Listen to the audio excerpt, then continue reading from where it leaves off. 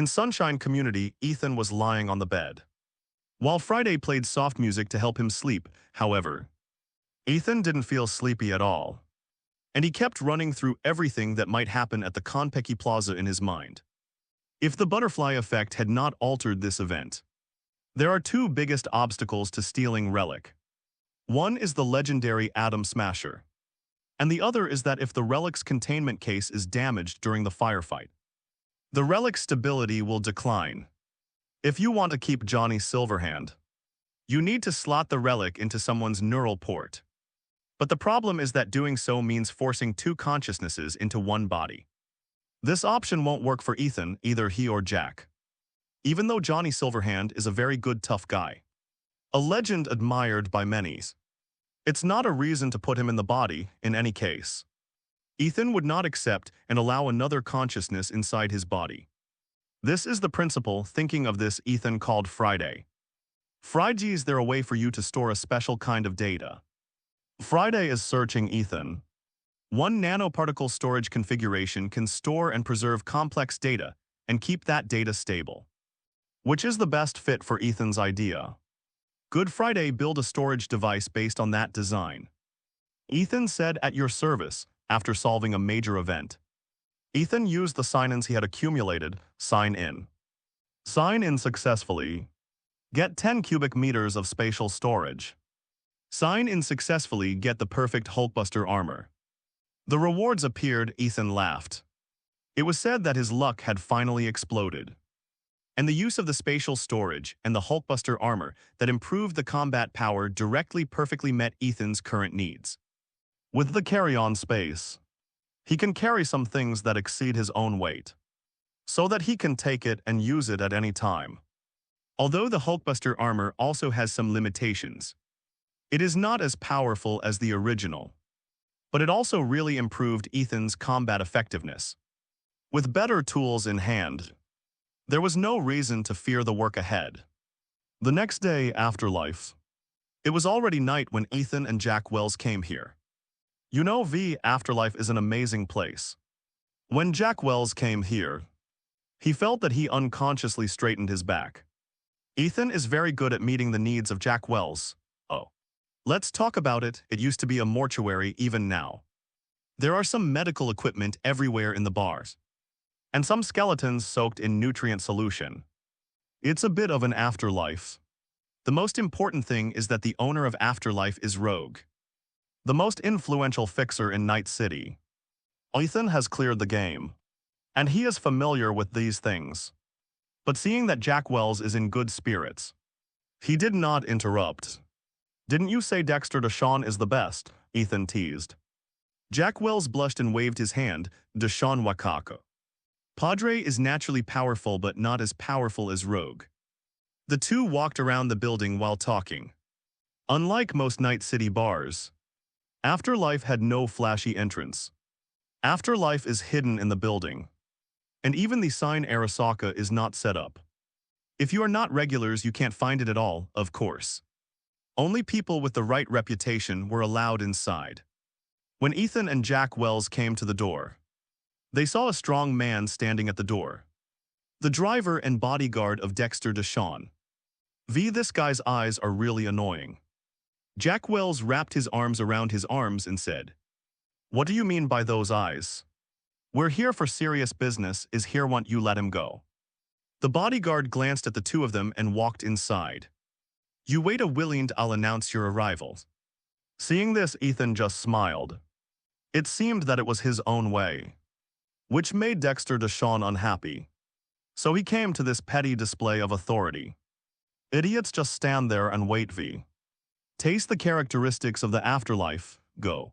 When the two of them came to the bar, the girl at the bar greeted them and focused on Ethan's. "You two handsome guys, what would you like to drink?"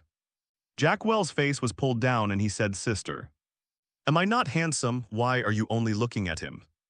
I can't figure it out. I really can't figure it out. What's wrong with the girls now? Tough guys are not popular anymore." The little girl at the bar chuckled, "You're both handsome, just in different ways, Jack Wells." Ethan couldn't help laughing out loud. Didn't this girl just say that Jack Wells is overconfident? Jack Wells scratched his head. Stop talking about this. Drink and drink. 2 glasses of tequila old-fashioned with some beer and chili. The little girl at the bar gave Jack Wells more eyes. 2 glasses of Johnny Silverhand, very tasteful. That's right, Jack Wells said. Men. Handsome or not is not the key is substance. This Ty Hanhan still can't accept the fact that outsiders say that Ethan is more handsome than him. Jack Wells turned to look at Ethan. You know. The coolest thing about the afterlife is that the drinks are named after legendary regulars. Ethan nodded and said, this is an old rule in the next life. But if you want to name a glass of wine, it can only be a legend who died halfway. It seems that the 2 of you have done your homework. The girl at the bar said, that's right. If you want your name to order the wine, you have to die first. And the more wonderful the death, the better. It's so cool, I want to give myself a set. Jack Wells said with some yearning. This guy is not longing for death, but a legend to be remembered, Jack.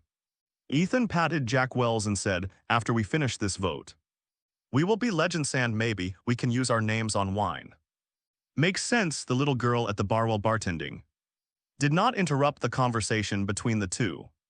In Night City, all the mercenaries have the names of legendary figures on their lips. And they will say that they will move Night City of Night after finishing the vote. It's actually just bragging. The little girl at the bar now doesn't know that it won't take long for a man who drinks in front of her to become famous throughout Night City. 2 glasses of Johnny Silverhand. Ethan and Jack Wells toasted, touched, and said, to Night City after a glass of wine.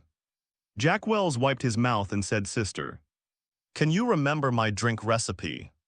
The little girl at the bar nodded. You say, vodka with ice, lime juice, a ginger beer, and most importantly, a splash of love. By the way, my name is Jack Wells. The girl at the bar turned to Ethan again. Do you want to remember a drinking method? Certainly.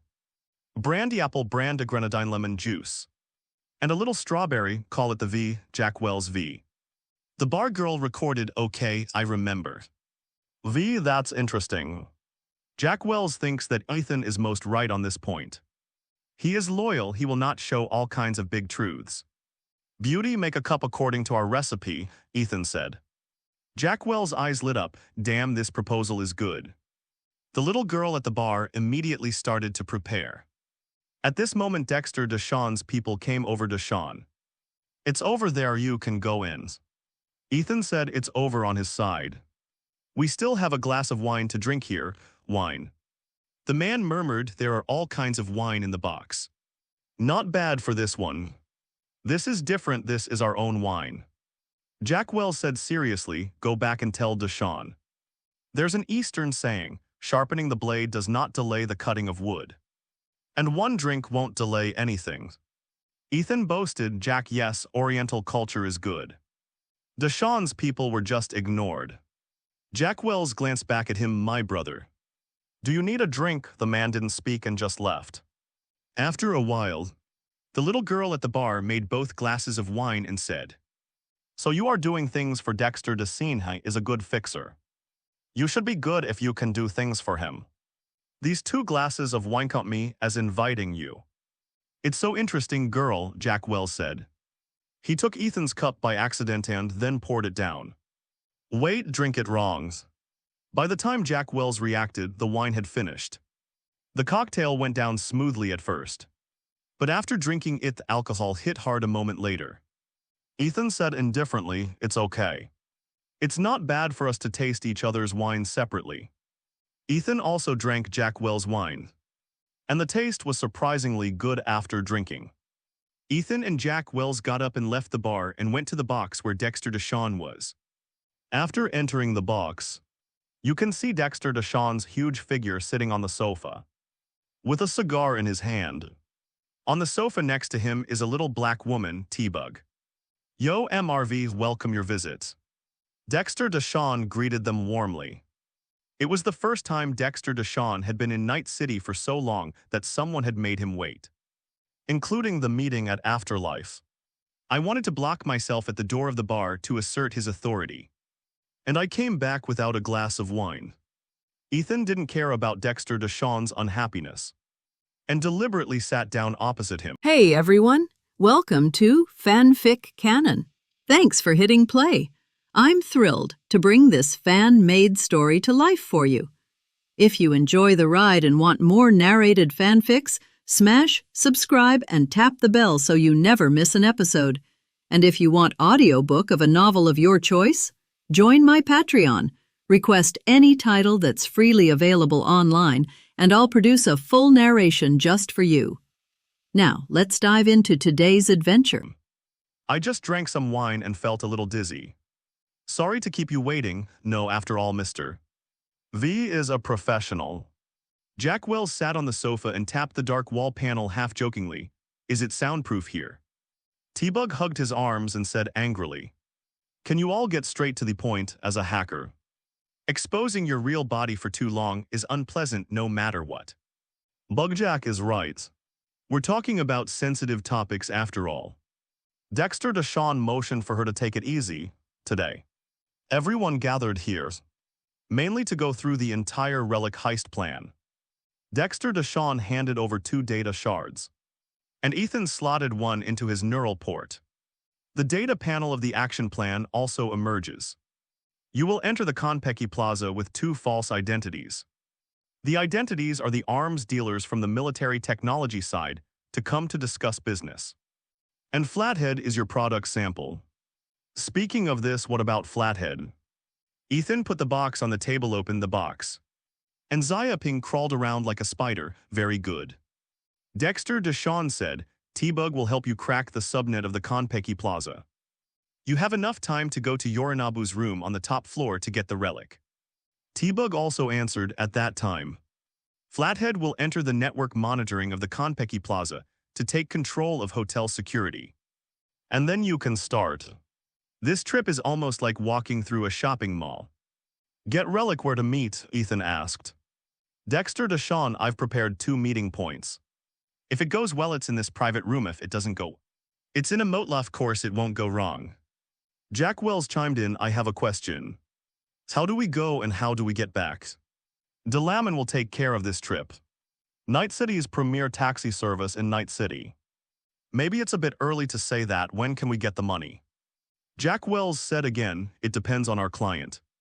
I guess a week, no more than 2 weeks at the most. Ethan sneered, I'm afraid that within 3 days. He will be madly hunted down by the Arasaka Corporation. And he has some wool money to take, Mr. V. Do you have any problems here? Dexter Deshawn cares more about Ethan's opinion than Jack, who can only use knives and guns. Ethan shook his head. No. It's just a passing game here. Even if Dexter Deshawn sends them 2 watermelon knives and sends them to the Baron Tower, it won't be a problem. Very good, then I'll wait for the good news of the 2 of you. Dexter got up and walked outside the box. Your ride are already waiting at the doors. I'm going to prepare too. T-Bug also left the booth immediately afterward. After the 2 left, Jack Wells said in a low voice, V. The action plan is over. What will we do next? Jack, you call a Delamin car again, Ethan said.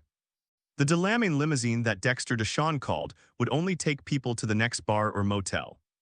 And some of the private settings were only known to this big black fat man. Ethan naturally wouldn't ride this one, okay. Jack Wells directly got through the Communi Overwatchian of Delamin. Is it Delamin we need a special car at Afterlife? Jack Wells looked back at Ethan and asked V. What package did he say? All services of Delamin are based on how much is the package. I want the best, Ethan said, I'll pay for it. Hearing that he didn't have to pay by himself, Jack Wells felt a little more at ease. It wasn't that he was stingy, but that Delamin's top package was too expensive. And his strength was not allowed for the time being. Jack, change your pickup low Overwatchian. Then avoid Dexter Deshawn's eyeliner and go out the back door. Jack Wells said okay and walked out of the box. As a Night City veteran, where to go to the back door to avoid eyeliner is a basic street craft. Hey V, Jack, can you hear me? Ethan's headset sounded the sound of T-Bug. This was the equipment that was distributed together when he rescued Sandra Dorset before. And this time he also wore it. I heard it clearly, but Jack went to the toilet. Ethan said, T-Bug, okay, I'm tidying up the equipment. After you get in the car, I'll tell you about the idea. Ethan said, okay, I'll go to the toilet too. And we'll talk after the end. When the words fell, Ethan also walked out of the box. Unlike Jack Wells, Ethan walked through the main entrance. Across the bar and dance floor, there were at least 3 or 4 eyeliners watching Ethan.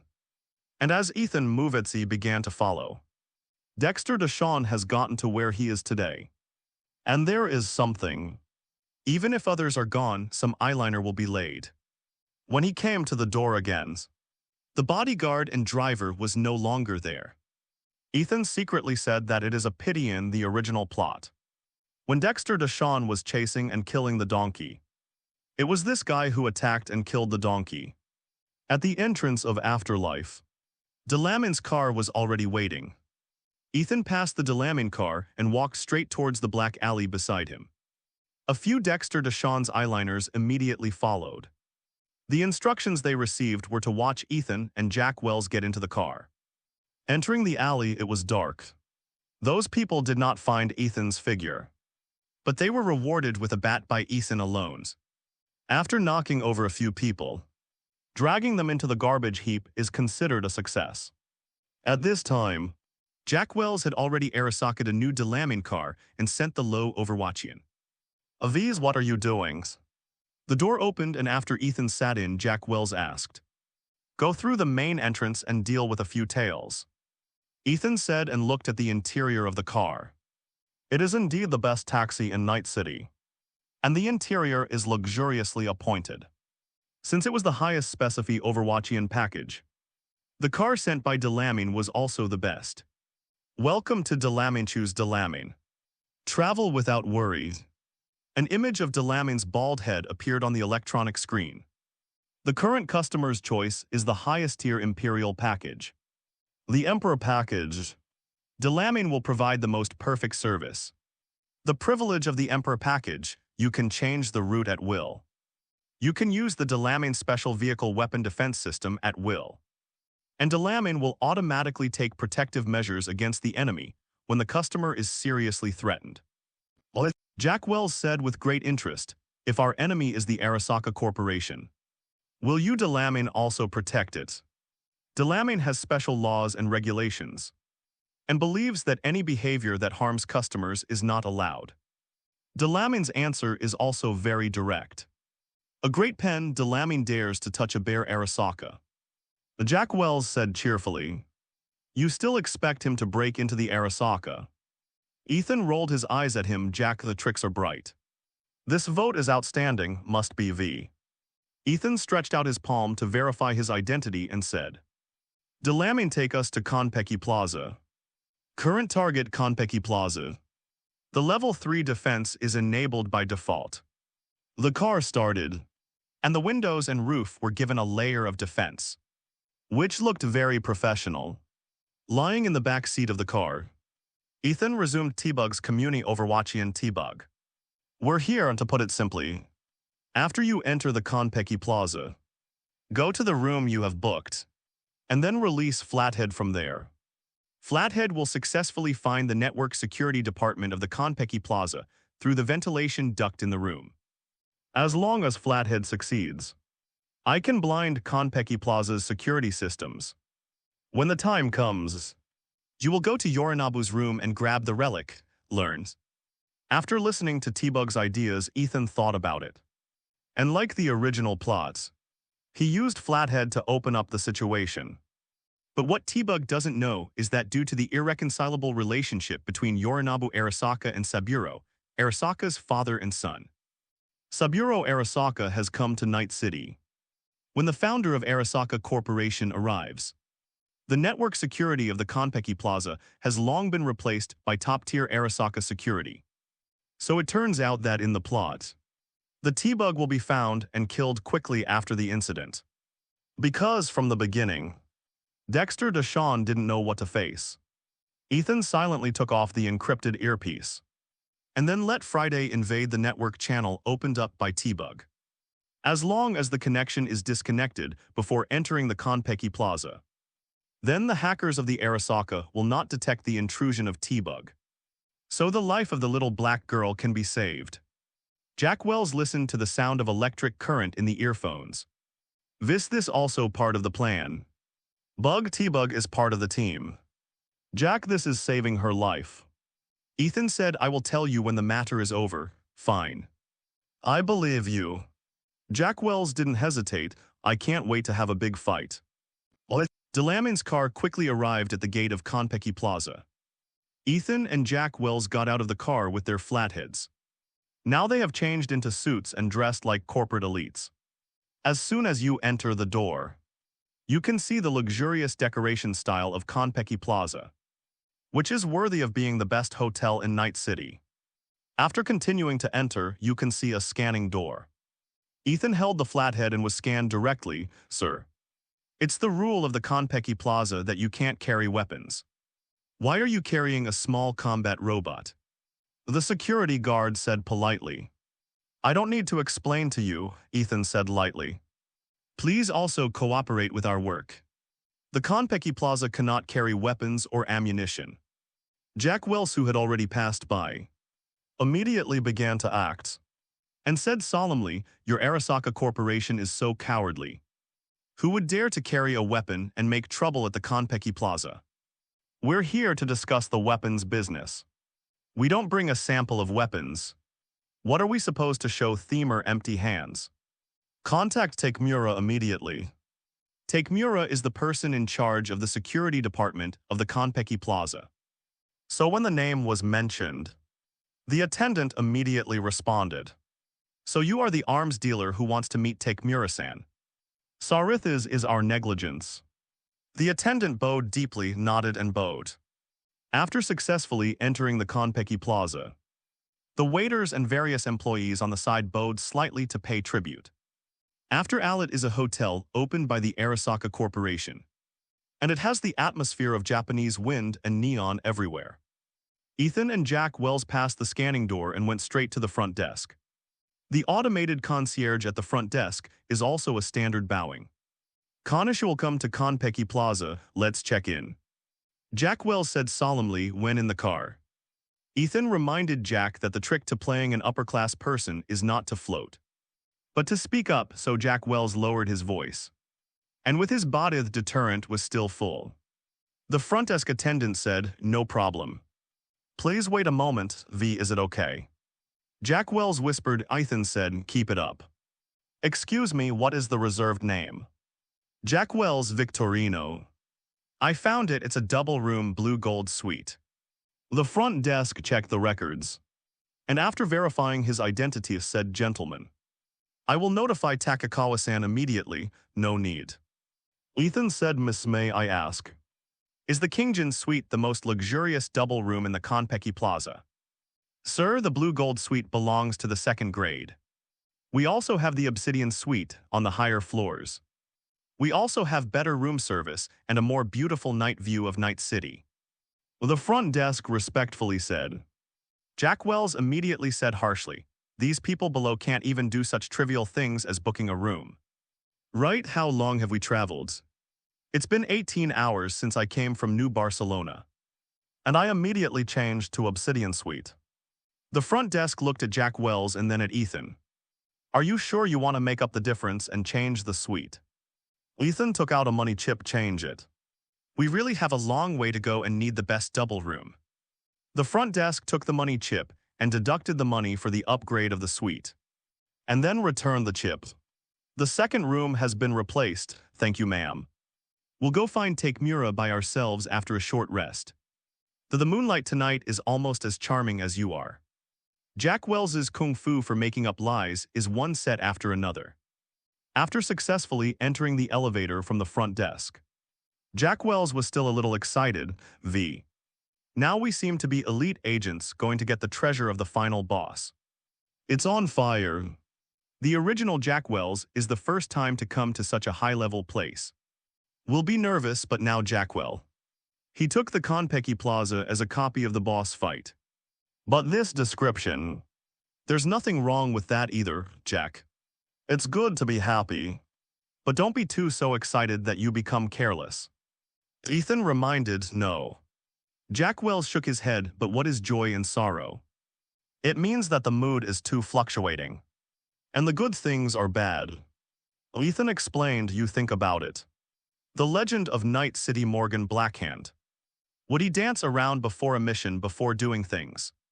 Just get things done and let other people praise it. Jack Wells listened and then took a deep breath and said, You're right, V. Real masters won't be so excited before doing things. We are masters the best combination. The elevator soon reached the floor of the Obsidian Suite, which was much higher than the Blue Gold Suite, and was closer to Yorinabu's independent room on the roof. Ethan and Jack Wells were also shocked when they entered the Obsidian Suite. The suite used a cool-tone design, and the decoration and furniture around are all premium Arasaka products produced by the Arasaka Corporation. In the middle there are some rare bonsai. Real green plants are not electronic projections. Honey, rich people really enjoy it. Jack Wells scolded secretly. It is difficult for people at the bottom to even have enough to eat. And these rich people live like gods. Jack Wells came to the floor-to-ceiling window, looked at the night view of Night City under his feet, and looked up at the sky again at this height. There are no neon bill Arasakas of major companies, and no shiny satellites. There is only a pure dark sky. I knew a lot of mercenaries before, and the reason for doing errands and saving money is to come to the Konpeki Plaza just once for the luxury. I didn't understand why before, but now I understand. Only when looking at the sky in this Konpeki Plaza can I feel how beautiful the night sky without neon lights is. Jack, melancholy is not your style. Ethan took the flathead out of the box. Jack Wells turned back and said, V, what are you doing now? No, Ethan said, it's not yet time. You can sleep for a few hours first, say it. That depth charge cocktail is really powerful. Jack Wells lay on the bed directly. Remember to call me when you do it, as soon as the voice fell. Jack Wells fell asleep almost instantly. Ethan took the opportunity to hold Flathead over, took out the tool and began to make a slight adjustment. At the same time, over the Pacific Ocean not far from Night City, an aircraft developed by the Arasaka Corporation was flying through the sea of clouds. This is a top-of-the-line private jet. A separate seat was set up in the cabin, and on the seat a dignified old man was reading a newspaper. Pure paper newspapers. Such newspapers have been replaced more than 40 years ago, and no newspaper dealers around the world currently produce pure paper newspapers. Of course there are exceptions, and some upper-class people who like to read paper can always use some privileges. Behind the old man stood elite samurai guards, as well as a deadly overwatched flight attendant and medical team. Rustle, the sound of flipping the newspaper sounded, and the old man moved his neck and muttered Jumura. Lord Saburo, Goro Takemura took a step forward, as if listening to the dispatch. Have you confirmed it again? Goro Takemura said with an embarrassed expression. I have already confirmed with the shareholders of Night City. Mr. Yorinabu's very radical. He immediately stopped some projects that had been in development for a long time, and also eliminated many development knights within the group. The old man of Night City. Saburo Arasaka gently closed the newspaper and said, I asked him to come to Night City before, thinking that his self-esteem could force him to look like he was out of my control. I can't imagine that this is still the case. Nowhere can hide his incompetence. Goro Takemura said, Lord Saburo, Mr. Yorinabu should be a bit stub-left, and his original intention should be to do things well. Saburo Arasaka shook his head and said, I know my own son. He is too incompetent if it weren't for his surname Arbin. I would think that you are more like my child Takemura. You honor me too much, Lord Saburo. Goro Takemura said faithfully, let's not talk about this. It should be almost Night City. It's time to inform my disappointing son.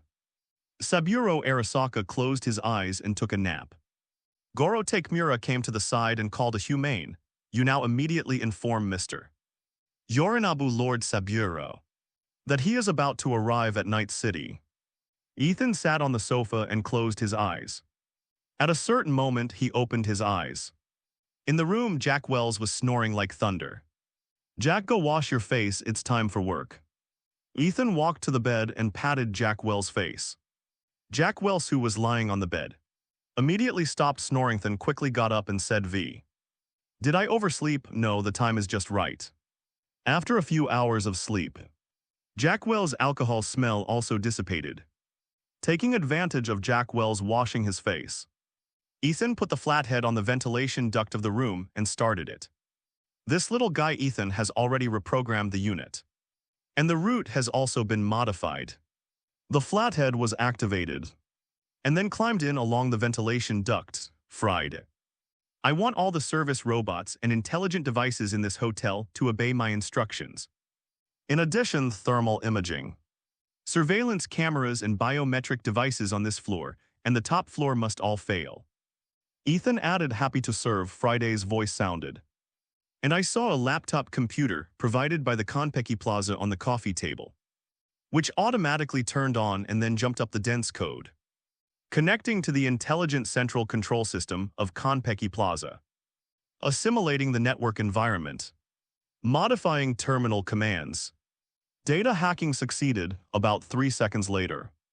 The network of the hotel was hacked on Friday. It can be as small as the control on a designated floor, or as big as the entire Konpeki Plaza. "Well done, Friday," Ethan said. Friday has been decomposed into 2 computing entities, which can satisfy Ethan's hacking into the data of the Konpeki Plaza, and at the same time continue to provide other work. With Friday's computing power, it can be said that as long as there is one computer in the area, it can directly abuse all the hackers on the Arasaka.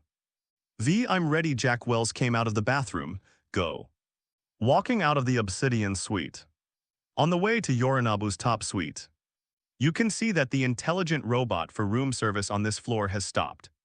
In the corridor, the intelligent surveillance cameras in all places in the elevator have also become a standby mode.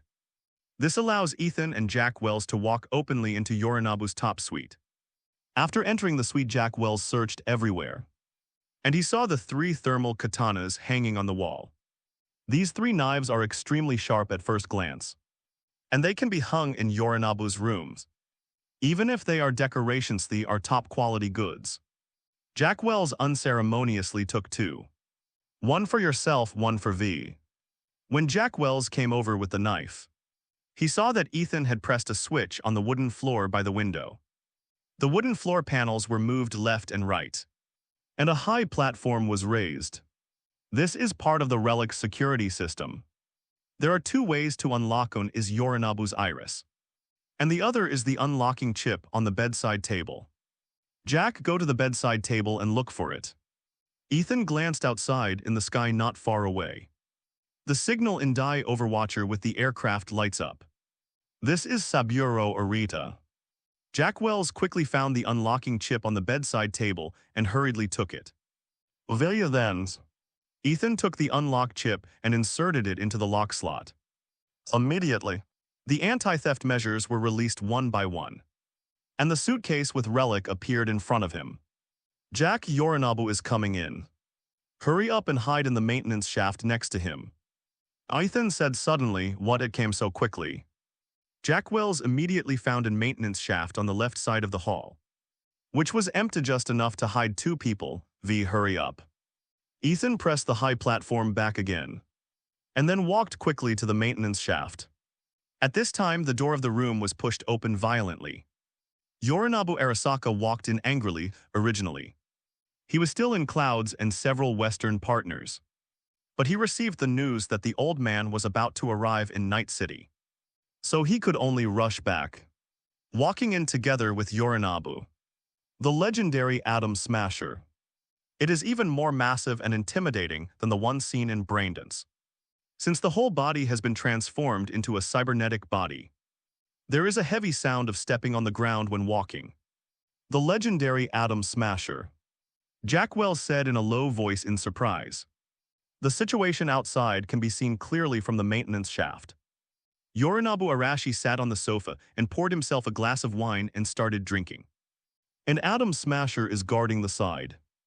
He was employed by the Arasaka Corporation, which gave him the latest technology and weapons, and allowed him the privilege of randomly killing people according to his liking.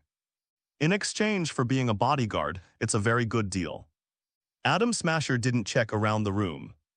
There was no danger to him, he is the deadliest threat. After a while, two figures walked down the stairs leading to the rooftop. Yorinobu quickly stood up. Although he was very irritable just now, he still didn't dare to show it. The newcomer was Saburo Arasaka, the founder of Arasaka Corporation. After the father and son met, the atmosphere became subtle.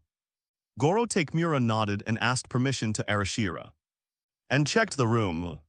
He was meticulous and serious in his work, and he wanted to come closer and take a closer look when he passed by the maintenance shaft several times. Takemura, he is my son, don't worry.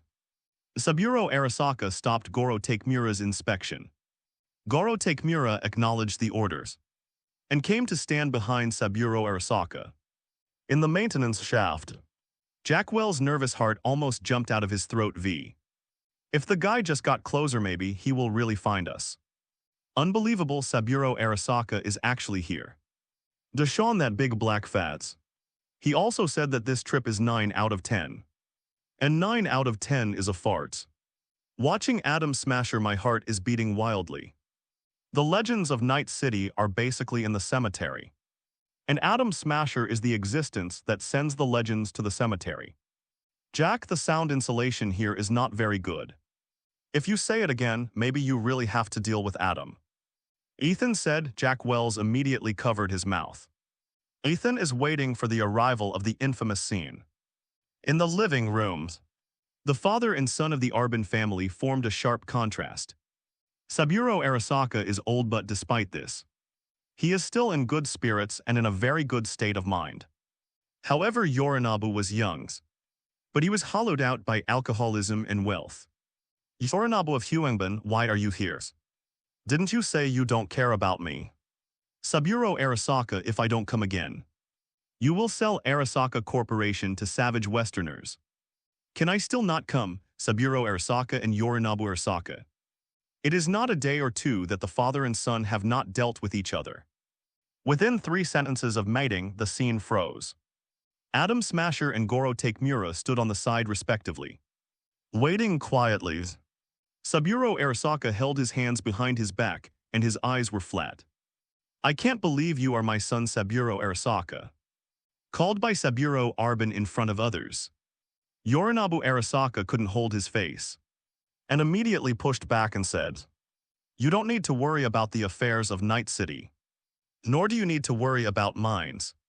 Saburo Arasaka glanced at Goro Takemura and Adam, who were next to him. Next, my son and I will talk about some topics between father and son. You should go out first. When the big man spoke, Adam Smasher turned around and left the room. Goro Takemura also left respectfully. Soon only Arbin and his son were left in the room, and Ethan and Jack Wells, who were watching the scene unfold in the maintenance shaft. If nothing else, the infamous scene of Yorinobu's father slaying is about to come. Yorinobu is my son, no matter how naughty you are. I will give you a chance. Saburo Arita said, but what did you do when you came to Night City? Everyone in the company is disbanded. Shut up. Yorinobu didn't want to have a good chat at all. Your set is outdated. The world is developing faster and faster now, and many companies in Night City are staring at Huang board. If you don't come up with new changes, sooner or later the Arasaka will lose. Listening to his son's words, Saburo Arasaka said unmoved, all of this is caused by your mediocrity and incompetence. Your so-called change is to cultivate power privately to fight against the family. You want to cultivate your own power, I have no objection.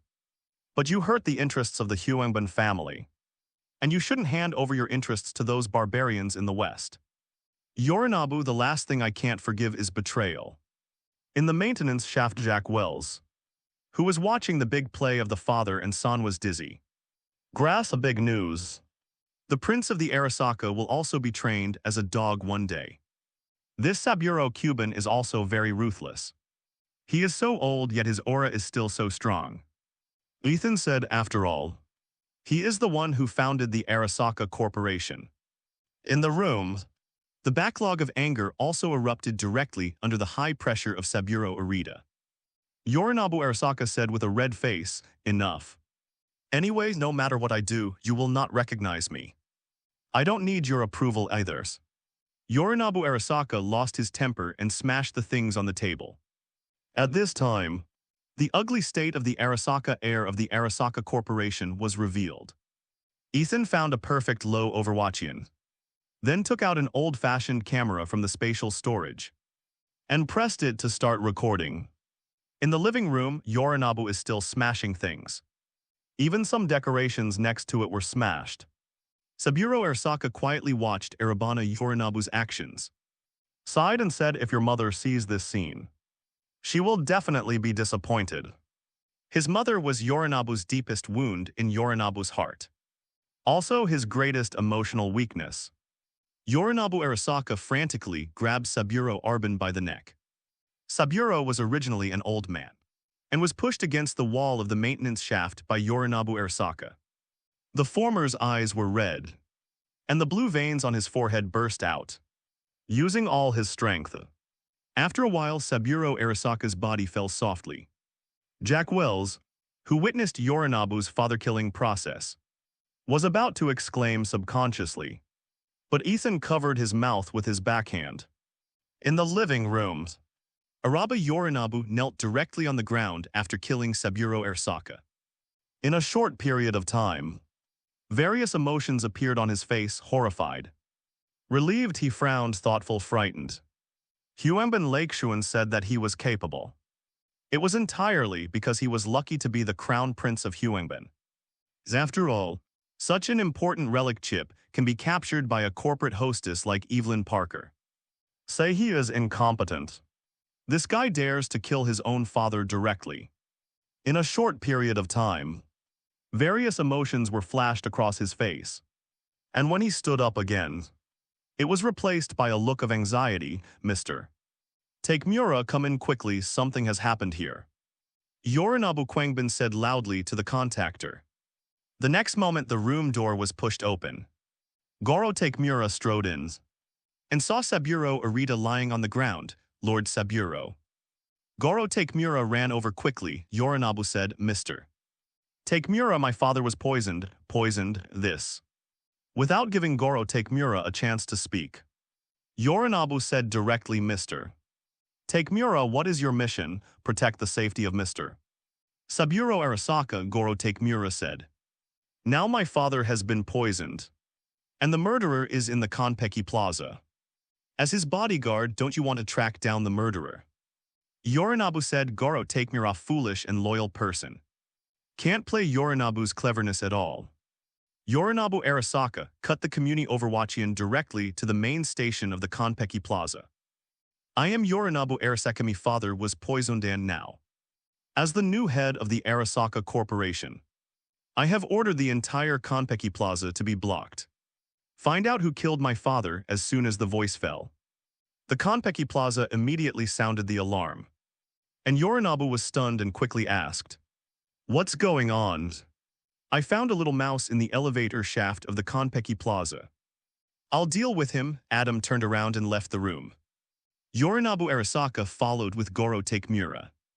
After the door of the room closed again, Jack Wells was completely panicked. F***K. Yorinobu killed his own father. "The murderer," he said, "wasn't us." Ethan said, "Unfortunately, we are the murderer." Jack Wells grimaced directly. "Do you want us to take the blame for the family affairs of the rich?" Ethan said calmly, "Jack, from the moment Saburo Arasaka died, as long as we are here, the truth is no longer important. I really don't have a clue. What will I do next?" Jack Wells asked Ethan, looking at Ethan not panicking even now. "Naturally, the crime of killing Saburo Arita is true." Ethan took the thermal samurai sword and came to Saburo Arita's body and drew a blade. Jack Wells exclaimed, "Damn it, it's done." At the same time, in the elevator shaft of the Konpeki Plaza, Adam's punch jumped directly from the highest point. After going through many floors of the elevator, he stopped on a certain floor. The iron hand grabbed the wall violently, and the flathead with dynamic camouflage function was firmly grasped by Adam's heavy punch. Boom! Adam hit the punch hard and crushed the flathead into scrap, then raised his head. So the intruders are still in the room. After stabbing Saburo Arasaka's body a few times, Ethan and Jack Wells escaped through the window. There was only a window sill that could barely get off the window. Standing high, the clothes on the two of them were rustling in the night wind. Mom, it's so tall. Jack Wells glanced down only to feel a little dizzy. Ethan's whole body is posted on the wall outside the hotel. If the time is not wrongly calculated, Adam Smasher would return soon before starting. Ethan changed Flathead's execution program and let him crawl into the elevator shaft. As soon as Saburo Arasaka died, the Konpeki Plaza would activate the highest level of security, and it was only a matter of time before Flathead was found out. Friday, let all the service robots in the hotel get out of control. Ethan ordered on Friday. The hacking of the Konpeki Plaza was completed, and after Ethan gave the orders, he changed a series of instructions almost instantly. The Konpeki Plaza is an unmanned hotel, except for a few executives who are invisible on weekdays and hackers who secretly maintain network security. The entire Konpeki Plaza is operated by service robots from the inside out. Intelligent robots work according to program instructions, and naturally they can also attack at the same time. Adam Smasher flew out of the elevator shaft. Not long after coming to the ground, I saw an intelligent little golden man rushing towards him desperately. Boom! Adam clenched his fist and smashed the intelligent robot to smithereens the moment he punched it. Drop. All the smart devices around are out of control and blared warning tones. On the other side, Yorinobu Arasaka and Goro Takemura also encountered this situation. Goro Takemura directly pulled out his samurai sword. Master Yorinobu, the robots and some smart devices in the hotel have been attacked by hackers. For safety's sake, please evacuate first. Saying that, Goro Takemura opened a nearby room next to him. Takemura, you must overwatch the murderer. Yorinobu hurriedly entered the room. Looking back out the window, Jack Wells saw a lot of armed floating airships flying over not far away. Someone is coming. Saburo Arasaka is also a top member of the trauma team. Realizing that the members' vital signs have plummeted, the trauma team rushed over as quickly as possible, even if it's a little late. In addition to the emergency trauma team, Saburo Arasaka's poisoning is a big news that is overwatchostrophic. After Yorinobu ordered the blockade of the entire Konpeki Plaza to overwatch the murderer, he also activated the security mechanism of the Arasaka Corporation. And even the NCPD came to join in the fun with a casual glance. It was overwhelming that armed AVs flew towards this side. Ethan handed the box containing relic to Jack Wells. Jack, take the relic and run as fast as you can. What did you say, you want to stay? The Jack Wells man was stupid, so why not run now? Ethan said, we are one step away from becoming Night City legends. It's this time, don't care about the reputation. Jack Wells said, Jack, becoming a legend is not just what you think, but I also think. Ethan couldn't help but stuff the box into Jack Wells. When we met, I said no commissions, and asked you to promise me a condition. Then the condition is listen to me now and leave with relic. Jack Wells took a deep breath and took the box in his hand. I'll put this relic on the Delamine special car, and then I'll come back to accompany you after speaking. Jack Wells jumped down directly, tearing up his suit jacket with one hand, revealing the small aircraft on his back at this time. The armed airship and the combat drone of the Arasaka Corporation came to the top floor, and Ethan was found directly under the light. Find suspicious persons and activate kill mode. The sound of machinery sounded, and the combat drone of the Arasaka Corporation opened fire directly at Ethan. Amidst the stormy cannonballs, Ethan double-clicked the triangular pendant. Under the package of nanoparticles, Ethan directly crouched and jumped and flew towards one of the combat drones. In the night sky and machine gun bullets, Ethan's figure became a streak of light, jumped directly on the head of the combat drone, and the mantis blades slashed down, directly piercing a drone after smashing a drone. The monowire in Ethan's left hand threw out, and remotely hacked another drone next to it. The mantis blades is equipped with a jump cut assist, and when Ethan's figure fell, the second combat drone was also destroyed at this time. The armed airship on the side quickly activated the battle mode. The hatch opened, and the robots were armed with firearms and fired at Ethan. The Arasaka Corporation is also one of the top weapon manufacturers. After the highest level of security has been activated, some uncommon tank-bottom battle robots are also in action. Ethan's active figure flew into the armed airship again. In a narrow space, the gunshots are loud. The mantis blades slashed, and the monomolecular line molecular cutting sound sounded together. After a while, the combat robots aboard the AV were chopped into pieces. At the same time, dangerous words appeared in Ethan's perspective. Ethan turned around and saw Adam Smasher, who had come to the window. Adam Smasher's arm had turned into a gun barrel, and a heavy grenade was fired when he was about to be hit. Ethan jumped out of the cabin door. Boom. The armed airship was shattered by a cannon and turned into fireworks. Ethan approached the ground in a free fall. Adam's heavy punch by the window also caught up with a jump, and the shoulder armor part of the body opened the machine gun muzzle and began to blow airtight. Ethan controlled the figure and deliberately led up the battle robots and those combat drones of the Arasaka Corporation. Adam slammed this guy with a shot, and he destroyed his own reinforcements with every shot. Almost all the combat robots who came to support them were annihilated by Adam's punch. Getting closer and closer to the ground, Ethan chuckled lightly. What Jack Wells may not dare to think is that what Ethan said is not far from the famous Night City. It's just a direct confrontation with Adam Smasher. Little Mouse found you. Adam's heavy punch arm gun barrel released indiscriminate artillery fire, and even the defense of the Konpeki Plaza was blown up by the thick smoke of several shotguns. At this time, martial law was already in place within a 5-kilometer area of the Konpeki Plaza, the highest security order of the Arasaka Corporation. That is direct annihilation in the area. In the sky on the airship of the NCPD, an NCPD officer asked his boss directly, "Sir, aren't we going to open fire to help Arasaka Corporation?" "Rookie, you may not understand very well. In Night City, what does the corporate pride represent? Generally, anything that happens is solved by itself. Our responsibility is to ensure that their actions do not exceed the warning range." Understand. This may be the first guy who dared to go to war with the Baron Company alone in the past 50 years. Except for the man who attacked Arasaka Tower alone with a portable nuclear device in his hand. Today, the Arasaka Corporation is no longer that Arasaka.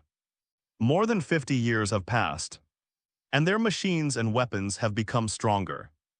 After inducing the artillery fire of Adam Smasher to destroy the combat drone of the Arasaka, Ethan came to the ground first. The armed personnel of the Konpeki Plaza had already rushed out with firearms, and the smiling and kind little golden figures all activated the battle mode. Yes, even the room service at the Konpeki Plaza has a fighting side. After all, this is a wasteland. Just when these little golden figures were about to pull the trigger to fire, Ethan's mouth twitched. Friday.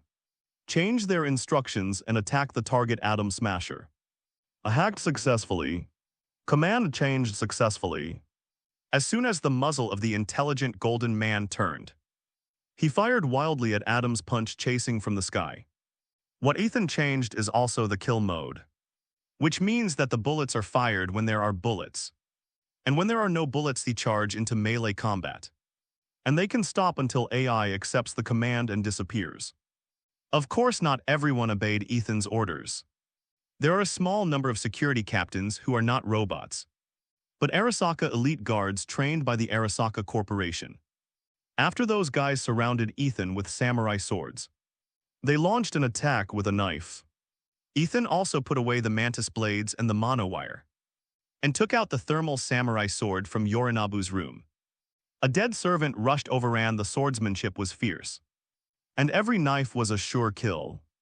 Although Ethan does not have the skills of swordsmanship, the sensitivity of Iron Man's armor is full, and it is easy to dodge every knife. Ethan's speed is faster and the knife is in the hand. Elite Guard was directly cut down in a single exchange. The remaining Elite Guards rushed forward without fear of death.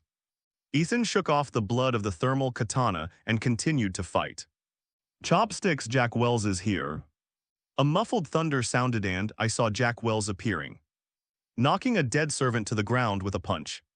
And the charged strike of the gorilla fist arm were all superimposed, killing him on the spot. Ethan swung his knife with a sweeping slash, and after killing the surrounding elite guards, he saw Jack Wells turning back again. The facial device of the Iron Man armor was turned on. Ethan looked at Jack Wells and said, "Jackie, are you back? Win the motorcycle race.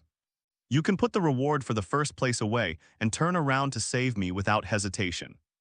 Now how can I let you face the Baron Company dog alone? Don't worry.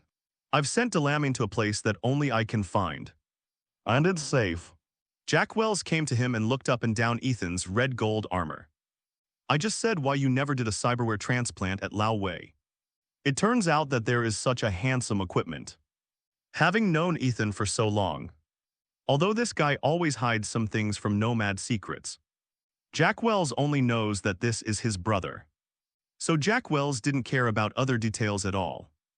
After he sent the relic chip to Delamin's special car, he killed it again.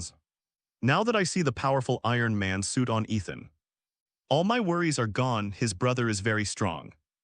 Jack, then let's make Night City remember us. Ethan was too lazy to think about it. So much done.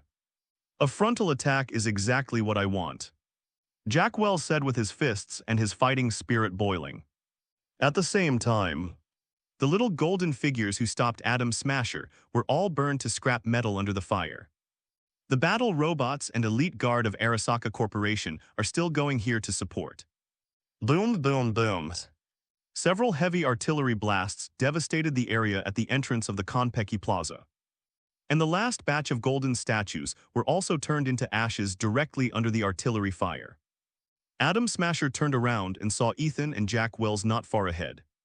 "It's been a long time since I met a mouse that excites me so much." Adam walked step by step with a heavy punch, and the heavy sound of stepping on the ground seemed to be a reminder of the god of death. At this time, the elite guard and some battle robots from the Arasaka Corporation came to the scene to prepare to start. "Wait a minute. You're in charge of taking care of the big guys," Atom Smasher said hoarsely. He stretched out his finger and pointed at Ethan. "He is my prey. Everyone should not interfere in my hunting range." Atom Smasher has a very special position in the Barbarian Company, and part of his orders can be regarded as Barbarian Yorinobu's orders. As soon as these words came out, those guns aimed at Ethan all aimed at Jack Wells. Jack Wells ran straight out in one direction. "Follow me if you are brave enough, and let me smash you rubbish." Elite Guard and Arbin's battle robots immediately changed their targets and chased in the direction where Jack Wells left. At the entrance of the Konpeki Plaza, Ethan and Atom Smasher looked at each other from a distance, which meant a legendary final duel. Atom Smasher not only represents the top combat power of the Arasaka Company, but also the highest degree of completion of Cyber Wars. "I hope you can make me happy," Atom Smasher raised his arms. The cannon muzzles on both arms were erected at the same time, and the special caliber heavy bullets roared out and shot at Ethan. Boom, boom, boom. Ethan walked towards Atom Smasher, and the mantis blades on his arm slashed, sending most of the heavy bullets flying. But some of them landed on his body. This time the nanoparticles were finally under force, and the heavy bullet hit the Iron Man armor as if it hit the mercury. After the variable happened, the bullet penetrated the body but nothing happened. "Your body is interesting." Atom Smasher rushed towards Ethan with a vigorous step. At the same time, he probed into his abdomen and directly pulled out a rib made of special alloy. Then he smashed it down at Ethan. Ethan resisted with the mantis blades, but the extremely sharp mantis blades failed to cut the rib. A fight Atom Smasher's amazing strength pressed down. But Ethan was not at all cowardly. He used the mantis blades to stand up the attack. Raising his hand was a one-handed cannon. The hand cannon blasted Atom Smasher back, leaving only a shallow mark on his chest. Ethan shook his hand. Thigh's gun is handsome, but the power is really not flattering. Atom Smasher took a few steps back, his face full of excitement. Interesting. You actually survived a full exchange with me. Atom Smasher has been slaughtering for decades since he took out Johnny Silverhand decades ago. The legends who rose behind them were weaklings in the face of Atom Smasher. But the mouse who slipped into the Konpeki Plaza today completely satisfied him. In all fairness, Atom Smasher is qualified as a boss. He is not only the top combat power of the Arasaka Corporation, but also the most thorough cybernetic existence. To say that Atom Smasher looks like a person, it is better to say that he is a perfect killing weapon. There are many legends in Night City. When it comes to Johnny Silverhand and Morgan Blackhand, people will admire or yearn for their deeds. And maybe they will also want to become such a man. But when it comes to Atom Smasher, all people remember is fear. This guy is a complete fighting maniac. After being baptized in the fire of war, he was bound to the Arasaka Corporation. It would not be an exaggeration to say that he is part of the history of Arasaka. Atom Smasher came over, and the shocking force from his nearly 3-meter-high figure was overwhelming. Ethan took out the Overwatch aiming and locking, and the thunderstorm bullet greeted Atom Smasher's body. Boom, boom, boom, 3 shots in a row. Every shot hits the body with lightning flashes. It's a pity that such an arc is simply a little more than a tickle for Atom Smasher. It seems that your firepower is not very good. Atom Smasher said in a hoarse voice. I saw him raise his arm, and the launch port in his palm began to gather energy. Boom. A red ray suddenly burst out towards Ethan. Seeing this, Ethan turned sideways to dodge. The ray hit the ground directly and spread to the distance. The ground hit by the red ray was directly cut with a hole. This is not the end. Along with the cutting, there is the scorching temperature. Melted into a big ravine. The ultimate cutting, the ultimate burning. This kind of power should be the cutting-edge weapon of Arasaka Corporation. Atom Smasher's palm stored energy and burst out again. This time it was not a straight ray attack, but exploded like a goddess' overwatched flowers. Looking at the meteor-like offensive, Ethan was horrified. It seems that this hand is not only highly lethal, but can also arbitrarily change the shape of the ray. Ethan's figure shuttles in the sky of bolides, and there is nothing that can do splash damage. While dodging, Ethan also showed amazing marksmanship, and every shot could hit Atom Smasher. You only do nothing but die. Do you still have such a ticklish trick? Atom Smasher taunted, and the other hand also began to store energy. Double the ray attacks like a volcanic eruption. Every attack lands on the ground with a cutting and melting effect. A car parked on the side of the road was stained a little, and a raging fire was ignited in an instant. The entrance of the Konpeki Plaza has been completely reduced to ruins. Ethan always maintains a corresponding distance. His movement is flexible, and he quickly approaches Atom Smasher. Under a flurry of mantis blade strikes, he cannot cause any effective damage to him. Boom, boom, boom. A gun barrel was also raised on the back of Atom's heavy punch, and a tracking missile bombarded Ethan. This strength has exceeded the strength of Atom Smasher in the game. Ethan used the attack method available to him again and again, but it still couldn't work. Even if the Iron Man armor can block the fire of Atom's punch, it is meaningless to be harmless. After a moment, Atom Smasher lost interest. I thought you were different from the others, but you are no different from them. In that case, you can die.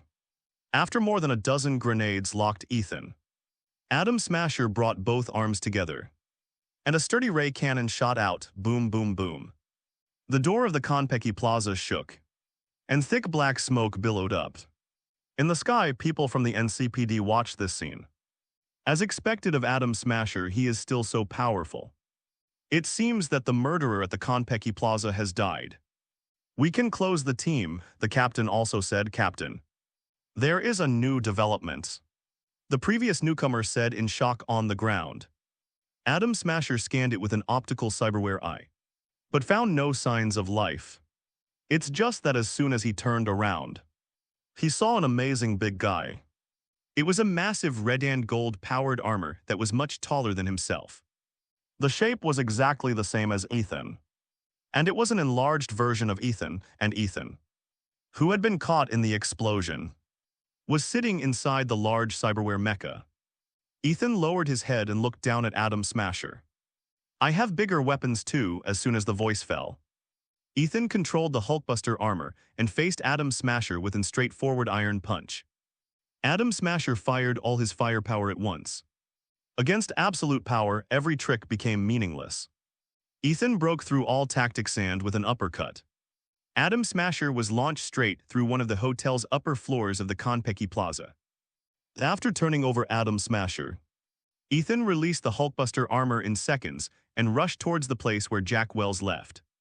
On the other hand, Jack Wells started the guerrilla tactics after he led Arbin's battle robot and Arbin Elite Guard away.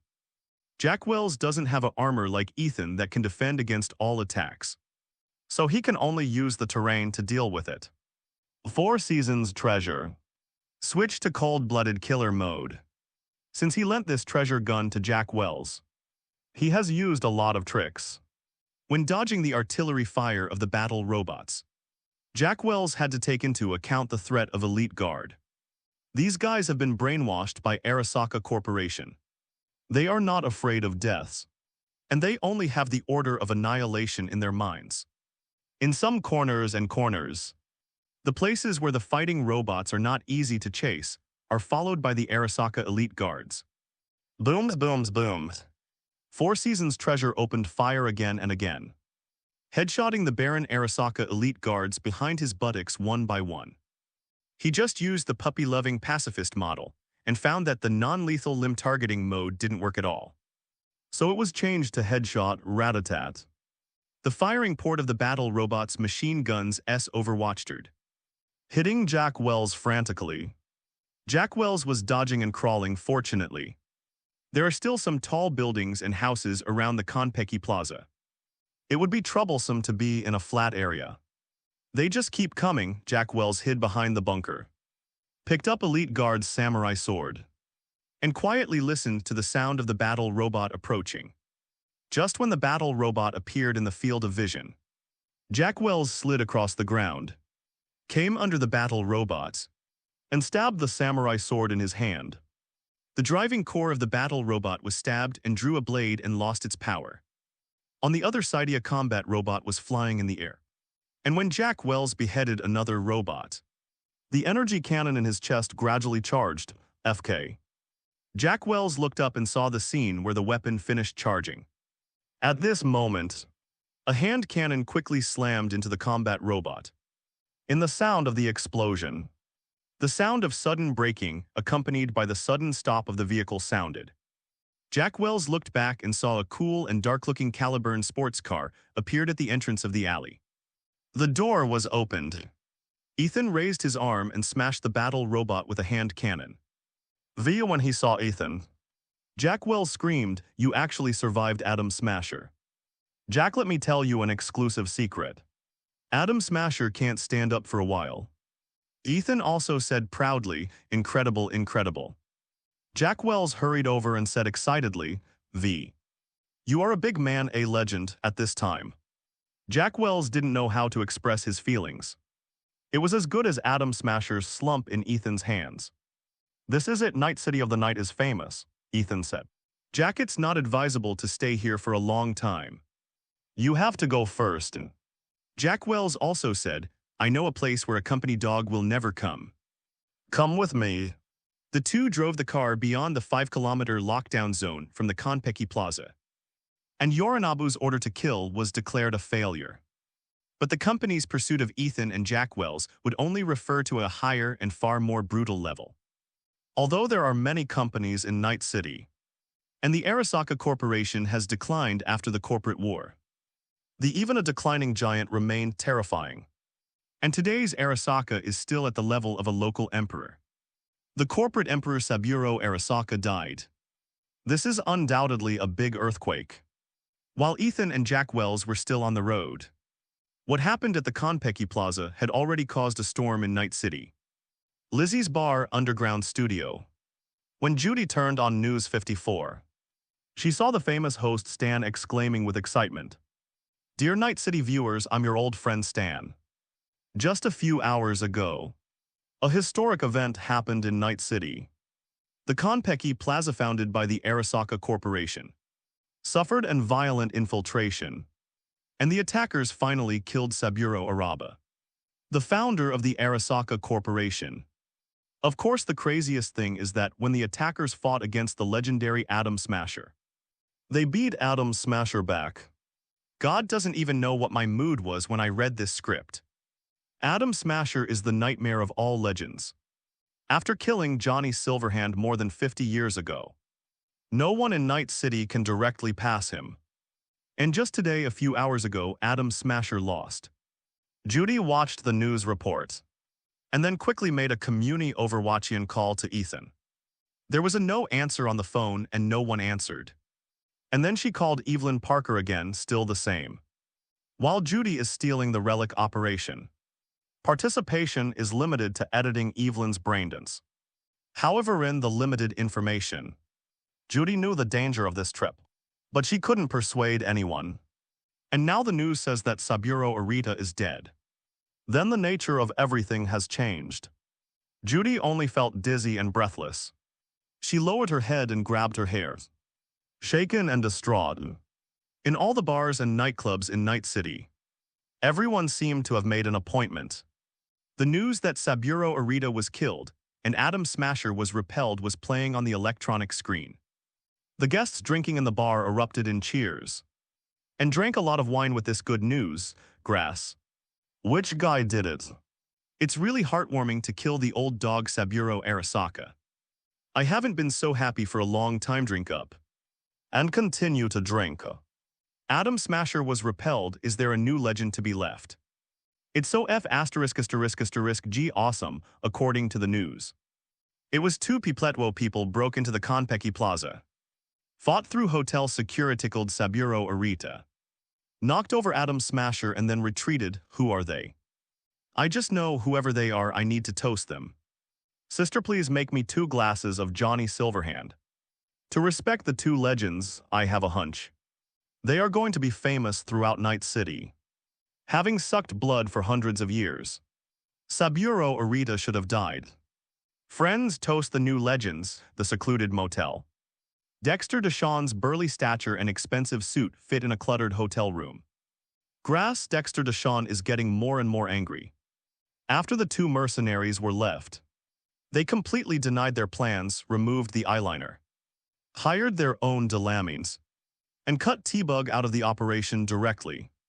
By the time Dexter Deshawn got the news Saburo Arita was dead, those 2 guys fought like monsters. How dare they? Dexter Deshawn had riddled the motel room with bullet holes. Originally, Dexter Deshawn could have never used a place like this for the rest of his life. With his reputation in Night City and his ability to play both sides, he can live a good life better than 0% of the people. From the executives of some companies to the rat-like mercenaries in the streets. They all call him MRD Rishon. That was the status of a top fixer. But these were different the moment Ethan and Jack Wells cut apart Saburo Arasaka. Dexter Deshawn saw everything collapse in an instant. And with a sharp instincts, he quickly ran to the most secluded motel he could find with some money and his cronies. How's it going? Did you get through? Dexter Deshawn sat on the rickety sofa, clutching a hamburger in his hand. Oleg shook his head and said the calls won't connect. So does Jack Wells. Grass. Dexter Deshawn threw the burger directly to the ground and stepped on it vigorously. As if the burger was the 2 reckless bastards, Mr. Deshawn. If those 2 guys want to leave from the Konpeki Plaza, they have to take the Delamine special car. Now they should be under martial law in the next life. So they can only come here, Oleg reassured. Dexter Deshawn thought about it for a while. You're right. Saburo Arasaka was cut apart. And the Arasaka Corporation went all over Night City to find them. They have nowhere to go. Dexter Deshawn didn't watch the news. But after Saburo Arasaka died before the news came out, he heard the wind and fled here. The antique TV in this room took Deshawn's angry shot as soon as it came in. So until now, the information he has is that Saburo Arasaka is dead. That's all. Oleg, show no mercy if someone comes later. Dexter Deshawn wiped his neck. Dexter Deshawn's anger can only be appeased by getting the relic chips back and killing them. Yes, moments later, Dexter Deshawn heard footsteps upstairs. And the rundown motel was still drifting without direction. As was the soundproofing knock knock. Someone knocked on the door. Oleg opened the door and saw a strange man appearing at the door. We don't want room service, Oleg said and was about to close the door brush. The thermal samurai sword slashed horizontally, and Oleg's head flew high and rolled directly to the ground. Goro Takemura stepped over the corpse and walked straight toward the pale Dexter Deshawn. Dexter Deshawn, who is both in the experienced enough to recognize dangerous people, can see at a glance that the person in front of him is Saburo Arasaka's personal samurai. Saburo Arasaka attended the World Summit several times, and this one was by his side. Dexter Deshawn's mood fell to the bottom, and this one was unexpected. He couldn't afford to resist at all. Dexter Deshawn had never even fired a gun. So how could he be Goro Takemura's opponent? And he didn't dare to fight against the Arasaka Corporation. Where is the person? Goro Takemura said succinctly, I understand that you are the fixer in this single errand. So the murderer who cut apart Saburo should come back and report to you. Dexter Deshawn stammered, I'm looking for them too, but they haven't come yet. Goro Takemura approached slowly and drove his katana into the sofa next to Deshawn's head. Dexter Deshawn tilted his head to see his face reflected on the katana sword. Terrified, help me find them, you can live. Or die if you can't find them, on the other hand. Ethan and Jack Wells did not drive back to the Watson area sealed off by heavy security, but went directly to Haywood, the Jack Wells's home turf. Along the way, various large-scale neon billboards are no longer playing advertisements, but the news that Saburo Arasaka was cut apart.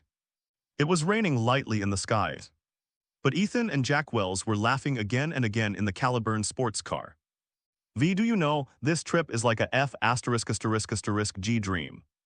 Jack Wells said, when I saw Yorinobu kill his own father. And when I saw Adam Smasher, my heart nearly jumped out of his chest. This trip can only be described as thrilling. Although the two did not directly bomb the Arasaka Tower like Johnny Silverhand did. The Konpeki Plaza is also the place where Arasaka Corporation faces. This place was thrown into chaos. And Barbara Saburo died here. Comprehensive Yorinobu's attempt to shift the blame. The prestige of Ethan and Jack Wells should be no less than that of legends. A legend is a legend who has done things that ordinary people can't imagine and can't do. And a living legend was something far rarer, fortunately. Ethan and Jack Wells achieved their goal with this job. Didn't you say you can tell me about the cause and effect after the end? Jack Wells suddenly remembered. Ethan pondered the wording for a while, removed the things that could not be said, carefully rephrased what he could reveal that could be said, and then added his own plans to talk about the idea of establishing a power. After listening to it, Jack Wells was even more shocked. He didn't expect that Ethan could accomplish this step. And it started when he met Dexter Deshawn. And it was a matter of course to make it happen. There is also the forming their own faction that Ethan said. Why would Jack Wells not want to? It was because he couldn't see the direction in the Valentino gang that he backed out and hung around. It was said that he wanted to make a name for himself. But before meeting he was still drifting without direction. Jack, do you still remember what I said about burning down Night City and establishing a new order? Only by becoming a force can we suppress those corporations that exploit everyone, so that more people can have the freedom to look up at the stars. Jack Wells looked at Ethan and said, I'm stupid. And I'm not very smart, but I feel what you mean. My goal in the first half of my life was to become a legend. And now I have achieved it, and now the new life goal. Let more people look up to see the stars. Enough. Ethan laughed for him.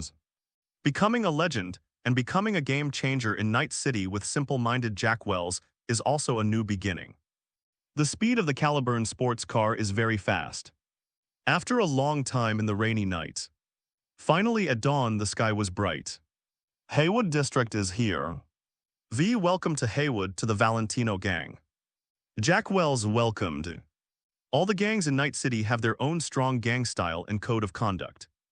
The Valentino gang has strict restrictions on the territory and only operates in Haywood.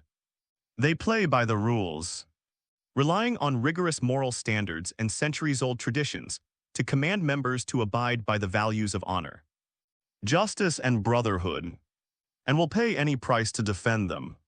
Walking on the streets of Haywood, you can see dilapidated urban areas everywhere. There are no new or tall buildings nearby. If you ignore the elevated transit lines, it will feel like a city 100 years ago. Ethan has only been here once, but he hurriedly grabbed the mantis knife and left. It is only now that he truly experienced Haywood. In Ethan's memory, the Valentino gang is the most community-minded gang among all the gangs. They form a big family with the locals, and the community loyalty protects the gang members, who also maintain order of Haywood, making it difficult for any corporate company to try to infiltrate the Valentino gang. The price is backward and poor, but the local people should have the most smiles. Haywood is still comfortable to stay in Night City. Even a piece of shit is more fragrant than the outside. Jack Wells started the vulgar adjective again. Jack, you are also a legend anyway. Why don't you build your own faction? Ethan joked. It's not my style to no chance. Jack Wells waved his hand and said, I was itchy all over when I wore a suit with the corporate-style suit at the Konpeki Plaza last night. The two were walking when a soccer ball flew toward them. Jack Wells caught the ball against his chest like a conditioned reflex, and a few 5- or 6-year-olds trotted over to see this scene. Jack is back. Several children surrounded Jack Wells directly in the middle. Jack Wells stopped the ball and rubbed the top of the heads of several children with big hands. You little guys, please don't play football on the side of the road. Are you there? What if you kick the old man? What if you pick up the ball and get hit by a car? Happy times are always fast. And their excitement quickly turned into sheepish expressions under his lecture.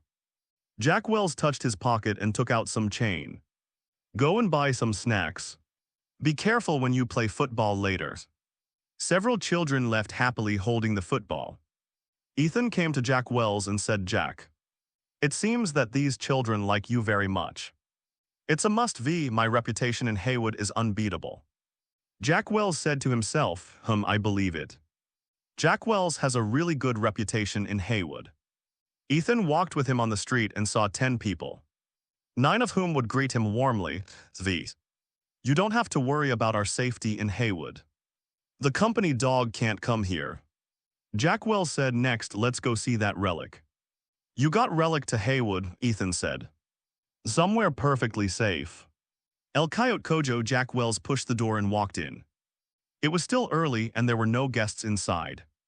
Ethan looked at it. The El Coyote Kojo was different from the Lizzie's bar.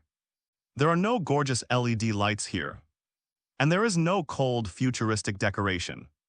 The El Coyote Kojo is completely retro, with some old objects hanging on the walls. There are also arcade machines from the 80s along the walls, as well as a pool table on the other side. There is a microphone stage for the band to perform. And there are many booths and tables. It's the least cyberpunk-like place. But it's also the most comfortable. Hey Pepe, how are you? Jack Wells greeted the bar Pepe, the bartender at the El Coyote Kojo, in the Barry acted. My God, it's Jack, brotherdo, you know that this day. The TV is full of your news. You actually made a big fuss at the Konpeki Plaza, ha. Anyone with an egg in Night City would scoff at the company dog. And there's nothing more fun than a company dog getting shriveled. You don't know.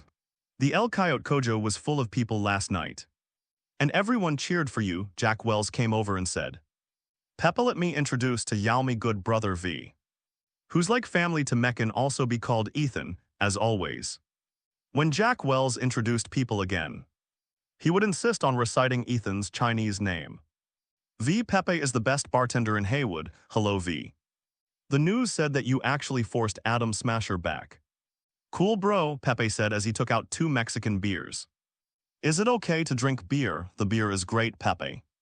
Ethan found a seat and sat down. Jack Wells also sat on the bar and said, Pepe, what happened to the thing I sent you last night? Jack, can I handle the matter you explained? Pepe reached out and took out the box containing the relic chip from the bar. Ethan raised his brows. If the people hunting the relic knew that the relic had spent the night in Haywood, they didn't know how they would feel, thank you, Pepe. Ethan took the box and the chip was 100% complete. Pepe also picked up a glass of beer and opened it with a corkscrew. Come on, let me pay tribute to 2 legends. After the 3 of them clinked their glasses and drank, Ethan suggested, Jack, I think we should thank Pepe well. Jack Wells nodded, I should really thank you. But I'm broke. The task of the relic chip is done like this, without a dime. Ethan said it's too vulgar to give money, Pepe. What do you think of putting our wine in the El Coyote Kojo first? Pepe's hands trembled, this is so awesome. It's more important than money. With the movement made by Ethan and Jack Wells in Night City, it is too qualified to put our signature drinks on the menu. Jack Wells was also confused by Ethan's suggestion.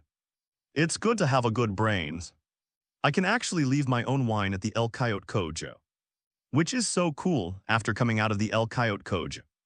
Jack Wells walked in with a spring in his step, muttering from time to time, Jack wine, Jack wine. Jack Wells wine, it sounds so good. Jack Wells lived at the back of the El Coyote Kojo, and Ethan saw the manual rolling shutter for the first time.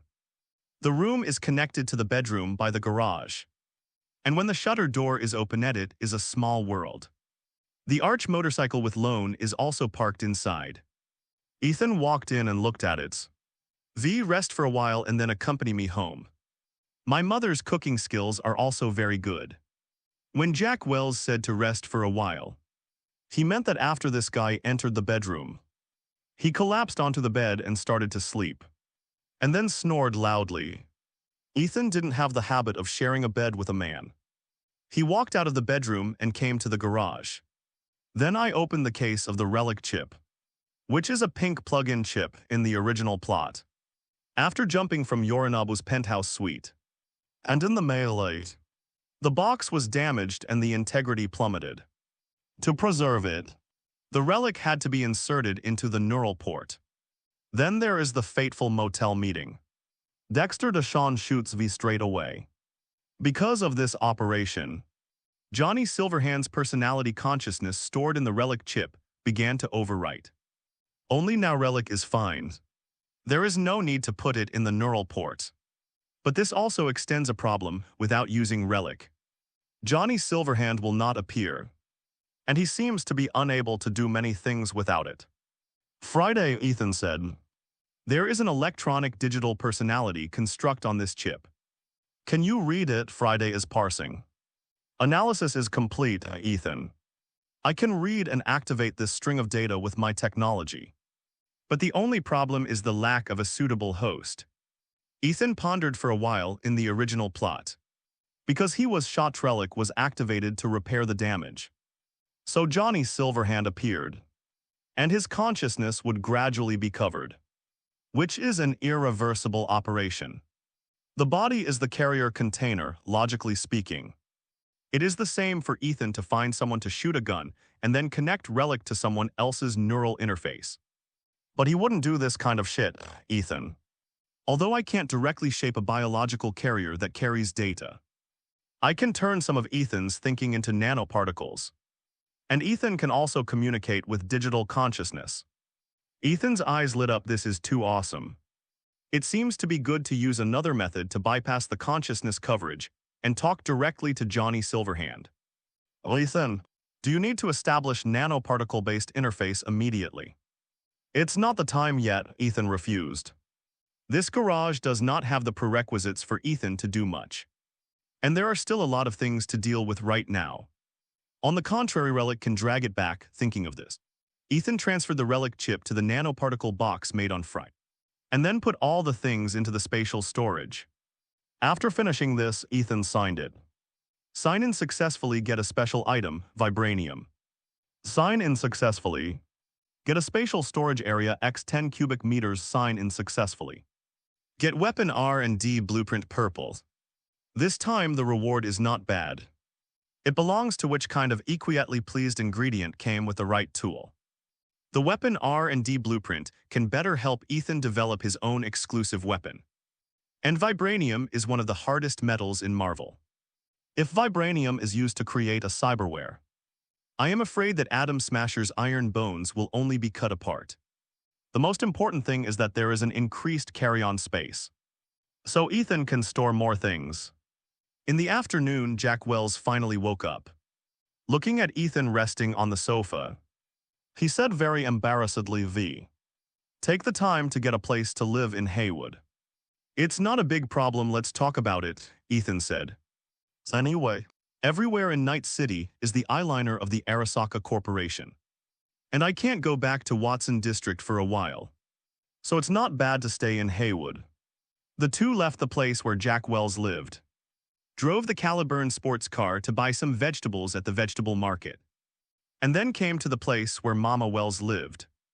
Old apartment block in the 180s. Jack Wells stood outside the door holding something in both hands and shouted, "Mom, I'm Jack, open the doors." There were footsteps in the room and Mama Wells, who looked kindly, opened the door. Jack Wells signaled that he had something in his hand and couldn't hug. "Mom, let me introduce you, as I often say on the phone. My good brother Vis, also called Ethan." Ethan also stepped forward and said, "Hello, Mama Wells. Just call me V. Jack has a lot of friends, but he never brought them home." Mama Wells opened the door and said, "Come in, my dear." Mama Wells lives alone. Although the room is not big, it is very clean and warm. There were quite a few pictures of Jack Wells and Mama Wells all over the room. Simple-minded Jack Wells had an unhappy childhood, and Ethan automatically ignored the topic of his father. At the dinner table, Mama Wells prepared a very rich dinner and asked Ethan to eat more. This is a very homely meal. After spending some time with Mama Wells for a while, Ethan declined Jack Wells' offer to help him find a house. Before leaving, Ethan left a cred chip. Ethan went out of the community alone and drove the Caliburn sports car to the Charter Hill to rent a room. After taking a bath, Ethan turned off the signal jammer. At the moment when the signal jammer was turned off, the missed communication message popped up frantically. Dexter DeShantbug, Victor, Misty, Sandra, Dorset, Judy. And even Meredith Stout, who is not very friendly, greeted him. Ethan directly called back Judy's communication. "V, thank goodness you're still alive." The call was connected and Judy's voice rang. "Ethan, didn't I say it before? In front of you will be a legendary figure. The one who is alive. I have a Lizzie's pistol attached to me, it's fine." Judy forced a smile on the phone. "You guys are making too much trouble. I just called to ask about the situation and nothing else." "Then Judy," Ethan said, "we are friends. If you have something to do, you can come to me to discuss it." You know, Judy's tone was wrong. Most likely Evelyn Parker had disappeared, however. Given Judy's personality, Ethan will not ask her if she needs help. Judy has never been a woman who likes to beg. "Thank you, V. I'm fine for the time being. I'll find you if I have something." After hanging up Judy's call, Ethan also thought about it. It's not that he's unreasonable. Even if Ethan didn't care about Evelyn Parker's reckless scheme, it was too late to save her. In order to cover up the truth of the murder of his father, Yorinobu Arasaka had already smashed the full weight of Arasaka of Huingbin. This is a bunch of things all the way. And most of the small characters like Evelyn Parker have been dealt with by the Woodman. What's more, Ethan didn't think she was ugly. Drop, Dexter DeShawn. Ethan raised his eyebrows and connected to the communication. "VU finally F***G answered my phone. Do you know who you cut apart? That's God, now everything is over for me, listen. Tell me where you and Jack are right now. When the phone was connected, Deshawn scolded him violently, his tone full of hysteria and anger. Deshawn, you don't seem to be qualified to threaten me. Ethan said in one sentence. Deshawn's tone choked. And then he scolded, you are just mere mercenaries. You dare to challenge me, I am Deshawn. And I irritated me and make you disappear from Night City. The black fat man has never been a good bird.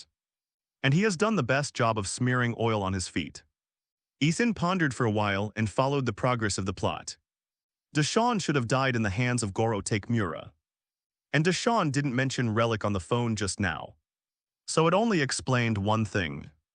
Goro Takemura was right next to him. Deshawn, you don't need to talk to me anymore. Let me speak to the man beside you, Ethan said. Watson District in the community room.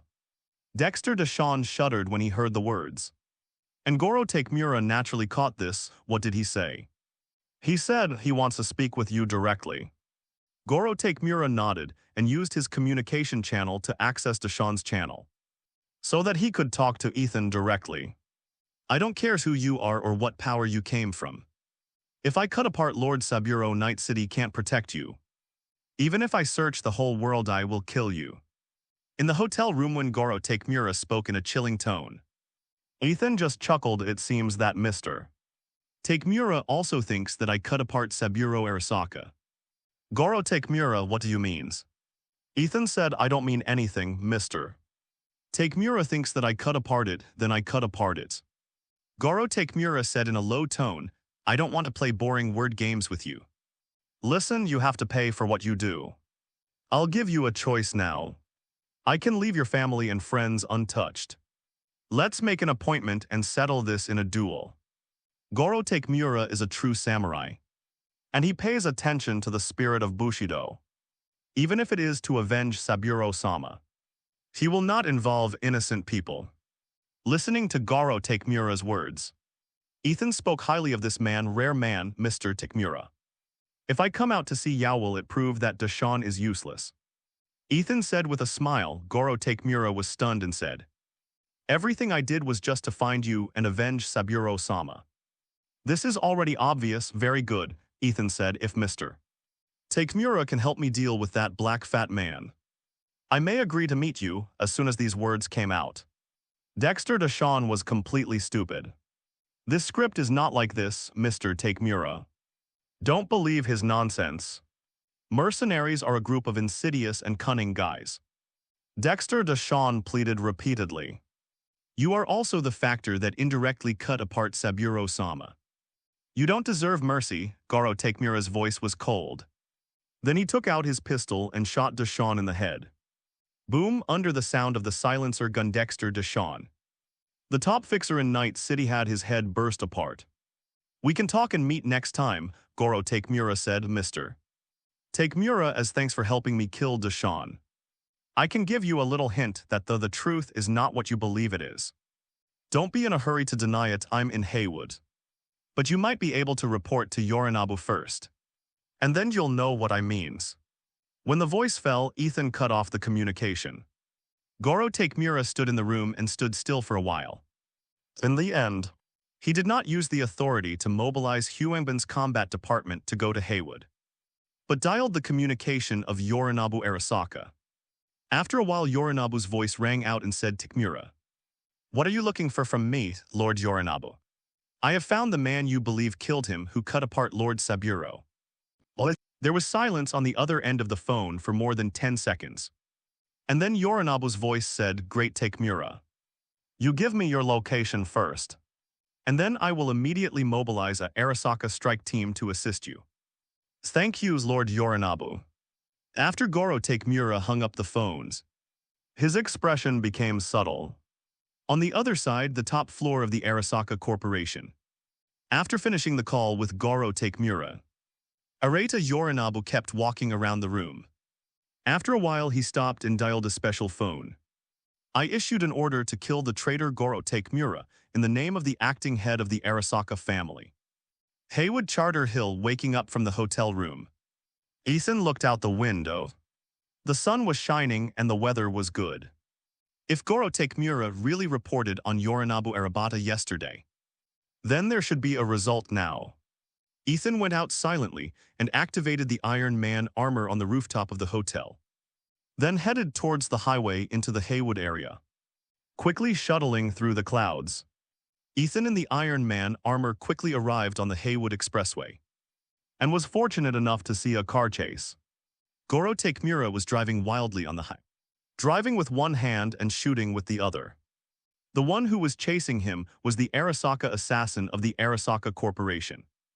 These Arasaka assassins were even more powerful, and each of them had extensive cyberware modifications. These Arasaka assassins are crazy on the road.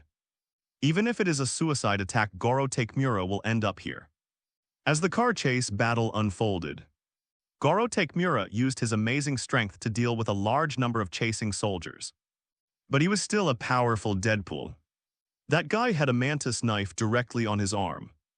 When Goro Takemura fought with other Arasaka assassins, that Arasaka assassin had already used the leaping slash of the mantis knife to assist. And the mantis knife flickered with cold light when it opened and closed. At this critical moment, a hand cannon attack fell from the sky, and there was obliterated that directly blasted the mantis knife Arasaka assassin. Goro Takemura looked up and saw Ethan wearing an Iron Man armor in the sky. Ethan fell to the ground, and the device on his face bounced. It seems that Mr. Takemura has found his answer. Goro Takemura realized that it was the person he was looking for, and immediately got out of the cars. It was just the severe injury to his abdomen that made him unable to walk stably. Ethan deactivated the armor, came to him, and extended his hand to Goro Takemura. Mr. Takemura, whether it's a settle this in a duel or a problem, I think your injury needs more treatment. Ethan helped Goro Takemura to the car and rushed towards Haywood City. On the way, Ethan called Jack Wells. Jack, don't sleep. Someone here is injured and needs first aid. You can quickly find a trustworthy Ripperdoc, V. Give me 3 minutes, and I will definitely send you a location. In Haywood, you can't go wrong with Jack Wells. After hanging up the phone, Ethan glanced at Goro Takemura. After switching the Caliburn sports car to autopilot, Ethan rummaged in the first aid kit of the sports car and found the emergency air hippo and hemostatic bandage. Injected the air hippo into the chest to maintain the heartbeat and pulse, and then use a hemostatic bandage to stop the bleeding. Ethan calmly dealt with it but also sighed. If this is someone from the Arasaka family, the trauma team has already put the person on a stretcher. It can only be said that not all loyalty can be exchanged in return.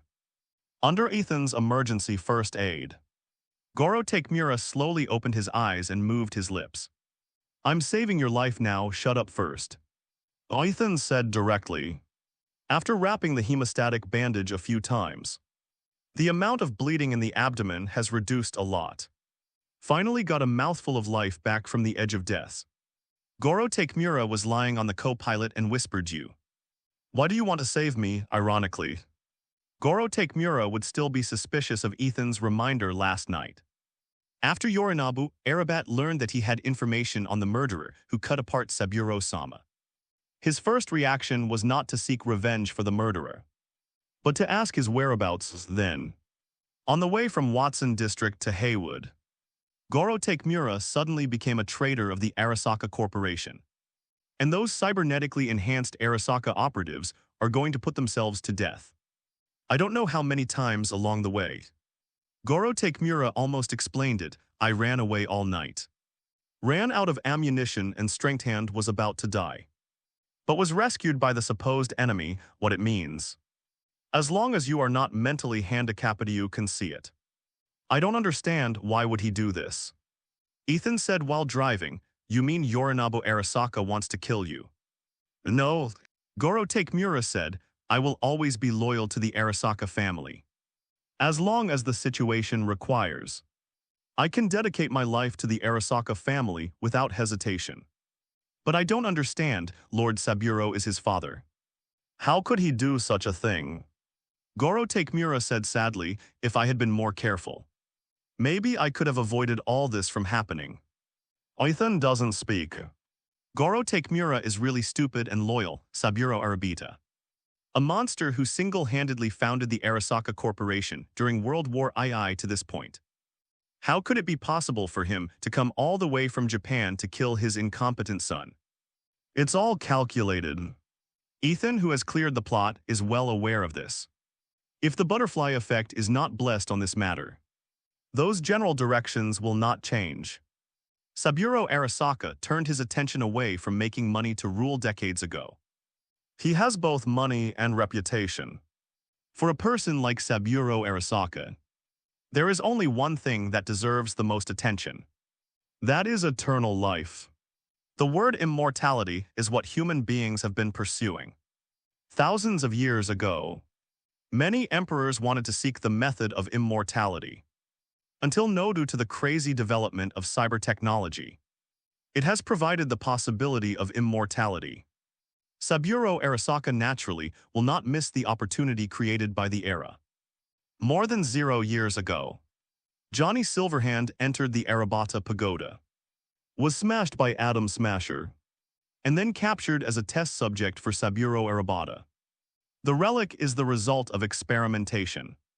The reason why Araka Saburo rushed over from Japan is to get back the relic that Yorinobu stole. And the second is to abolish Arbin Yorinobu drastically to pave the way for his immortality plan. But something went wrong along the way. Ethan retracted his thoughts, looked at Goro Takemura and said, "It's futile to say anything now. Let's heal your injury first." Goro Takemura closed his eyes and said, "I must make Yorinobu Kwangbin pay the price." The Caliburn sports car entered the Haywood area and soon found the Ripperdoc clinic introduced by Jack Wells. After sending Goro Takemura in, Jack Wells said, I didn't see it clearly, just know who is this person." "Goro Takemura, Saburo Arasaka's valet," Ethan said. Jack Wells groaned and said in disbelief, "You're crazy. So he is our supposed enemy, should be cut apart. Why send it over?" Goro Takemura is simply loyal to the Arasaka family. He has always been Saburo's bodyguard. He is someone who can be drawn. Ethan briefly explained the cause and effect. Jack Wells nodded when he heard the words, "Yorinobu is really not a F***G thing. He cut apart his own father. And even people like Takemura had to be cut apart. Compared to him, Goro Takemura is a true man. And Haywood likes it, this kind of people. Just have you thought about what to do after you cure him?" Ethan said Goro Takemura knows enough about the Arasaka family. His goal is to make Yorinobu Arasaka pay the price. And our goal is to fight Arasaka, the goal is the same. "It's done." Jack Wells scratched the back of his head and said, "You can do it, then let's ask the business. When are we going back to Watson District? It's a good place to grow in Haywood. But because of the Valentinos, it's really a bad place to develop in a few days. Wait for the company dogs in Night City to calm down." Ethan said he himself did not intend to develop power in Haywood. As the saying goes, the most dangerous place is the safest. At present, the Maelstrom in Watson District no longer exists. And Ethan sold it to Militech for a big favor. With Meredith Stout and Sandra Dorset, Ethan's development in Watson District should be a lot easier. After all, it's impossible for the Arasaka Corporation to do nothing and come to harass at the risk of conflict with Militech. In the eyes of capital, profit is everything. Interests beyond a certain limit anything can be trampled. Soon a week has passed in this week. Night City has gradually returned to normal from Ethan and Jack Wells everywhere. After all, it is impossible for even the Arasaka Corporation to cover the eyes and ears of Night City all the time. The two have never been out of Haywood. And the company dog has never dared enter deep into Haywood. Gradually the manhunt in Arasaka Corporation ceased. But Ethan and Jack Wells became more and more famous. On this day, Goro Takemura recovered. Ethan and Jack Wells took him to eat a meal. And Goro Takemura felt very strange at the dinner table. Life is amazing. To be able to eat at the same table with people who are impossible to eat together. Thank you for your help during this time. Goro Takemura's table etiquette is very particular. While Ethan and Jack Wells are very casual, welcome. If you can sit and drink together in Haywood, that's a friend. Jack Wells laughed. Goro Takemura smiled awkwardly and politely. He probably knew these two people with a few words. And it should be Ethan who took the main position. Takemura, what's your plan next? Ethan said. I will secretly collect all the things that are unfavorable to Yorinobu. And I will make him pay the price. Goro Takemura still won't change his desire for revenge of revenge. Ethan, Takemura, is Saburo Arasaka important to you? Goro Takemura looked out the window. Many people say that Lord Saburo is a devil. And his hands are covered with too much blood. But this is not my consideration. I grew up in the Arasaka family since I was a child. After I became a qualified samurai, I became the guard of Lord Saburo. The goddamn Bushido spirit, Ethan smiled. It seems that it is impossible to change Goro Takemura's dead mind for a while. And it can only develop naturally. Jack Wells replied, what? You are so single-handedly facing the Arasaka Corporation. That issuing the stone with an egg. Goro Takemura looked down at the teacup and said, now I'm a traitor to the Arasaka family. And it's nothing if I don't care. Fart, don't you have to repay the favor you owe us? Anyway, I told you not to die. If I knew it earlier, it would be better not to save you. Jack Wells said for Jack's remarks. The unsmiling Goro Takemura also had a smile on his face. I will always remember the kindness of MRV and Mr. Jack. Naturally, I will not do things recklessly but in the dark. My means are still beyond what most Night City operatives could handle to these people in Night City. When I complete the goal of revenge, I will thank you personally. Stop talking about this. Ethan raised his glass and said, after drinking this drink, we have to go our separate ways. After the meal, Goro Takemura bid farewell. Like his character, he will make both Arasaka Corporation and Yorinobu pay the price in the dark. And for such a result, Ethan is not in a hurry. During the time when Goro Takemura is free to move around, he can also see his abilities when the time comes. If he really wants to win over, Ethan is confident that he will be brought under his command. Jack, do you have anything to prepare before leaving? Ethan asked after leaving the hotel. You can leave at any times. Jack Wells was also free and easy. The Caliburn sports car is driving on the highway, which is a beautiful landscape. The superior performance of the Caliburn allowed the duo to return to the Watson area at the fastest speed. Mom, I haven't been here for more than a week. Why does it feel different? Sitting in the car, Jack Wells sighed from time to time. Because your mood is different, just treat him. Jack Wells shrugged and said indifferently, by the way, I want to let Misty know he's safe with Misty. Will you go to Lao? Why, I have arrangements, Ethan said. Okay, let's do it ourselves. Putting Jack Wells at the door of the fortune-telling house, Ethan drove to Lizzie's bar. Lizzie's bar, as usual, is still the Mox girl with the baseball bat guarding the door. When she saw Ethan getting off the Caliburn sports car, the Mox girl with the baseball bat thought she had misunderstood. After confirming it again, an agent said excitedly, V. It's V, I didn't expect you to be alive. You know, this week's Night City is all about you and Jack. It's really cool to cause chaos at the Konpeki Plaza. Sure enough, whoever sees Ethan says this. For no other reasons, Ethan and Jack Wells may be the newest living legends. Most of the others gathered in the cemetery, and those who were still alive used their prestige and means to set up industries, and then retreated behind the scenes and listened to outsiders commenting on their glorious deeds. Only Ethan and the others are still running on the street. I'm looking for Judy, Ethan said concisely. I know you came to Lizzie's several times to find Judy. The Mox girl with the baseball bat looked like I understood you. A friendly warning gets things aren't calm here. Take it easy. After saying thank you, Ethan walked into the Lizzie's bar. Fortunately, neon lights in the bar were flashing, and no one came up to approach Ethan. Ethan walked past the backstage smoothly, and when he walked to the stairs of the underground studio, He heard a quarrel before he reached the door. Susie Q, why do you keep bringing street girls? These random people in here, can I raise so many people here? Judy said Susie Kyo misunderstood the Mox is famous. And the girls need help to come here. Judy, but I'm not a shelter here, this is a bar. Judy, you've got to give them a chance. They'll find their footing, trust me. They're only in trouble for a while. And it'll be good for a while. Susie Q sneered, Judy, you should take care of yourself. Ethan came to the door and saw the owner of Lizzie's bar coming out of Judy's studio. Judy's eyes came to see Ethan. V, you heard it all. Ethan nodded and didn't deny it. In trouble, forget it. Judy gave a bitter laugh. I just can't bear to watch the girls being bullied outside and want to help. But my personal ability is really limited. Ethan found a place to sit down and said, Isn't the Mox the most united gang? Some unity, Judy said. Everyone in this city lives in their own little illusion. And so do I can't stand it once I burst it. Ethan glanced at the workbench. The ashtray above was full of cigarette butts.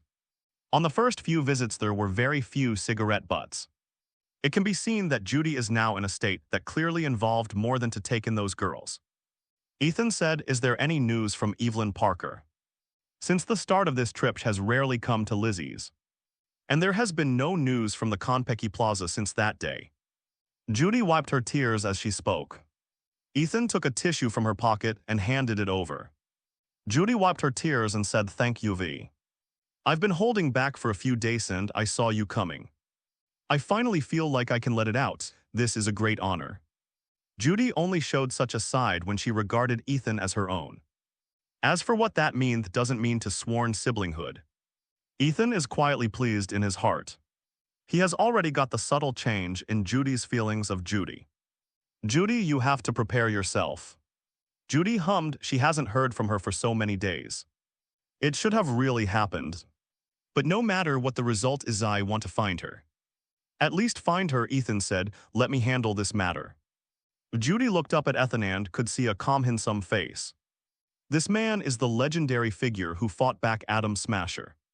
So when Ethan said, Let me do it, all the anxiety and irritability in Judy's heart have been filled up. Yes, he is V. If V takes action, Evelyn Parker will be able to find it. Ethan looked at Judy with a dazed expression and couldn't help but say, Judy, you look at me like this, there's something on my face. Cough, no, Judy quickly stayed at a distance from Ethan, unable to see her face clearly in the dim light. Ethan knew that he couldn't rush things in a hurry. But he didn't push him too hard. Besides coming to see you, I have other things to do. Is there something you need my help with? Judy asked. Ethan said straight to the point, Have you thought about changing your studio? Move my studio? Judy deliberately asked twice.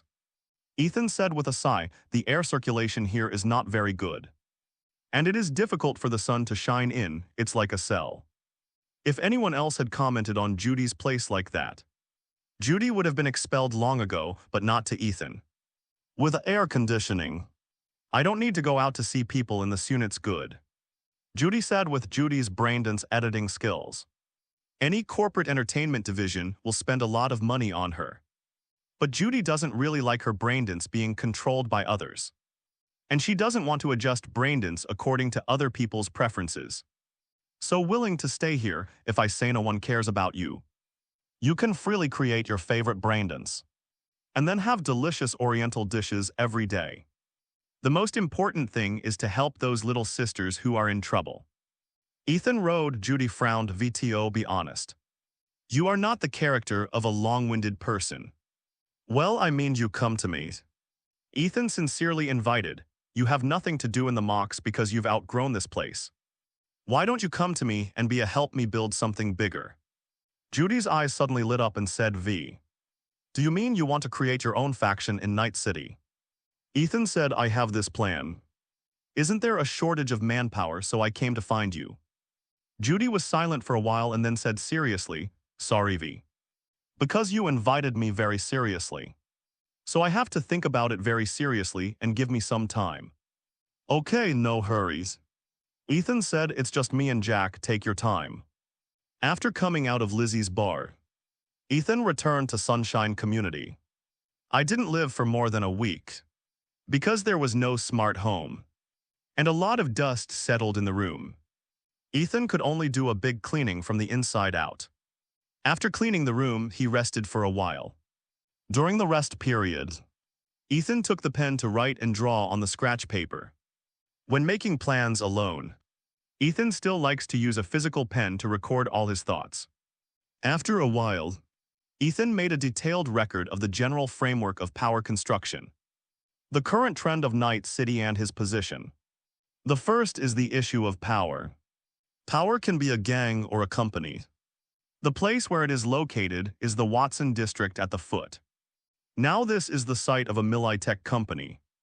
With the help of his personal relationship with Militech, it is not a big problem to establish a faction. The second step is the question of funding. It's not like playing games here. You can't just pick up some garbage and you can sell it for money. You can do it if you can, but it's a drop in the bucket. It's okay to solve food and clothing, but raising a force can only be a dream. Ethan looked at his notes with the words Kang Tao written on it. Kang Tao Company is one of several giant companies in Night City, founded by Chinese. Whether it is in Night City or in the 2077 game, it belongs to the state of quiet presence. In addition to the smart weapons and some smart homes circulating on the market, Kang Tao is very low-key in Night City. There was hardly any news out, even when the Hyundai Hotel's Arasaka Corporation was shaken a few days ago. Kang Tao was not seen, but it would be a big mistake to underestimate the Kang Tao Company through this. It is the only existence that can directly stand against the other megacorporations. Take some time to visit Kang Tao and see the possibility of cooperation. Ethan looked at the cyberware mods in the tray. These cyberware mods led by Friday were better than the untested products of Militech. This is Ethan's reliance on funding. After the general direction is settled, the thing that needs to be solved is Evelyn Parker. Because of her personal friendship with Judy, Judy has asked Ethan so much. So it is still necessary to go to Clouds, thinking of this. Ethan called Jack Wells. Jack, accompany me to Clouds tonight, Clouds. Jack Wells came at once and said, well, I will definitely come at night. Ethan chose to keep a low profile and drove an ordinary used car to Japantown. Super skyscraper Clouds is located on one floor. In the elevator, Jack Wells checked his reflection from time to time, and even adjusted his studded leather jacket. This is an eye-catching dress. Now that the maelstrom has been wiped out, I wear this dress because I am afraid that I will not be recognized by others. Ethan said, Jack, are you really so high profile? Jack Wells, what is there to fear? Being famous is to be remembered. If you shrink like a mouse, what's the point? In fact, Ethan was just talking casually. The Arasaka Corporation has a great influence in Night City, but it is not enough to control everything and become lawless, especially in places like megabuildings. The relationship between gangs, city management and companies is intricate, which has led to longevity, and it is not always possible to mess around. Jack, how much do you know about Clouds? Ethan said. This is the first time for Ethan to come here, and I am ashamed to say that I did a task to pursue a speedrun, so that Ethan did not remember some details clearly. You're asking the right person, brother. Clouds was actually the place of the mocks before, but it was later spotted by the Tiger Claws, naturally. A gang founded by a group of girls couldn't play the Tiger Claws, so mocks started to split. Some stayed in Clouds and became dolls, while others opened what is now the Lizzie Bar elsewhere. Both Clouds and Lizzie's mainly focus on the braindance experience, but under the control of the Tiger Claws. The forces behind Clouds have become more complicated and gradually become a high-end place in Night City.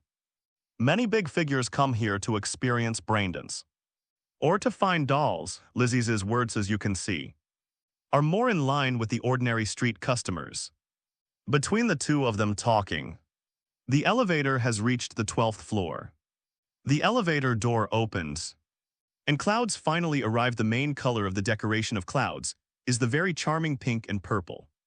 and some neon lamps and poster patterns on the wall directly express the icons of various desires. Ethan and Jack Wells went straight to the front desk. And the front desk was a beautiful girl. Hey, you are special. The receptionist said hello to the two. Especially Jack Wells, who stands out after all. I also think I'm handsome. Jack Wells said with a ha-ha-ha, after all. This is the testimony of my bloody battle with my brother. Interesting, the front desk smiled and said. Then welcome the two of you to Clouds. A place to discover your deepest desires. Please connect to our terminal now. We provide personalized neural service, so you may encounter unexpected things if you feel unwell. Don't rush to exit. Otherwise, you will miss the real excitement. Ethan took out the connection cable from the palm of the hand and inserted it into the slot in the front desk. After the connection was completed, the front desk girl continued to avoid unacceptable things in the service. You can say the safe word to terminate the service. Now say your safe words, never fade away. Ethan said lightly, please wait a moment. Now scan your file for you. Matching you with a doll that suits you. The virtual interface in front of me was switched to the dedicated interface of Clouds. After loading, an option for available dolls appeared. Gale Divine Blue Sky Azure Sun Sky Blue Angel Northwest Wind. Rain and Storm, 10 dolls on duty light up at the same time. The girl at the front desk was also stunned and said, my God. All the dolls on duty are willing to serve you. You are the only one who is so popular. Ethan said nothing. Anyone who has an optical cyberware, I knows that Ethan is handsome. Hey, it's me. Jack Wells also couldn't wait to access the personal link. After a while, dolls willing to serve Jack Wells were also matched. Two guests, please name the doll you want to choose now. Jack Wells said, I'll come first, I want Divine in Blue. Speaking of this, Jack Wells is uncomfortable. The matching system had no taste. And a tough guy like himself has only two choices. Isn't this irritating? After Jack Wells was selected, it was Ethan's turn. Ethan said, I choose Angel, when this option came out. The girl at the front desk was also dumbfounded. She could never have imagined this attractive man in front of her who would not refuse even if she wanted her. Actually, is there a problem? No. The two of you will choose to store your weapons in the safe and pay for it. The girl at the front desk. Ethan and Jack Wells handed over the pistols symbolically. Anyway, the purpose of coming here is not to level Clouds. Of course, they really want to do that. Without the gun, it will not have much impact. After paying, the two went to the designated room. Jack Wells teased, V, I didn't expect you to be so good at it. Say it earlier, I'll take you to dark matter for a walk. It's a man's paradise. Ethan said, I just found a good entry point, but you. Just order two. Does Misty know about this? Jack Wells said, V, I'm here to accompany you on errands. And I won't do anything else with those two girls. At most drink tea and chat. I'm very loyal to Misty. Here we go, and it's going according to plans. The room for the two is not the same. Jack Wells ordered the room where the two of them were to be larger. Ethan walked straight into his room. There is a large soft bed in it, and the fragrance, atmosphere and tone of the room have been adjusted to the best state. A very coquettish doll sat there and turned his head. Looked at Ethan and said, V, I'm an angel, your angel. Listening to the tone of the man's words, Ethan only felt goosebumps all over his body. If it weren't for the convenience of doing things, Ethan would never have contact with such a person. Whatever, get straight to the point. Ethan said while sitting on the bed. Don't worry, we will have a good night. The angel said and stood up from the chair. Then twisted his body and began to dance. Ethan said that the difference from the performers in the previous life is worlds apart. If I had committed a crime, I should be in jail. Not here to sit here watching a man dance. Ethan resisted the nausea and said, never fade away. The voice fell, the music in the room stopped. And those charming lights and scents disappeared without a trace. The most important thing is that the angel also stopped. And said in horror, why did you terminate the service? Did I make you dissatisfied? Don't come here. Ethan said, we'll keep this distance, you sit down. The angel sat down obediently, still feeling pitiful. It's me being too naive, Ethan said. Forget it. Let me be straight, I'm here to find Evelyn Parker. How much do you know? The angel was stunned and said no. You can't ask me about the doll, I'll be in serious trouble. Ethan didn't speak, and directly took out the Skippy from the spatial storage. When the angel saw the gun, he was shocked. The door to this room has been locked, and the monitoring electronic eyes and biometrics have all failed. In addition, this gun is called Skippy. It has two modes. One is for headshots and the other is for lower limbs. Which one do you choose? Ethan's words were calm and full of villains. No way. He didn't beat people directly, was already very polite. At this point, the angel couldn't pretend to be stupid and said, I really don't know. Aveline hasn't been here for many days. But I'm not familiar with her either. The person she knows best is called Tom. And he likes to stay together when he's not alive. Where can I find Tom? Ethan picked up the Skippy Road. It's in the room on the second floor of VIP. Ethan snapped his fingers. And everything in the room returned to normal. About me. The angel is also very polite. I have never seen you, never. Leaving the room, Ethan glanced at the next door, showing that it was still in use. Without disturbing Jack Wells' interest in chatting, Ethan came to the stairs alone. There are special gates and guards. When Ethan walked over, someone happened to be arguing. Sorry, sir. You are not a VIP at the moment and cannot enter the VIP area. Are you kidding me? I've been here several times, can I not? I'm really sorry, we don't have your record in our system. When I came to Clouds to play, you didn't know where to hang out. Get out of the way immediately. At this time, a man came downstairs. What's the matter? Upstairs is Clouds' VIP room and the people on it, whether they are dolls or waiters, are more advanced than those below. The guard quickly said, that's right. This gentleman has to go to the VIP room. But there is no record of him in the system. After the man found out, he looked at the troublemaker and said, Sir, I'm pretty sure you didn't drink alcohol, so you're sober. When you come to play in Clouds, you must follow the rules of Clouds. If you do this, we will have a hard time if you insist on not leaving. Maybe you can talk to the Tiger Claws members who are watching the show. As soon as the troublemaker heard the Tiger Claws, he said it was all right and then left cursing. Ethan had a panoramic view of this scene next to him. If he wanted to go to the VIP room, he needed VIP qualifications.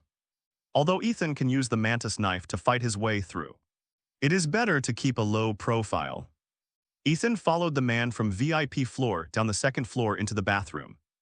After the man was standing in the urinal, he just lifted his trousers when Ethan grabbed the back of his neck from behind and pinched it lightly.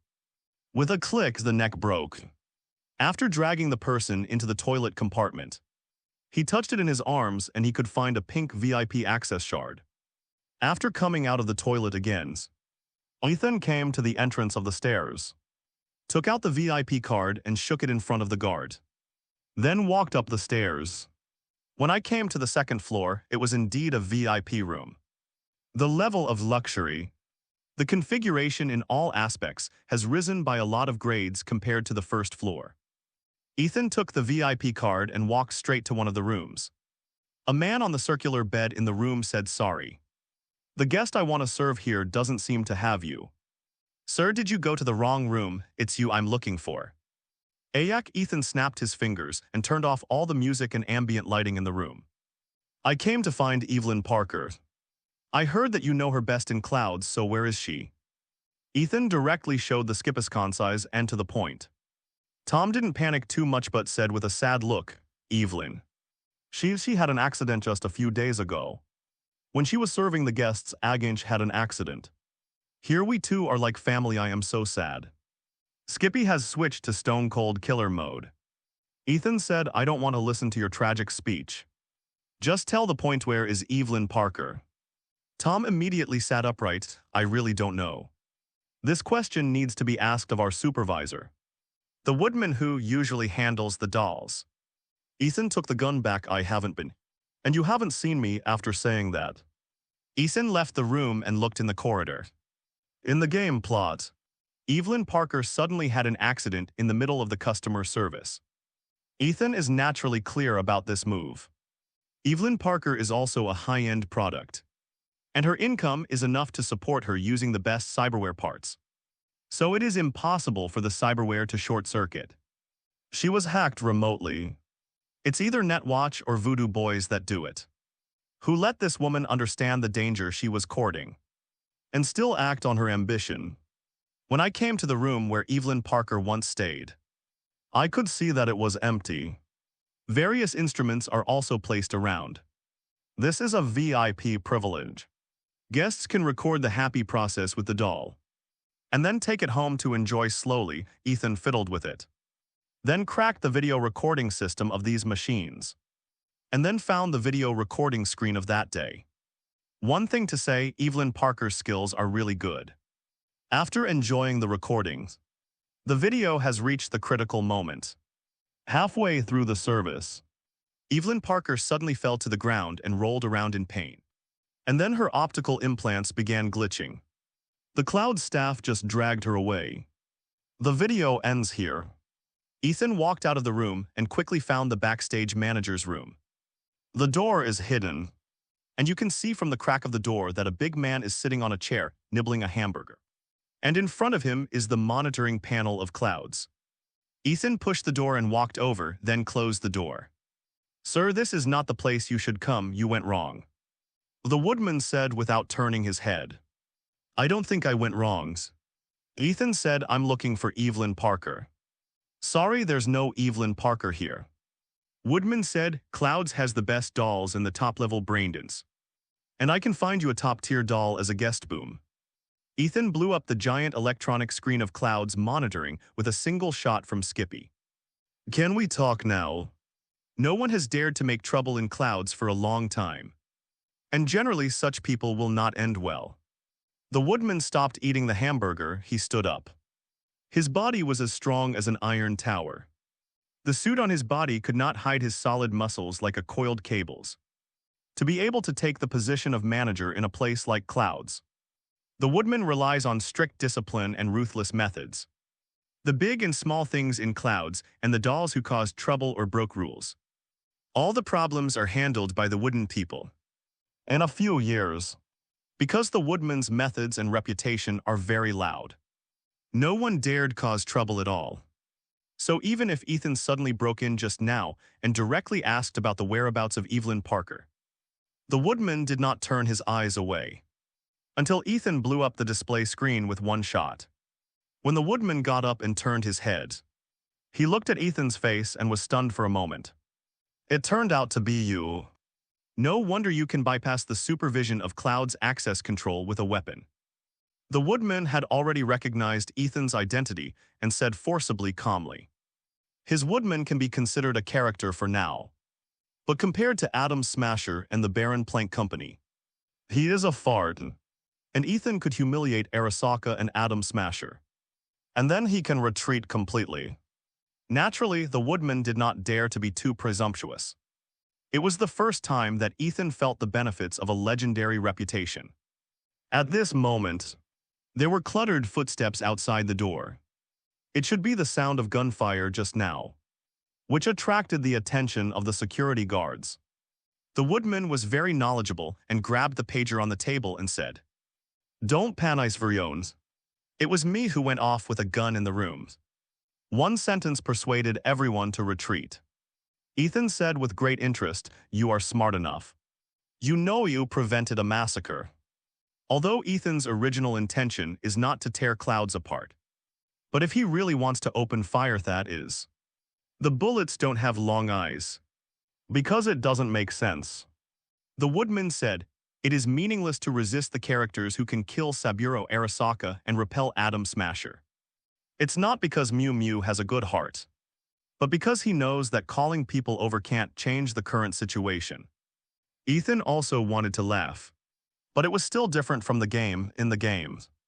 No matter what level or weapon the player is, or what the previous plot has done, you still have to fight when you enter the next plot. But now is different. The current 2077 is the real world for Ethan. All rules of conduct must proceed from reality. After Ethan and Jack Wells become legends, their fame will spread all over the streets, and many people will hear or know about them.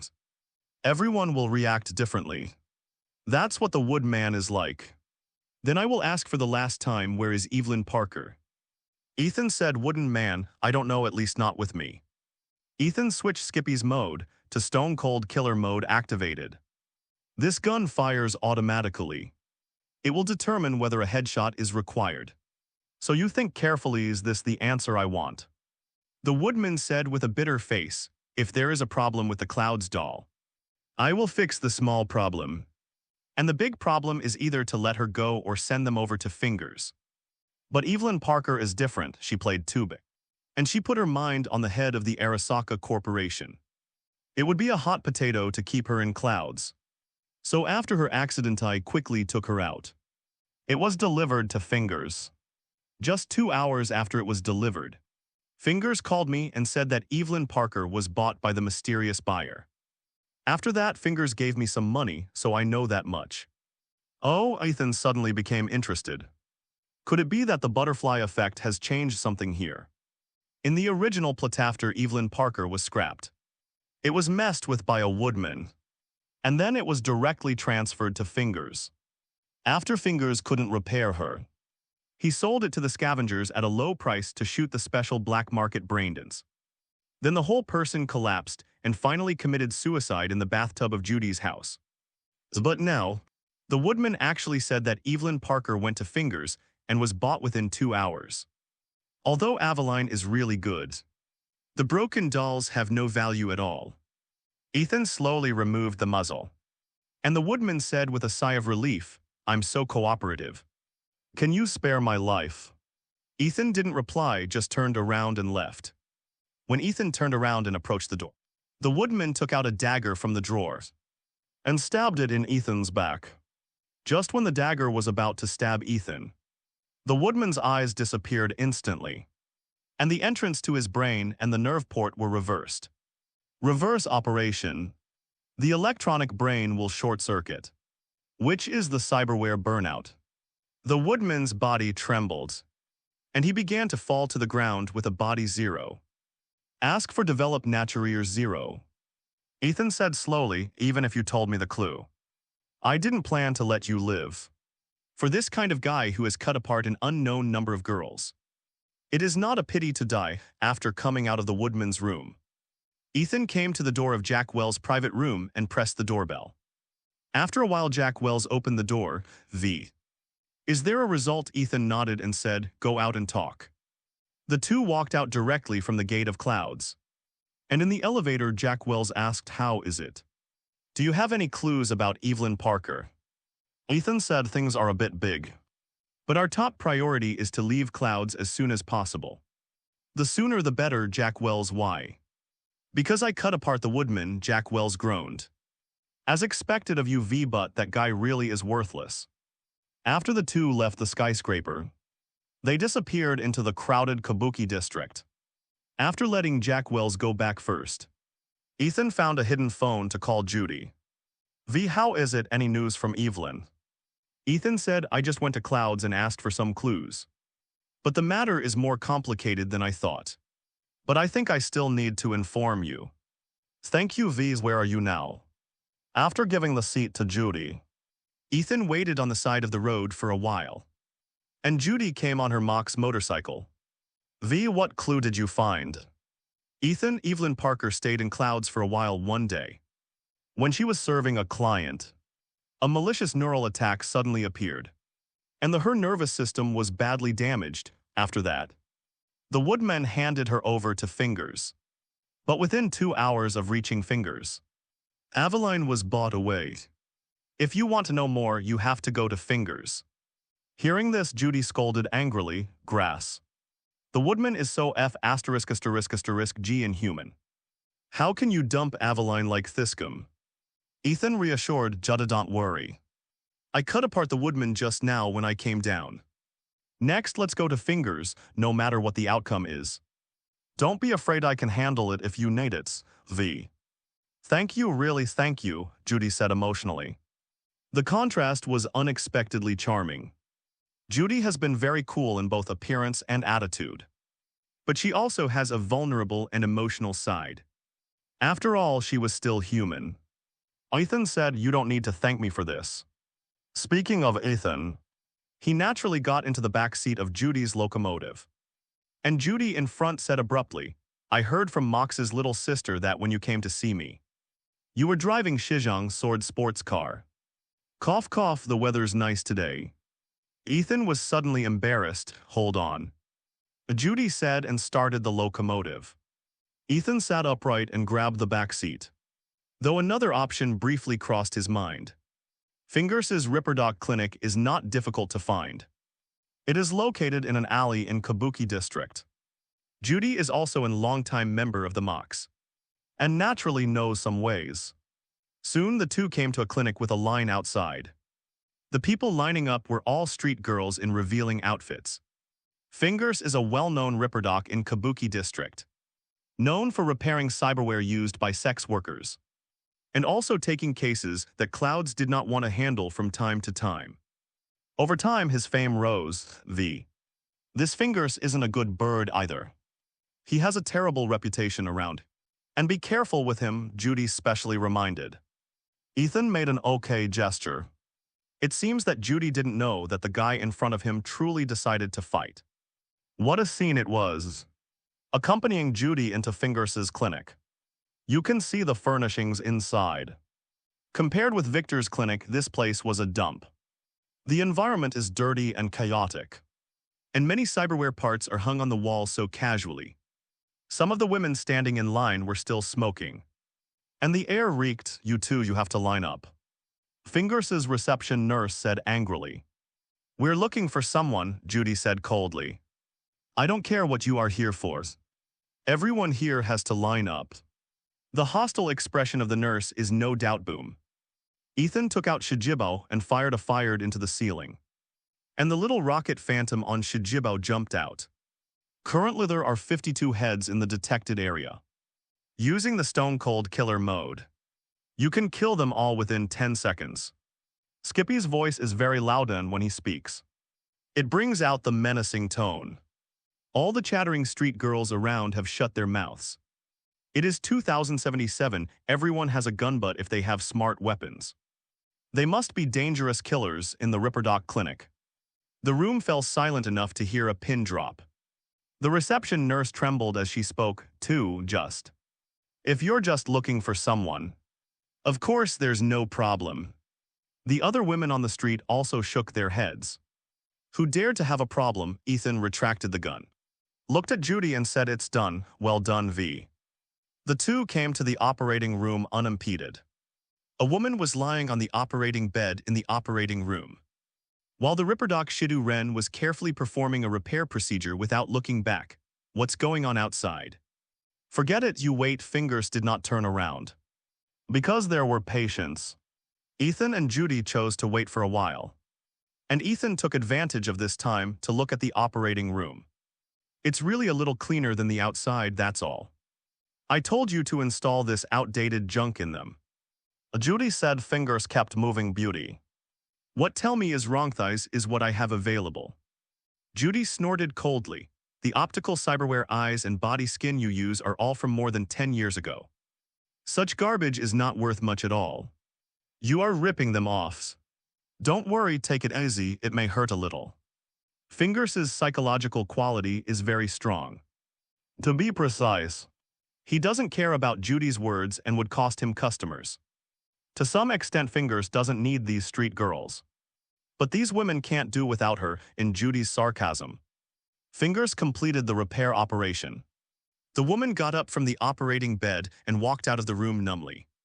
She could hear the whole time but she showed no reaction. After all, they are long since grown used to it. Fingers took off his gloves, squeezed some hand sanitizer from his waist, went to the sink to wash, then turned around and looked at the two in front of him and said, I paid my protection money for the tiger claws. The sound insulation of the Ripperdoc clinic is not good.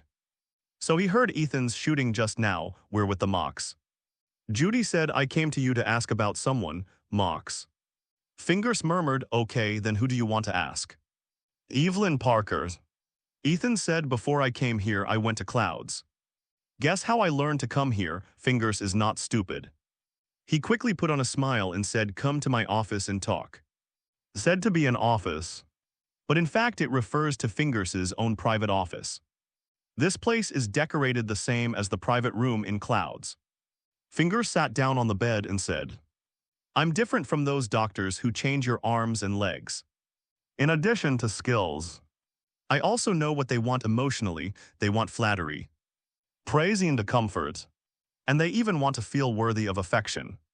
Ethan silently switched modes and Skippy said, by switching to puppy-loving pacifist mode, it can now automatically aim at the lower limbs for shooting.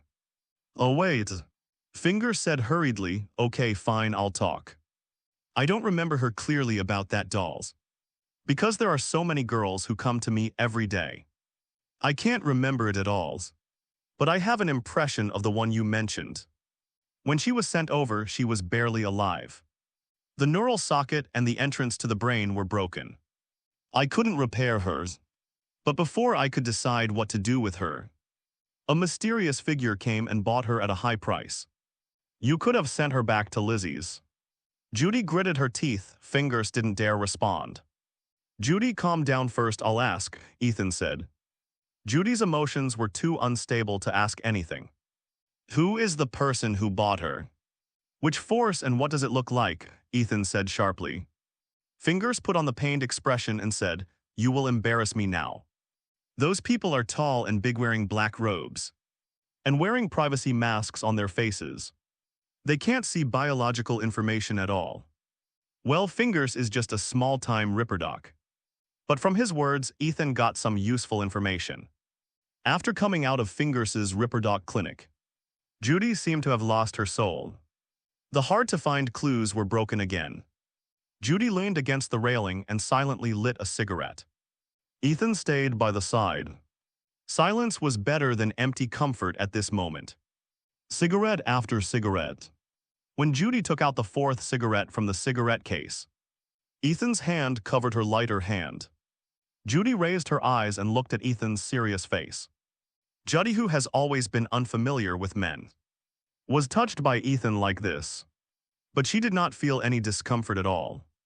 Judy, that's enough, Ethan said softly. Tears welled up in Judy's eyes. She was a cool sister on weekdays, and she didn't know what it was like to cry for many years.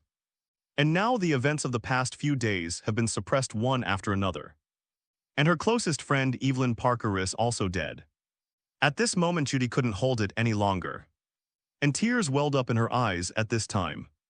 Ethan would be too brainless if he didn't do anything. Ethan directly pulled Judy into his arms and gently stroked her back. Cry if you want, Judy, it's not your fault. You don't need to blame yourself too much. Everyone has their own choice in the road. While coaxing Judy, Ethan thought again. From the current point of view, Evelyn Parker did not sell the braindents of the black market braindents to the scav from Fingers, which is also a very good result. Because Evelyn Parker can avoid an even worse fate. Even if only barely. Except for this, it was the people who bought Evelyn Parker. From Fingers's description to the motive of the whole thing, Ethan only thought of the voodoo boys. But all this is speculation. So Ethan did not want to rely on guesses to comfort Judy. After a while, Judy was crying enough sometimes. Crying takes all the baggage off. But with that comes embarrassment. Judy realized that she was crying in Ethan's arms. Her first reaction was not to complain or push him away, but to be shy. Judy's voice changed. Aunt Judy, I'm not taking advantage of you, I just want to comfort you. Ethan said with a awkwardly, well, I know. After the two separated, Judy's eyes were still red, as were her cheeks. 02. An indescribable atmosphere spread between the two. Ethan said, Judy, Evelyn Parker was not sold by Fingers to the scav. It is a fortune in misfortune. And he was bought by the mysterious man. Considering what they paid, it is certain that she may still be alive. Now the clues have been broken, but don't worry. I will help you continue to investigate. No, it's enough, Judy said. Let's stop here. I've known Evelyn Parker for a long time, and I've stayed at Mox and Lizzie long enough. Even though Aveline left in this way, I should leave too. Try living somewhere new to live. Ethan listened and his heart skipped a beat. Judy looked up at the night sky and suddenly said, "You are right. After staying alone for a long time, you really need to see the sun. So you can make good Oriental food, can't you?" Ethan was stunned for a moment, then said in ecstasy, "I'm afraid you'll get addicted to it." After a night of silence, Ethan woke up the next day. He felt that the weather outside was exceptionally good. Thinking of yesterday's scenes, that a wide smile spread across Ethan's face. It feels really good to hold Judy. And I really need to find more opportunities to hug in the future. After a brief wash, Ethan came to the weapon room. He can finally improve the progress of self-developed weapons. The previous Mantis blades and single-molecule line were easy to say against ordinary people. But when they fought against Atom Smasher, it was enough to see how inadequate it was. And Atom Smasher is just a weapon created by the Arasaka Corporation, a company that can develop the relic and pursue digital immortality more than 50 years ago. No one knew how deep Arasaka's weapons research truly went. Not to mention other companies. If you want to make a name for yourself in this night city where capital is all over the sky, then you need to raise his own combat power. Ethan opened the spatial storage. And now the spatial storage has expanded to 100 cubic meters. Like the sword in the stone sports car, the Yeba Kusanagi CT3X, and some miscellaneous things of the sign-in reward are piled up inside. Ethan rummaged and finally found vibranium, who signed in a few days ago. Vibranium comes from the Marvel Universe and is an extremely hard special metal. It originated in extraterrestrial meteorites, and there are also sources produced in Antarctica and Wakanda. Ethan didn't know where the piece was produced, but he knew that the stone was hard enough. The vibrating metal is hard and has an exaggerated defensive power. Through the destructive vibration of the force attack, it resonates to the same frequency to offset the damage. It was the perfect primary material for his custom weapons. Thinking of this, Ethan picked up the weapon design draft on the workbench. Ethan has full weapon proficiency skills and signed some weapon designs. So he made some weapon blueprints a few days ago. Blades, spears, were halberds, axes, and other weapons are all involved. It's just that Ethan realized a very important problem just after getting started again. What kind of weapon to make with vibranium? But secondly, the most important thing is to deal with vibranium. The weakness of vibranium lies in the sonic attack. Only a special sound wave frequency band can change the shape of the vibranium. And only by changing the shape can the weapon be created. At present, Ethan does not have the kind of skill capable of generating the necessary sonic frequency. And there is no such condition. Ethan put down the weapon design draft, pondered, and couldn't help thinking of a person, Sandra Dorset. Ethan immediately called Sandra Dorset, who was quickly connected there. "Sandra, Mr. V, I didn't expect you to call me." Ethan said straight to the point, "Miss Sandra, I have a private request and I want to ask you for help." Sandra agreed without asking. "Mr. V, tell me, as long as we can help, I will help." "Ethan, I would like to ask, does your Militech company have the kind of instruments that release sound waves? Does MRV refer to a specialized acoustic field?" Sandra Dorset said, "This kind of acoustic field laboratory is generally a Militech, mainly used to simulate various sound waves and ultrasonic frequency bands for testing aircraft or aerospace products." Ethan said, "That's probably what it means." Sandra Dorset, "I'm leaving the company right now. Can you come and pick me up?" Ethan, "Okay, let's meet and talk." As for the creation of self-developed weapons, Ethan couldn't be sloppy. He rode the Yeba Kusanagi CT3X and rushed to the Militech company. In Night City, all the companies of the Megacorporations are placed in the center of the city, which is known as it is the center of power, politics, finance, and technology in Night City.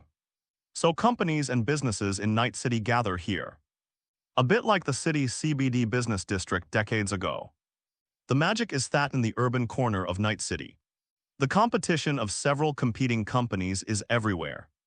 But here it is very likely that the company building is face to face, or set up side by side. After all, these top office buildings are all here. Ethan is here for the first time, and it is located in the middle of Japantown, Little China and Haywood. When I came here, I felt like a world away. The streets here are very clean, and there are no messy neon signs around. There are patrol vehicles and security robots set up by the NCPD to ensure everything is settled. The people who can appear here are the elites of various companies, commonly known as the corporate elite. When Ethan came in, he was stopped by the doorman and asked for an access fee of €100. I parked the Yaba Kusanagi CT3X in the garage and found a high-end cafe on the side of the road.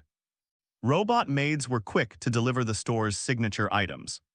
While eating, Ethan looked at the surrounding office buildings. The two most conspicuous buildings are naturally Arasaka Tower and the Militech. Beyond Thosath Trauma Team Kangtao Kalusi Optical, Tsunami Defense Systems Zeta Technology, Knight Corporation Petrochem Delaman Biotechnology, and so on. All the companies are here. Those who can appear in the center of the city either come to work or come to visit outside. And Ethan was merely visiting after a cup of coffee. Ethan had already asked Friday to scan and map all the nearby building areas. MRV at this time Sandra Dorset, who was wearing a professional office attire, appeared in front of her eyes. She had not seen her for a while, and she became even more beautiful. I'm sorry for the delay. Sandra Dorset sat across from Ethan and apologized repeatedly. Don't worry, I only arrived a moment ago. Sandra Dorset nodded lightly and said, meet again. Do I want to congratulate Mr. V on becoming a legend in Night City? Ethan smiled helplessly and said, have you even heard of it? Well, I think people in the entire Night City should know about what you did, Mr. V did at the Konpeki Plaza. Sandra Dorset did not hide her admiration for Ethan at all. Brandy apple brandipomegranate molasses lemon juice, and some strawberries. Sandra Dorset said, I went to the Wolf Bar in Haywood on purpose. And Mr. V's wine was good 359 at present. Ethan only gives the drinking method of V to the Next Life Bar and the Wild Wolf Bar. Unexpectedly, Sandra Dorset ran to Haywood to drink this cup. She had clearly gone out of her way. Ethan changed the conversation and said, Miss Sandra, let's talk about the matter on the phone, okay, Mr. V's question about the acoustic field, how do you say it? My authority can't use the acoustic field here, but it's very troublesome to use it. Ethan said, is there any difficulty? Sandra said, it's like this. If you want to authorize the use of the company's acoustic field laboratory, you need level 1 clearance. And I'm only a level 2 employee of Militech. But it's not completely impossible. Militech has established the research facility No. 2 in the industrial area of Watson District. And my second level authority can use the acoustic field laboratory there. However, there are not too many people entering the research facility No. 2, so even if we can enter, it seems that there are no professionals. Sandra's authority in the acoustic field laboratory of the Military Science and Technology Headquarters is not enough.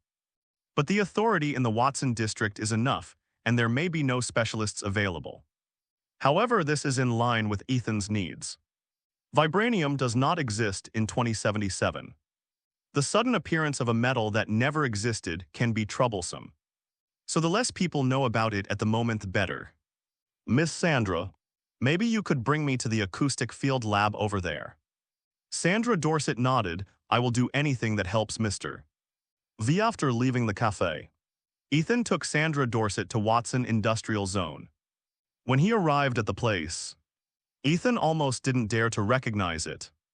Just 1 month before and after, former base of the Whole Foods processing factory of the Whirlpool gang has been evacuated, and the Research Institute of the Militech Company has been re-established. The speed of corporate redevelopment was astonishing. With the authority of Sandra Dorset, the two quickly entered the Research Institute and then found the acoustic field laboratory. The acoustic field laboratory is as large as a large industrial chamber.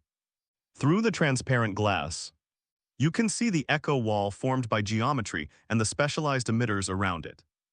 Ethan knew at a glance that this place should be able to destabilize vibranium. Miss Sandra, can I use this laboratory for as long as I need it? Ethan said. Sandra Dorset was a little surprised. MRV. The activation and control of the acoustic field laboratory are very difficult steps. And generally no professionals can do it. You don't have to worry about it, I'll figure it out myself. Sandra also said cheerfully, it's good to help MRV. I will go out and use the permission to obtain the right to use this laboratory. And then wait outside. After speaking, Sandra left. Opportunity waits for no one. Ethan entered the acoustic field laboratory. Friday, I'm taking control of this laboratory. Happy to serve. Connecting to lab network. Hacking laboratory electronics. Rewriting access permissions. Simulating acoustic field particle fluctuations. Hacked successfully as expected of Friday. It was successfully hacked in within seconds. Ethan said on Friday. All video output upload signals in the laboratory were isolated. The laboratory experiment records were changed to negative values. And the thermal signature respiometric identification and acoustic logs were all blocked. Almost when Ethan gave the orders. The operation was completed on Friday. After everything was ready, Ethan took out the vibranium. Vibranium is a metal that is an impossibly deep black. No matter in any environment, its blackness is so unique. Friday. Will the frequency of the sound waves that disintegrate the vibrating metal affect the human body? Ethan was considering whether to go out and avoid it. Ethan needn't worry.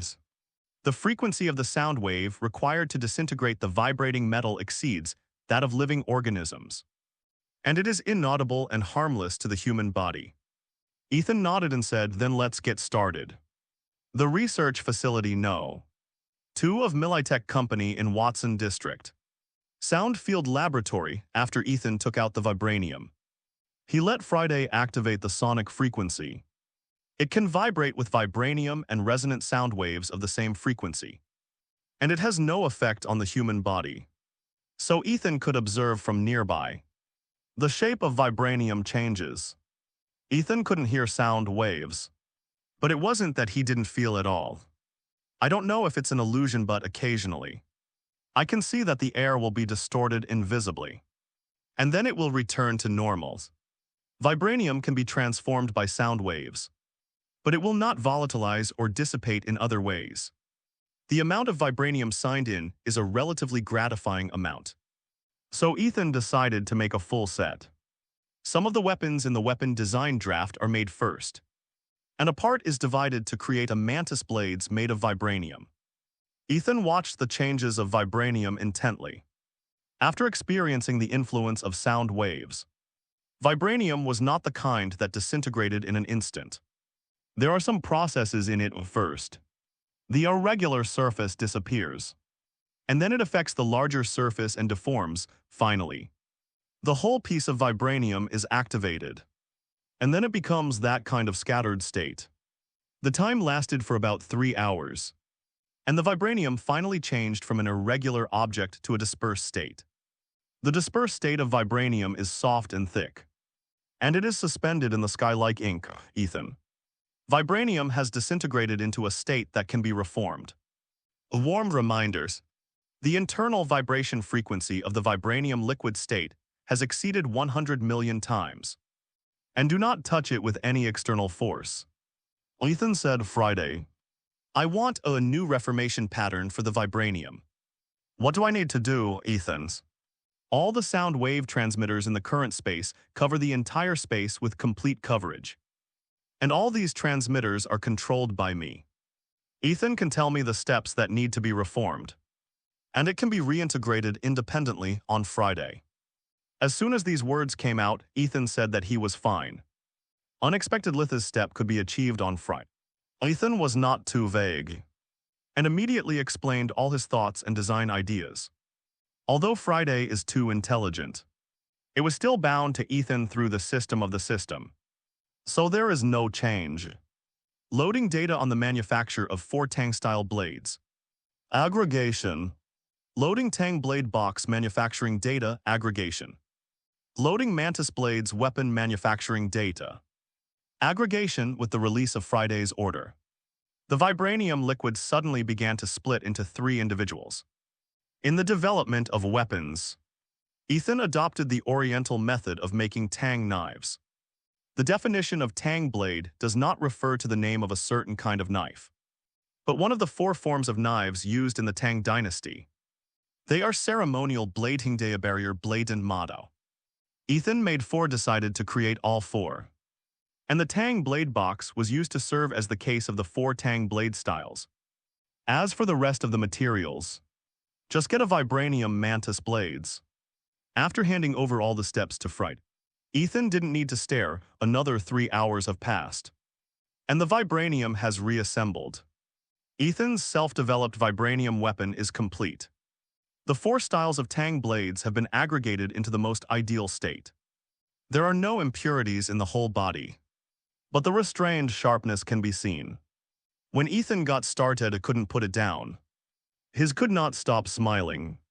When I came out of the acoustic field laboratory, it was late. Ethan walked out and saw Sandra Dorset sitting in a chair dozing off. Hearing the footsteps, Sandra Dorset immediately woke up and said, "Mr. V, are you finished here?" Ethan nodded and said, "Actually. You don't have to wait like this," Sandra laughed. "You really helped me a lot. Tell me, how can I thank you?" Ethan said, "If there is no acoustic field laboratory, he really does not know how to make this vibranium." Sandra said, "My request is very simple. Just accompany me to dinner and I want to choose the place." Ethan did not refuse. He was also hungry. After coming out of the Military Science and Technology Research Institute No. 2, Ethan saw the Delamin car parked at the door after dinner. Delamin drove on the roads, and I can only say that she had planned everything carefully. Delamin's car took the 2 all the way to Little China. Sandra said thoughtfully, "Mr. Viff, you are an Oriental. You should like Oriental cuisine, right? Coming to Little China again." Ethan couldn't help thinking of the time he had accompanied Judy before. When food is not eaten, violence occurs. Oriental cuisine is very good. "You can look at the arrangement," Ethan said. I already made arrangements. After the first meeting, I thought of bringing Mr. V here to eat for the second meeting. This time around Little China nothing happened, and the 2 soon came to a top restaurant. This family is on a members-only reservation system, and people who eat are either rich or expensive. After confirming his identity, Ethan followed Sandra Dorset in. The decoration inside is full of Chinese elements, and the main style of the decoration is also traditional symmetrical design. Some partitions, including tables and chairs, are specially placed with mahogany. The beams above the head are also carved with reliefs of dragons and phoenixes, and there are lamps in the shape of lanterns between the reliefs.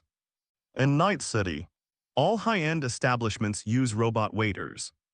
This store is no exception, with robots roaming the halls wearing Oriental costumes. When seeing guests entering the door or diners leaving, they will speak Chinese. Ethan glanced at it. Intelligent Service Robot, Restaurant A Type 102. Manufacturer Kangtao Function, built-in A1. Independent Service Chip. Has a strong respect for the service recipient. Assessment not threatening. "It's actually Kangtao's robot," Ethan said. "Miss Sandra, does Kangtao also have robot products?" Sandra said, "Kangtao, Wasteboard and Militech are all military enterprises, although it seems that each company specializes in different fields. In fact, the entire industrial chain is involved." While talking, the 2 came to a window seat. Here you can see the scenery of Little China at a glance. Ethan and Sandra Dorset sat to one side. Sandra said, "Mr. V, are you interested in Kangtao Company, a more respect?" Ethan didn't deny it. It is not surprising that Mr. V is Chinese and Kangtao is a giant Chinese. Sandra Dorset looked at Ethan with her hands on her cheeks. Actually, Kangtao and Mr. V can know about the same from the outside world. Their smart weapons are really powerful, And they are also very low-key. I don't want to be involved in anything, also. Some restaurants and Chinese businesses in Little China are under Kang Tao's protection company. Listening to Sandra's chatty words, Ethan said with a smile, "It seems that Miss Sandra knows Kang Tao very well. Shouldn't Militech and Kang Tao be competitors? Competition is the company's business. It has nothing to do with the individual." Sandra Dorset said, "If my family weren't tied to Militech of Militech, I might apply to Kang Tao 66, haha, I'm sorry, Mr. V. It seems that I've been talking too much." "It doesn't matter," Ethan said. After waiting for about half an hour, the ordered dishes were also served. They are all common Oriental home-cooked dishes. The taste is acceptable, and it is worth boasting about. The presentation was excellent. After the appetizer is finished, it is the main course, which is the main dish of this restaurant. A fruitwood roasted duck when the lid is opened. The aroma is overflowing, which makes people move. The roast duck is crisp, juicy, and delicious, and sliced into thin pieces. Waiter, let me ask why they come out to us and can eat roast duck. But I can't. Just when Ethan and Sandra were about to put down their chopsticks, a complaining voice sounded from the seat next to them. The service robot said very embarrassedly, "I'm really sorry. Because the guests at the next table are on a reservation system, the main course of roast duck is reserved in advance." "But what if we want to eat roast duck?" said the female voice reluctantly. "I'm really sorry, but the roast duck in our restaurant is limited every day. Then quickly find your person in charge and let him find a way to get it for me." "I'm so sorry." The woman's complaining voice and the robot's repeated apologies rang endlessly like a repeater. Finally, Ethan whispered Miss Sandra, "Would you mind inviting the people next to you to eat together?" Sandra, although it's uncomfortable to be disturbed by our dinner. "But it seems that if we don't do that, we won't be able to eat this meal, Great Zhao." Ethan said knowingly, "The guests next to you. If you don't mind, you can eat with us. Is it really possible?" "Ah, you are Chinese," there was a quick response from there. And then a young girl with a youthful face walked over, looked Ethan up and down and exclaimed instantly, You are V. You are the V who killed Saburo Arasaka and repelled Atom Smasher." Ethan didn't expect to be recognized here. "Sit down and eat together, this lady," Ethan said. Baby-faced young woman looked at the fruitwood roasted duck and swallowed. Then sat next to Sandra Dorset and said, "I didn't expect to be able to eat with V. Since you invited me to Mayu guys, I Kang Xiaoya will pay for the meals." Ethan's action of sandwiching meat stopped. "What do you say your name is, Kang Xiaoya?" Kang Xiaoya didn't know why Ethan had to make you repeat it. But she repeated it. Then took a piece of duck meat into her mouth and hummed. Ethan doesn't know what to put on his face right now. In order to thank Sandra Dorset for coming out for a meal, how can he meet Kang Tao's people by accident? Kang Xiaoya was not polite with them. Her appetite was surprisingly large, Ethan suddenly said. "Kang Xiaoya, do you want me to teach you how to eat roast duck for the soul? How to eat the proper way to eat roast duck?" Kang Xiaoya was immediately attracted by these words. She put down her chopsticks and said, "Then tell me quickly. What is the way of eating the soul?" Ethan said, "You answer me first. How many ways do you think roast duck can be eaten?" Kang Xiaoya took another piece of meat and put it in her mouth. "Just this one, the chef has done it. Sliced it with a knife and brought it up. Actually, sliced duck is just one way of eating." Ethan said, "Then speak up."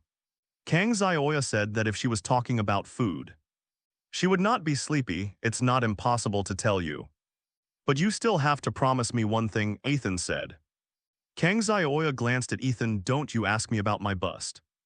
Ethan 6699, "I shouldn't be like this. I mean that you want me to use the kitchen here.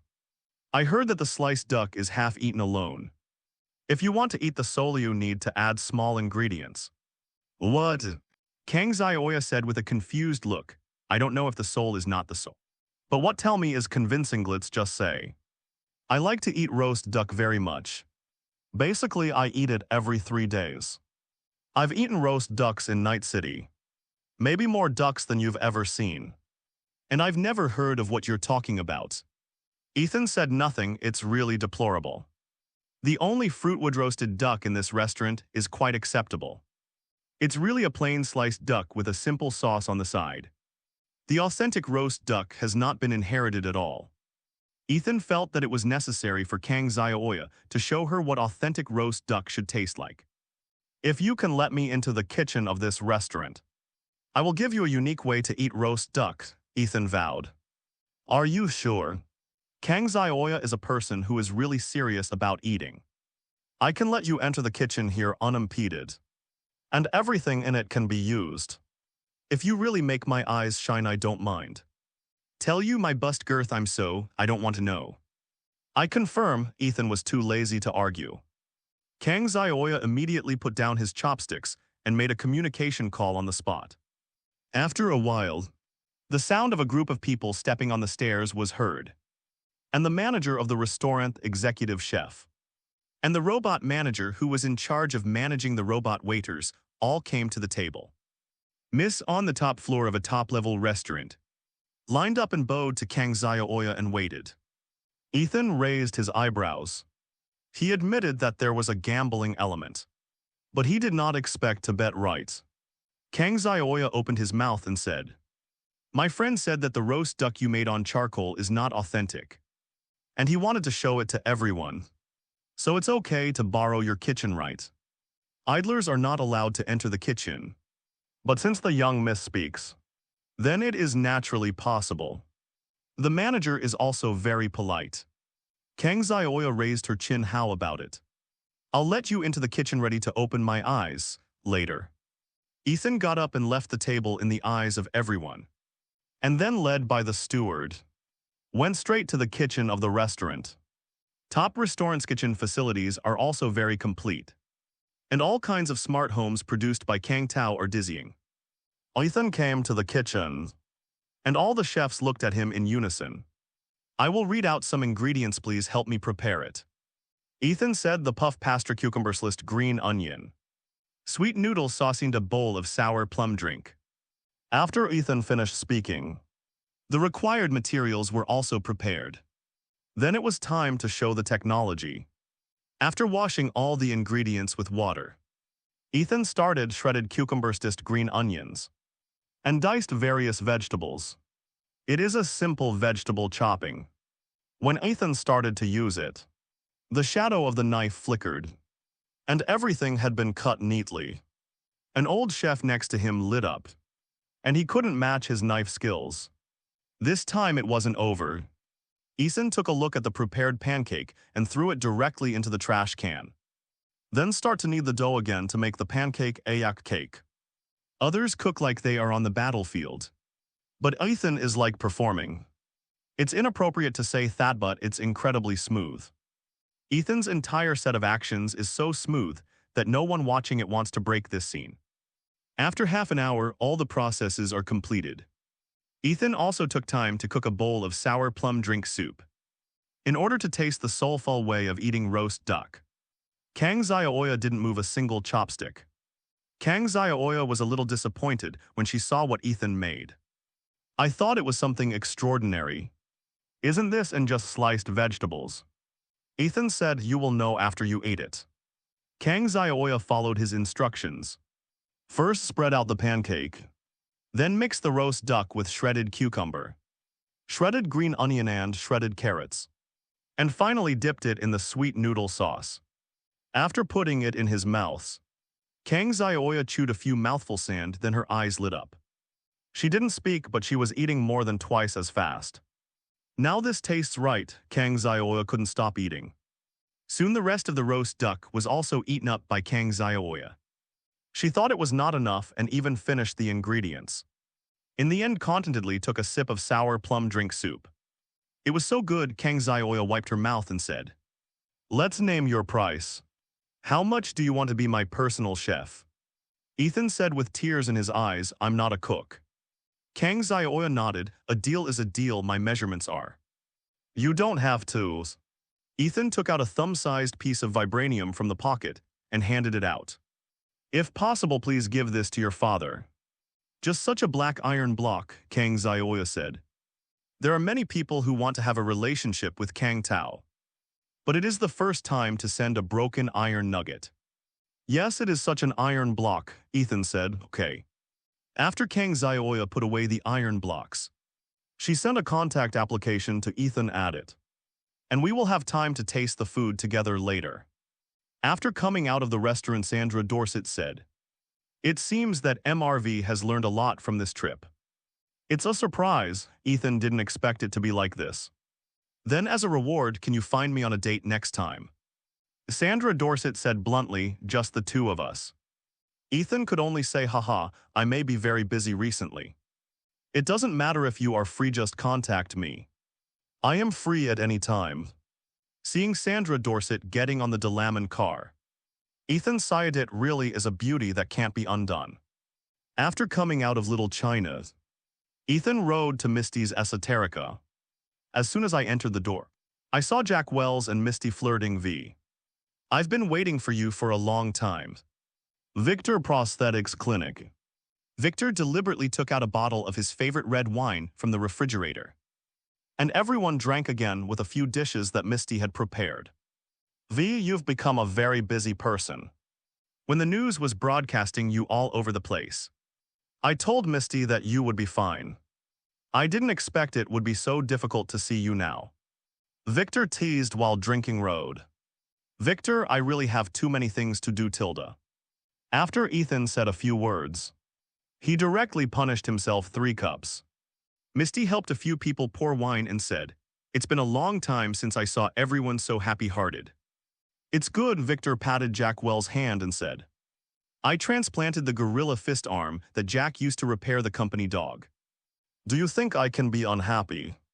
Jack Wells said, no wonder when I beat those guys. It was so powerful it was like installing a cyberware plug. Ha ha ha ha in the small Ripperduck clinic. Laughter sounded one after another. Ethan was also the most relaxed in front of these people. After drinking 3 dishes and 5 flavors, Misty put away the things very interestingly. Victor rarely lit a chimney, I heard Jack say. Do you have an idea of establishing a power? Jack, this big mouth can't hide things. Ethan said without denying, I have this idea. But it is still in the preparatory stage. To establish a foresight is not a child to play a house. How can it be possible to get it out? I wouldn't say anything if someone else established a force. But if it was you, I would look forward to it. Want to take my advice? Ethan nodded. Victor, tell me. It is urgent to establish a force. Although you and Jack have made some famous things in the Konpeki Plaza, it will be difficult for everyone to remember once the enthusiasm has passed. So we must not delay for too long. Ethan wanted to do all the preparations at one time. And Victor wanted to continue to build momentum. With so many things happening to so many people in Night City every day, the incident at the Konpeki Plaza will sooner or later become a thing of the past. While everyone still has images of Ethan and Jack Wells, if you don't do something after a while, everyone's images of them will be gone. It makes sense. I have to say that Victor is indeed an old man. And he found Ethan's pain point as soon as he opened his mouth. Jack Wells also said, Victor, don't make any detours. Victor turned on the monitor, then played a boxing match and said, in Night City, there are 2 extremes. One is that the upper-level forces of the company control the most resources for pleasure. And the other is that the street people at the bottom are still using their own way to remember the past. The common point of the 2 is enjoyment. But the way of enjoyment is different. Victor said a few decades ago boxing was not like it is now.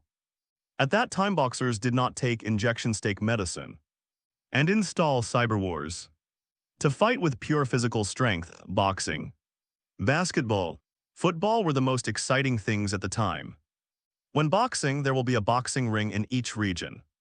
Before the fight, there will be a warm-up. And then a lot of people will follow and bet. It can be said that a boxing match can change a lot. Ethan probably understood what he meant. Victor, do you mean to suggest that Jack and I go to fight? Victor said, that's just one of the goals, The high-end people of Night City gather in the center of the city. But 80% of the city is run by those so-called bottom. The upper levels of Night City have been controlled by companies. So if you want a change, you need to grab it from elsewhere. It can be said that conquering the streets is the best expansion of your power. And boxing is just one of the ways you conquer the streets. Conquer the streets, Ethan's doubts were solved at once. And he pushed it along with Victor's thinking. It's really smooth, Ethan said earnestly, Victor. Victor waved his hand and said, you are not a sensational style. You don't have to. Jack Wells looked at Ethan and then at Victor. I said, what do you know? I can understand every word you say. But I can't understand even one piece. These two guys didn't speak clearly. Ethan laughed and said, Jack, what should I say about this? I told you now that it is not practical and not too profound. So you will probably understand it when we do it. Do it. Jack Wells understood these two words, okay then do it. The Glen Zero, for flowers 0 Japanese symbol EARLY. The next morning Ethan, Jack Wells and Victor arrived here in the Caliburn. Since it is necessary to conquer the streets by punching, then Victor the military advisor must also go with him.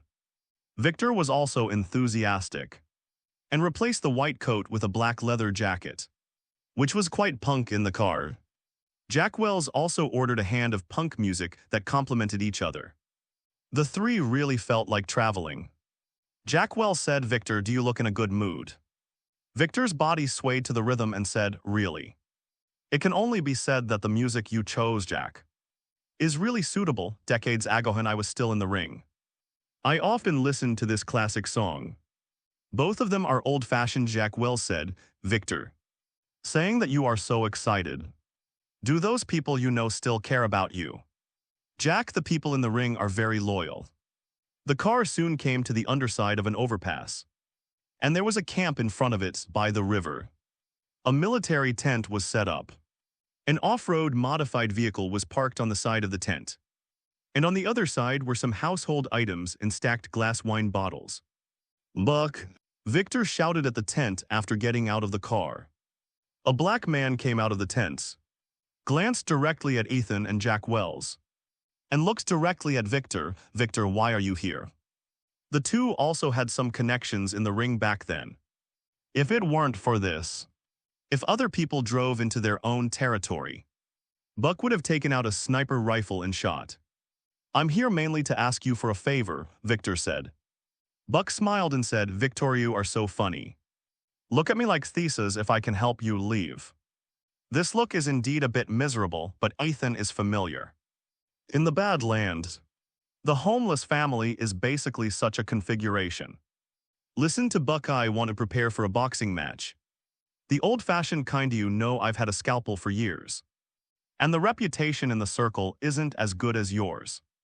Buck, Victor, did I drink too much? Or did you get water in your head, old school boxing? Are you dreaming again, too, Victor? Buck, I'm serious. Buck opened his mouth and said, Victor, it's not that pure age anymore. Now everyone just likes to watch Black Fist, understand? It's the kind of betting and then beating directly to the death. All kinds of insidious tricks and indiscriminate methods are used. This is black boxing, understand, Luo? Buck's tone was full of vicissitudes, and the Black Fist was one of the symbols of Night City. But some boxing veterans look down on this the most. But they are powerless to change. When I was in the ring, you didn't even have the qualifications to be on the same stage with me. Don't talk to me in the tone of someone who has come over. Victor exclaimed, listen. We're going to have a boxing match. Black boxing doesn't matter, ran away. It's just pulling up the field, we'll be the dealer. And then you can pull some people over and give you a referral fee or a share. 217 Buck looked Victor up and down and said, well, it's not good to be your ripper doc. So you have to find stimulation. I'm an old-fashioned person, I'm just walking around. Oh, Victor said, the two people behind me are the ones who really want to shoot. Buck just looked at Ethan and Jack Wells. Jack Wells is not bad, but Ethan is too thin. They looked like they were punching for the first time. Buck said sharply, at this time Ethan, who was behind, interjected, this is the first time. whether you can help us organize the game or not. Buck was silent for a while, then looked at Victor and said, "Okay, Victor rarely finds me one side, I'll just do you a favor." Buck simply packed up, and the three of them came to the Caliburn. Seeing this luxury car, Buck felt a little unreal. How can someone who can afford such a car want to have a boxing match in the Glen? It's magical enough, but for Ethan, the magic is Buck. From the point of view of food clothing, housing and transportation, Buck did not do well, after all. If there is a choice, who would want to be a wanderer in Night City? It can't be to get close to nature. I'll show you the way later, Buck said, understood. Jack Wells was in charge of the drive, old Night City driver. You can bring it anywhere you want. Since Buck was invited to organize the game, it was natural to prepare to find someone. And no one else would get involved. Buck's destinations were all the bars of various sizes in the Glen. Every time he arrived at a bars, Buck would go in and negotiate for a while. Old way, what Buck chooses are bars, what's the point? While waiting in the cars, Ethan watched Buck walk into a bar again and couldn't help asking. Because a bar is a place where all beings look. You never know what the person next to you is asking for a beer. But the wines, the music and the atmosphere in the bar can give a brief sense of equality. In most bars, watching boxing or watching the ball is an essential program. And the old-school boxing match could even have a simple grass platform in the middle of the bar. Victor's eyes flashed with nostalgia, drinking beer, cheering for the people in the rings. Watching the game of physical fighting, blood is spewing. Hormones are soaring. But the current boxing match has lived up to its glory. Some companies have come up with nondescript robot boxing matches.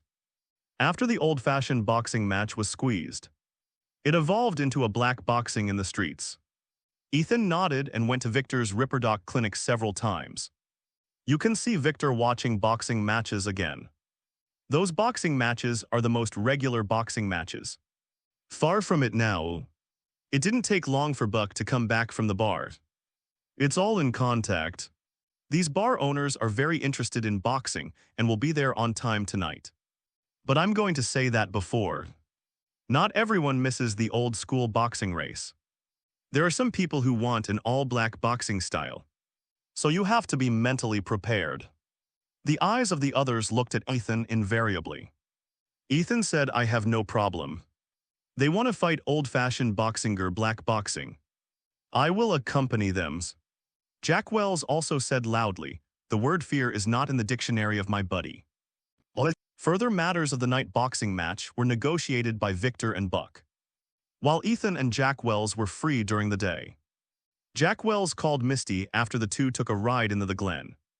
Mr. Tade, I'll be punching into the Glen. Can you come and watch? The corner of the air inlet's mouth twitched. Jack, this guy is more and more blatant in spreading dog food now. Drop, drop, drop. At this time, a communication came in. Caller ID Judy. Hello, Judy. Ethan answered the phone. V, do you have time? Go for a ride with me.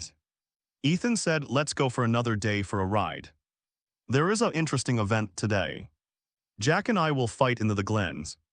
Do you want to come and watch boxing? Judy said, I've never seen a boxing live. Then you should come and see, Ethan continued. Sure. It's just to relax anyway, you can send me the address. In the evening, the boxing match was arranged on a street court. During the day, because of Buck's enthusiasm, many people came to join in the evening. There were all kinds of people who came. There were the kind of guests who heard the news when Buck entered the bar to negotiate with the boss. Of course, some bar owners were present in person. Street black boxing, a total of 2 ways to play. The first is to place a bet on the participating fighters before the fight. And everything will be done according to the odds and the outcome. The second is representative. Some rich people like to raise boxers. Just like sponsorship in addition to bonuses. Boxers must also wear the clothing of the company they belong to.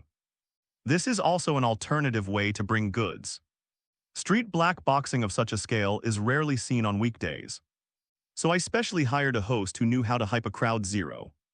2. Welcome everyone to an unknown boxing match hosted by an unnamed host in the Glen. Let's see the good boxing players who came to fight today. My God. They're V and Jack Wells who have recently shaken Night City. I can't believe that a fiery legend has come to fight in boxing ring. Even I am very curious. Will the two people who are doing great things in the Konpeki Plaza go forward, or will they be unaccustomed to the situation? We will wait and see.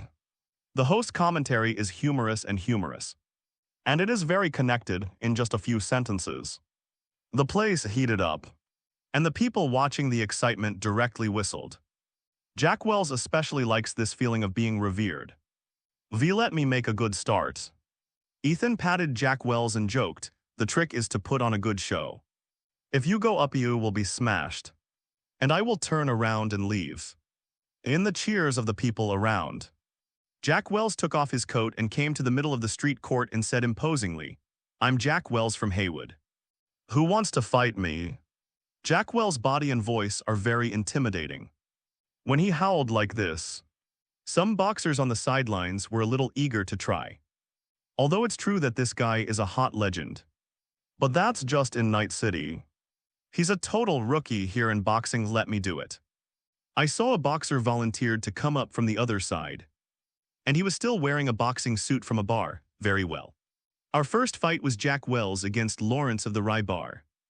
The host's enthusiastic voice sounded. Lawrence is a well-known boxer in the Glen. I don't know if Mr. William, the owner of the Rye Bar, would like to add some bonuses to this fight.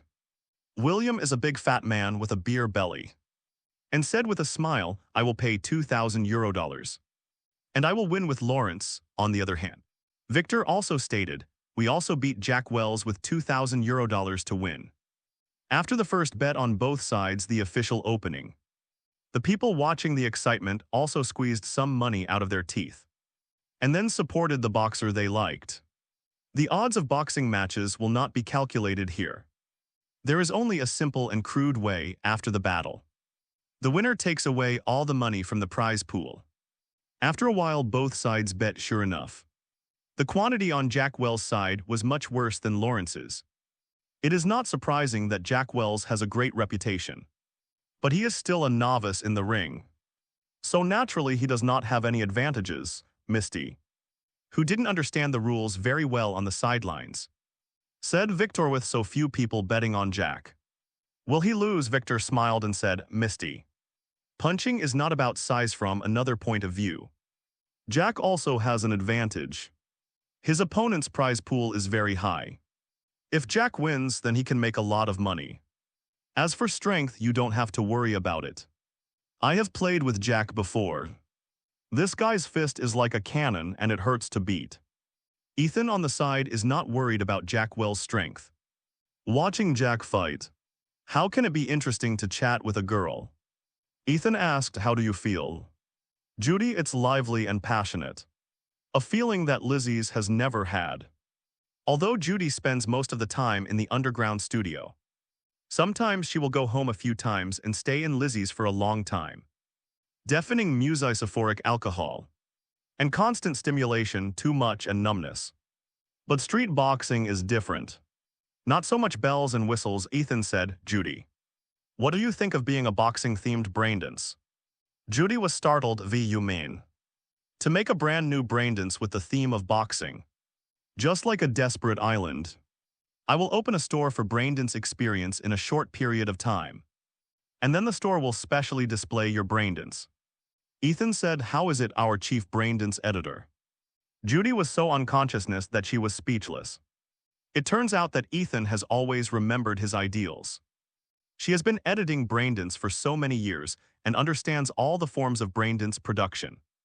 But she still hated this kind of braindance. Until the appearance of the desperate island.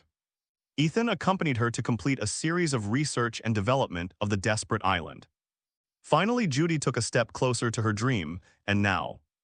Ethan bluntly said that he wants to open a braindance experience store, which will only display Judy's braindance. The meaning behind his offer was obvious. This is my dream too, Judy said movingly. So you have to nod to be my chief braindance editor. Judy laughed and said, okay. I'll be the chief braindance editor. As soon as these words came out, Ethan knew it was stable. It's not too late, let's start shooting the material now. Ethan took out the high-speed shooting camera that had been prepared for a long time. Judy took the camera with the same care she might have taken Ethan's hand. The fight in the ring continues before the fight. Jack Wells and Lawrence agreed on an old-school style of play. In other words, pure hand-to-hand combat without activating cyberware enhancements. The authentic boxing. The people watching can't help but applaud. Victor all jumped up, well done Jack.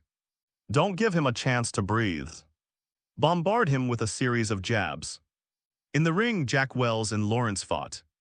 Jack Wells first hit an uppercut, disintegrating Lawrence's defense.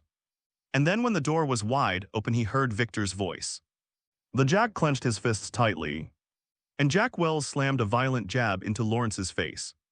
Before starting again, Jack Wells took the initiative to adjust the charged attack of the gorilla fist arm to the lowest level. Therefore, Lawrence Yuho ate a punch to the face. Was at most just a badly bruised face boom. Lawrence fell on the ring at once. Jack Wells, like a qualified boxer, did not continue attacking, and the host acted as an old-fashioned boxing referee. Lawrence, you have 10 seconds to stand up and prove that you can still fight. Lawrence, are you all right? The host squatted beside him and said loudly.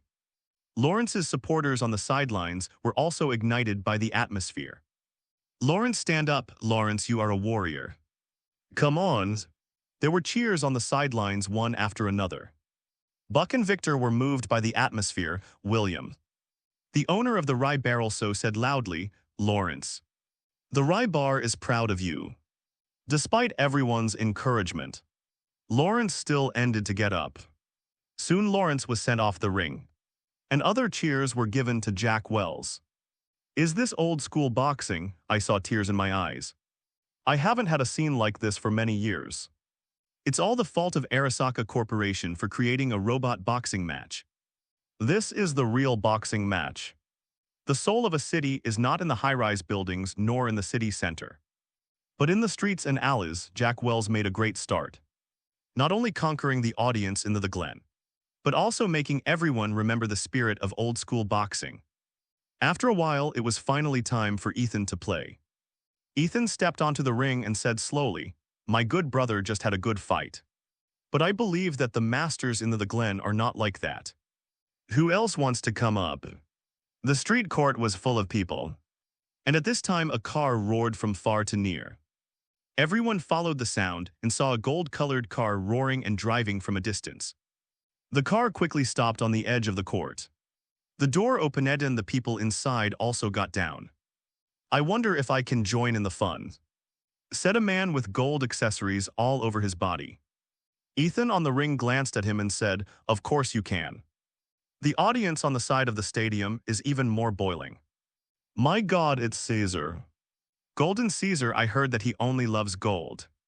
It's actually him, the most powerful fighting king in the valley, in Night City. The 6 major districts govern a lot of small areas. So if you make a name for yourself in some small areas, it will be very popular in other areas. Just like Caesar who got out of the car. There are many fans even in the Glen area. Caesar stepped onto the ring and looked at Ethan and said, I know you've a new legendary figure in Night City. Your strength is very strong, but not necessarily in the field of boxing. So I made a special trip from the valley area to challenge you. In 2077, the internet has developed to the extreme. The news that Ethan and Jack Wells had a boxing match in the Glen had already spread like wildfire in the nearby area. This is exactly the effect Ethan wants. Caesar, I accept your challenge. You can choose between old-school boxing and black boxing. Caesar activated his body and warmed up slightly. Only those scumbags use the mantis knives. And a real good man should punch to the flesh. Looks like tonight's our unknown boxing match will have a very hot popularity. The legend of Night City versus the Upper Valley fight King Caesar, who is better in the end.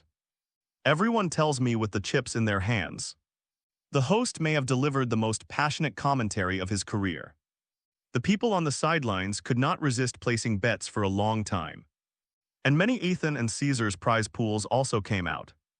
There is a lesson from Jack Wells. Ethan's approval rate has risen a lot, but it is still far behind Caesar's popularity. Before starting the fight, Caesar signaled that he still had something to say. I'll add a more respective bonus money personally if I lose. You will take my money and the car but if you lose. You have to call me Brother Caesar. The people of Night City put fame above everything else. Ethan agreed and said, let's start then on the ring. The battle between Ethan and Caesar is imminent. Caesar bounced around on the ring, showing off his agile movements in addition to punching. You need to be firm and ruthless, but also rely on good movement.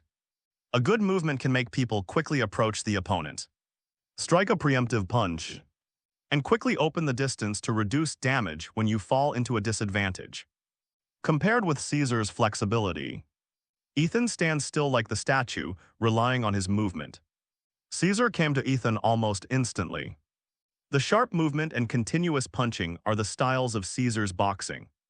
With these two skills, he is able to stand proud of the valley area.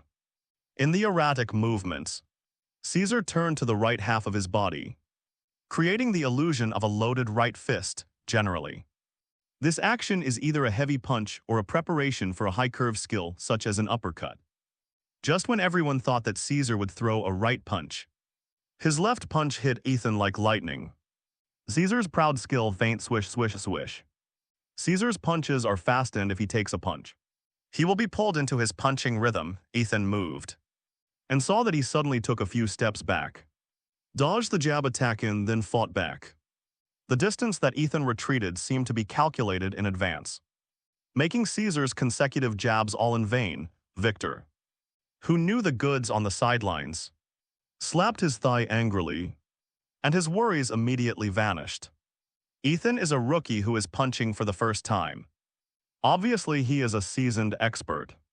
At the moment when Caesar makes a shot, he can calculate the attack range of the center of gravity of the attack and the speed of punching, so as to dodge. Such a reaction is comparable to installing a top-level reactive prosthesis module. But only Victor knows that this guy Ethan has never done a cyberware transplant. After dodging Caesar's jab again, Ethan didn't retreat, but went ahead and slammed it out with a heavy punch. Caesar is not a vegetarian either, so he quickly raised his elbows in defense. The bare fist slammed directly on the hand with the hardened forearms, but Ethan's strength was transmitted directly. One punch ended, Ethan threw another heavy punch. Caesar was stunned while resisting Ethan's fist. How did this guy manage to maintain the speed of his jab while still having the power of a heavy punch? Bangs, bangs, bangs. After blocking more than a dozen punches in a row, Caesar was about to distance himself. Caesar suddenly retreated, and then saw Ethan following at the same time. When the pace catches up synchronously, it is another heavy blow from the relentless storm. Damn it, Caesar's heart was agitated, and Ethan simply refreshed his cognition, realizing that he couldn't get rid of Ethan's fist. Caesar gave up his defense and threw a heavy punch in the face. Then the two began to fight hard like beasts. This way of giving up defense and attacking the opponent with all their strength tested the boxer's punching power and fighting ability. The two collided with fists and fists, directly facing each other. The fist fell on the body and the bones made a muffled sound. The sound of this hitting directly on the body made the people on the sidelines excited. There is nothing more enjoyable than a close match. In the blink of an eye, after more than a dozen exchanges, Caesar's punching power and punching speed have declined. His entire face is swollen into a swollen beyond recognition, and his physical strength is approaching the limit. Ethan caught Caesar's slow speed, and took the move first with an unpretentious punch and hit Caesar in the face again. Caesar fell straight down on the sidelines. Jack Wells, Victor, Misty, and even Judy were applauding. The host immediately greeted him and started the 10-second countdown. When the 7th second was counted, Caesar struggled to stand up. The title of King of Fights in the Valley area supports him on his feet. Ethan couldn't help but look up at him with more respect. In an old-fashioned boxing match with Caesar, Ethan followed the way of a regular boxing match. But after so many hits, it's not bad to be able to stand up. Come again, Caesar shouted vigorously. His steps could no longer jump. But he still took an attacking stance. Ethan still punches hard. This time he almost broke through Caesar's defense. Caesar was horrified at this moment. Why is this guy's fist still so fast and heavy at this time? Isn't he tired? Ethan's punches are too fierce, Caesar, who used a pair of bare fists and hammers. Can't take it any longer. In a trance, Ethan was already close. Although Caesar fought very well, Ethan already wanted to end the fight. No fancy angles, just such a frontal punch, boom. Ethan's punch ripped open a seam in Caesar's defense, and the force went through his elbow and hit his face like a sledgehammer. Oh, the severe pain spread from the face to the brain in an instant, and Caesar's brain went blank in an instant, and the whole person fell directly to the ground, in unconsciousness. From Caesar to fall to the unconsciousness, all within the length of a single song. The fighting king in the valley area just fell on the basketball court in the valley area. Caesar's defeat also dispelled the idea of other boxers in the Glen to challenge, who will step forward only to lose after the boxing match. Almost all the bar owners came up and wanted to talk about cooperation. Ethan and Jack Wells have made a name for themselves in the Glen area. Given their identities, it is unrealistic to cooperate to fight black boxing. It can only be another direction of cooperation. For example, licensing of V and Jack Wells, as well as recording today's boxing match and playing it in the store. In dealing with the streets, Ethan gave Jack Wells full authority over the next few days. Ethan and Jack Wells followed suit in the Valley area. There are boxing matches in every area of Night City. Then one after another's. They conquered one block after another's, while fighting to win money. He also signed a cooperation with all local bars to sell V and Jack Wells. This repeated, accumulated a very considerable amount of funds in a short period of time. With the initial capital investment, it is necessary to purchase the industry. Whether it is a company or a gangs, each has its own chain of industrial interests. The company relies on the monopoly of all the technologies, while the gangs are in the gray area of alcoholism and wealth. And sometimes they charge some protection fees. But Ethan's model is completely new. He deliberately secured the open land near the Sunshine community, and then built a compact mega building on the ground. All the resources and contacts at Ethan's hands are integrated here.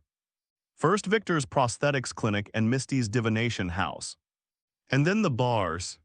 It was followed by a motorcycle club that Jack Wells demanded, and a Chinese restaurant led by Ethan, finally. There is the new Braindance Experience Club headed by Judy. In the case of sufficient funds, with the ability of industrial integration in 2077, the skyscraper will be officially completed in a very short period of time. On this day, Ethan was soaking in Judy's brand new studio when he received a special communication call. Great Zhao, VMY Dad returned to Night City last night, and I showed him the piece of black metal. Ethan said, "What does your father say?" Kang Zioya said, "What else can I say?"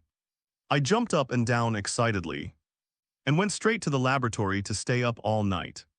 And today I'm going to invite you to dinner at the restaurant last time.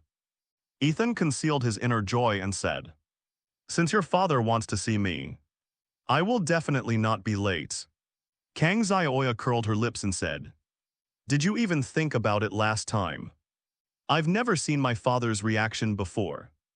I think I'm a messenger." Ethan hurriedly said with a haha, "You think too much. Let's do it. I'll give you a special meal at the dinner tonight. If you are loyal enough, let's not talk about it. Whose phone number? You look very happy." Judy said while editing Ko Meng, the daughter of the person in charge of Night City of Kang Tao Company. Ethan said, "Kang Tao. How did you make contact with them?" Judy put down the Braindance and turned the chair to look over. Ethan, "Well, it's a long story." Judy said, "Well, let's talk about something else. Do you have any ideas about what I mentioned to you before?" Ethan thought about it. "Aren't you talking about that exclusive Braindance Judy nodded. With a serious expression on her face, I'm never joking. And it's the first time I've ever made someone an exclusive braindance. Since Ethan arranged a new studio for Judy and opened a dedicated braindance venue for her braindance in a skyscraper. Judy said she would return a gift after thinking about it. Judy's decision was to make an exclusive braindance for Ethan. But several times I was too busy to elaborate. Ethan thought for a while and said any type is fine. In the few years she worked at Liz, Judy could accept all the braindances except the scav chops. I'm not that kind of person, Ethan solemnly stated. Well, since I'm going to be my exclusive braindance, I have to make a request, you said. Judy was very confident in her braindance editing skills. Ethan said, I enjoy diving, I want a diving dream. Judy was stunned for a moment, but then returned to normal. Diving braindance is no problem. What do you want to ask? Ethan smiled and said, it's too lonely to go diving alone, so I want a partner. And that partner to be you. Judy shook her hand and nearly dropped the braindance. Let's do this first, I'll go to work first. Ethan didn't give Judy time to refuse and hurried out of the studio.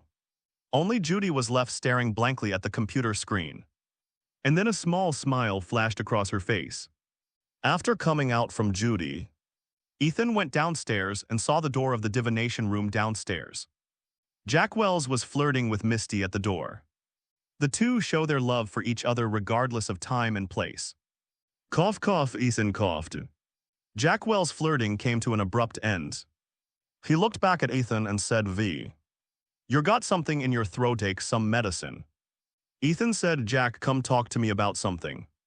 The two came directly downstairs. And Jack Wells rubbed his hands and said, what's the matter? Have a new job. After a long time as a mercenary, there are sequelae. I have to go to Little China to meet the people from Kangtao. Ethan said directly, now you immediately go to Stott from the Militech company. The skyscraper industry can be seen on the public-facing side. In fact, Ethan relies on research and development to increase funds. After having previously cooperated with Stott on the cyberware mod materials, Ethan decided that the cyberware mod materials developed in the future would all be sold through of Militech companies. After explaining something to Jack Wells, Ethan rode the CT-3X to Little China.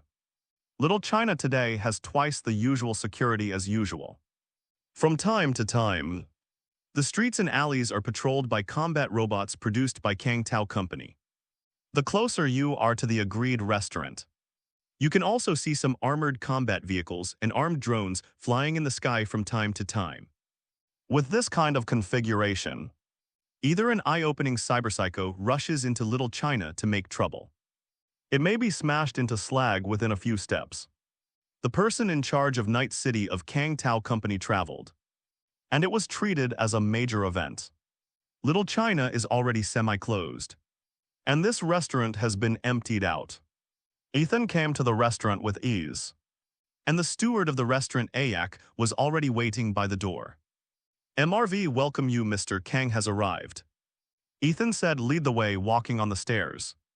Ethan could feel that the surveillance electronic eyes around him were capturing his movement trajectory. And there were still scrutiny eyes projected in the dark. There is no doubt about the lineup of big people. Soon, Ethan came to the top floor of the restaurant. Above this is a box that covers the entire floor. And there is a special inscription on the door of the box. Second to none. Ethan walked to the door and knocked on the door out of courtesy. Please come in, a warm male voice rang from inside. Ethan pushed open the door and went in, and saw the father and daughter of the Kang family in the unparalleled box in the world. Kang Xiaoya dressed appropriately and watched Ethan come in eagerly. And her eyes returned to color. When people are all together, it means you can start eating. This is the first time Ethan has met the person in charge of Kangtao. He has a typical Oriental appearance. As Kangtao's leader in Night City, he exudes a restrained and bookish atmosphere. While Ethan was observing, the man was also looking at him. Famous is worse than seeing. I'm Kang Ethan, the person in charge of Kangtao Company in Night City. The man introduced himself, Mr. V, would you mind telling me my Chinese name? Ethan found a place to sit down and said, Xiumu Ethan. One word is one wind. Ethan, I haven't been famous for a long time. Kang, Ethan said. He actually walked around half of the table and shook hands with Ethan. Ethan was a little flattered. Mr. Kang is too polite. Kang Ethan waved his hand and said, in Night City, there are not many opportunities to see Chinese people. And even less to meet Chinese people who are legends. And a handshake is still required, Ethan said, Mr. Kang said yes. The reason why Ethan is willing to disclose vibranium, a special metal that can detonate the 2077 world, to Kang Tao is because Kang Tao is a Chinese enterprise. To grow in Night City behind closed doors is not realistic. Therefore, To find an alliance under equal conditions. To do business and make friends. Ethan naturally chose Kang Tao Company, Ethan. Then we won't say polite word scum and try. These are authentic Oriental dishes. Kang Ethan greeted warmly. Ethan was not polite. He didn't treat himself as an outsider at all. He picked up chopsticks and ate. Kunlin also ate with a smile. While eating, Kang Ethan said, I have already seen the gift that Ethan asked Xiaoya to bring to me. To be honest, I just returned to Night City that night. And I was exhausted when I saw the gift. I was excited to spend the night in the lab. Ethan said, it seems that Mr. Kang is still at the helm of Kang Tao. Such people are excellent leaders. At least they understand technology. Not the kind of rice bucket that uses power to suppress people. Kang Xiaoya saw that Ethan and her father had not met for a long time. And they chatted hotly and couldn't help saying, Dad, is that broken iron really that strange? Xiaoya, you can't be rude. Kang Ethan admonished him before saying, Ethan, I neglected to discipline my daughter, which made you laugh. Ethan said, it's okay. Xiaoya and I are friends who eat roast duck together. Kang Ethan laughed and said, it turns out that we are so destined. This sentence is a double entendre. Kang Xiaoya eats at a very fast pace, which can be described as a storm. Soon only Ethan and Kang Ethan were left in the box. The meal is overran, the day is almost chatting. It's time to get into the theme. Kang Ethan switched to a rather professional attitude. Ethan, that piece of metal is still in Kang Tao's top laboratory. Through our tests, the metal has surpassed that of diamonds and diamonds. In addition to the hardness, we have tried a lot of extreme tests, but still can't see the deformation of the metal. Please ask Ethan to explain. Kunlin naturally understands the value of that metal. A special metal that has never been seen before, and whose hardness and all stress and deformation methods cannot work. Once certain difficulties are overcome, it may not be too much of an industrial revolution. When every new technology appears, everyone will sigh at the superiority of the technology.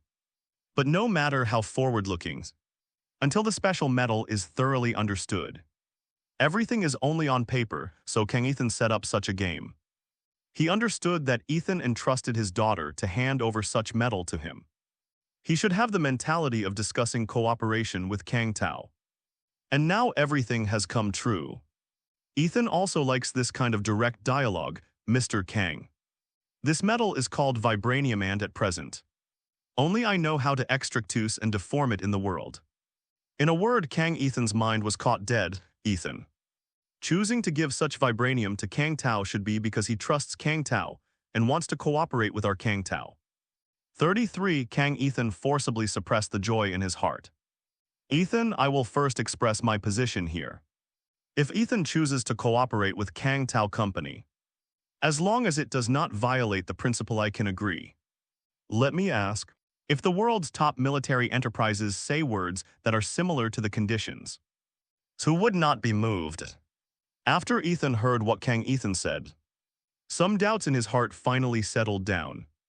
There is only one principal problem for Kang Tao Company: not to provoke any war for absolute interests. Hearing what Kang Ethan said, Ethan's heart was completely at ease. It was not in vain that he contacted Kang Tao Company. It seemed that the choice was the right one. Ethan touched the space with him and took out the barrier knife he had previously made with vibranium. Ethan's eyes were all attracted to him. Is it one of the Tang Blades' obscuring swords? Not bad. Ethan was also very generous and handed the barrier knife to Ethan for appreciation. After Lin took it, he seemed to be admiring a work of art, while being amazed at the craftsmanship of forging knives. He was even more amazed that Ethan had the means to forge such metals into such a state. After a while, Ethan returned the barrier knife and then tightly held Ethan's hand. Ethan, happy cooperation. After the preliminary negotiation on cooperation with Kang Tao Company was concluded, Ethan rode the Yaba Kusanagi CT-3X and wandered aimlessly around the city of the night again. Until now, Ethan has officially entered the game circle of those oligarchs in Night City. Sunshine Community top-floor residence at the usual time. Ethan woke up from the bed, but he didn't get up directly. The current Ethan is no longer the homeless person who had no food if he didn't do errands. At present, everything is going in the best direction. In terms of fame, Ethan and Jack Wells are already legends in Night City, and their joint drink is quite popular, and they can get a lot of money if they wait. In terms of communication, all friends have set up their own shops in skyscrapers, and some residents of Sunshine Community will often come to visit. In terms of money for the cooperation with Kang Tao, it can be said that if you want money, Ethan can directly read a number. And then there are the cyberware mod materials provided by the Militech company. Ethan makes a cyberware mod with his backhand, which is enough to kill in seconds. All the shit on the market, everything was good. Ethan lay on the bed and reviewed the current results, and suddenly realized that it seemed that he hadn't signed in for almost half a month. Sign in, Ethan said. Sign in successfully. Get a perfect level vehicle modification picture sample. Sign in successfully. Get the perfect disguise technique. Sign in successfully. Get minus perfect lab. Sign in successfully. Get the perfect level cyberware mod modification pattern. Sign in successfully. Get 1T of perfect vibranium material. Sign in successfully for daily check-in. There are more than 10 kinds of rewards in one breath. There are some new skills, of course. Most of them are scarce materials. Especially 1T of vibranium is enough for Ethan to do a lot of things. After organizing everything in the spatial storage, Ethan saw the nano storage box in the corner. Ethan patted his forehead and smiled. I forgot about Johnny Silverhand in the 2077 game. Johnny Silverhand is a well-known name in Night City, and it also has some influence on the subsequent plot. And here, Ethan's. If it hadn't been sorted out, it would have been missed. I don't know how Saburo Arasaka would feel if he knew that Relic eats ashes like this. Friday. What tell me earlier can be said about the data exchange inside? Ethan took out the nano storage box from the spatial storage and asked. Ethan, the data in the chip belongs to special neurological data of personality consciousness.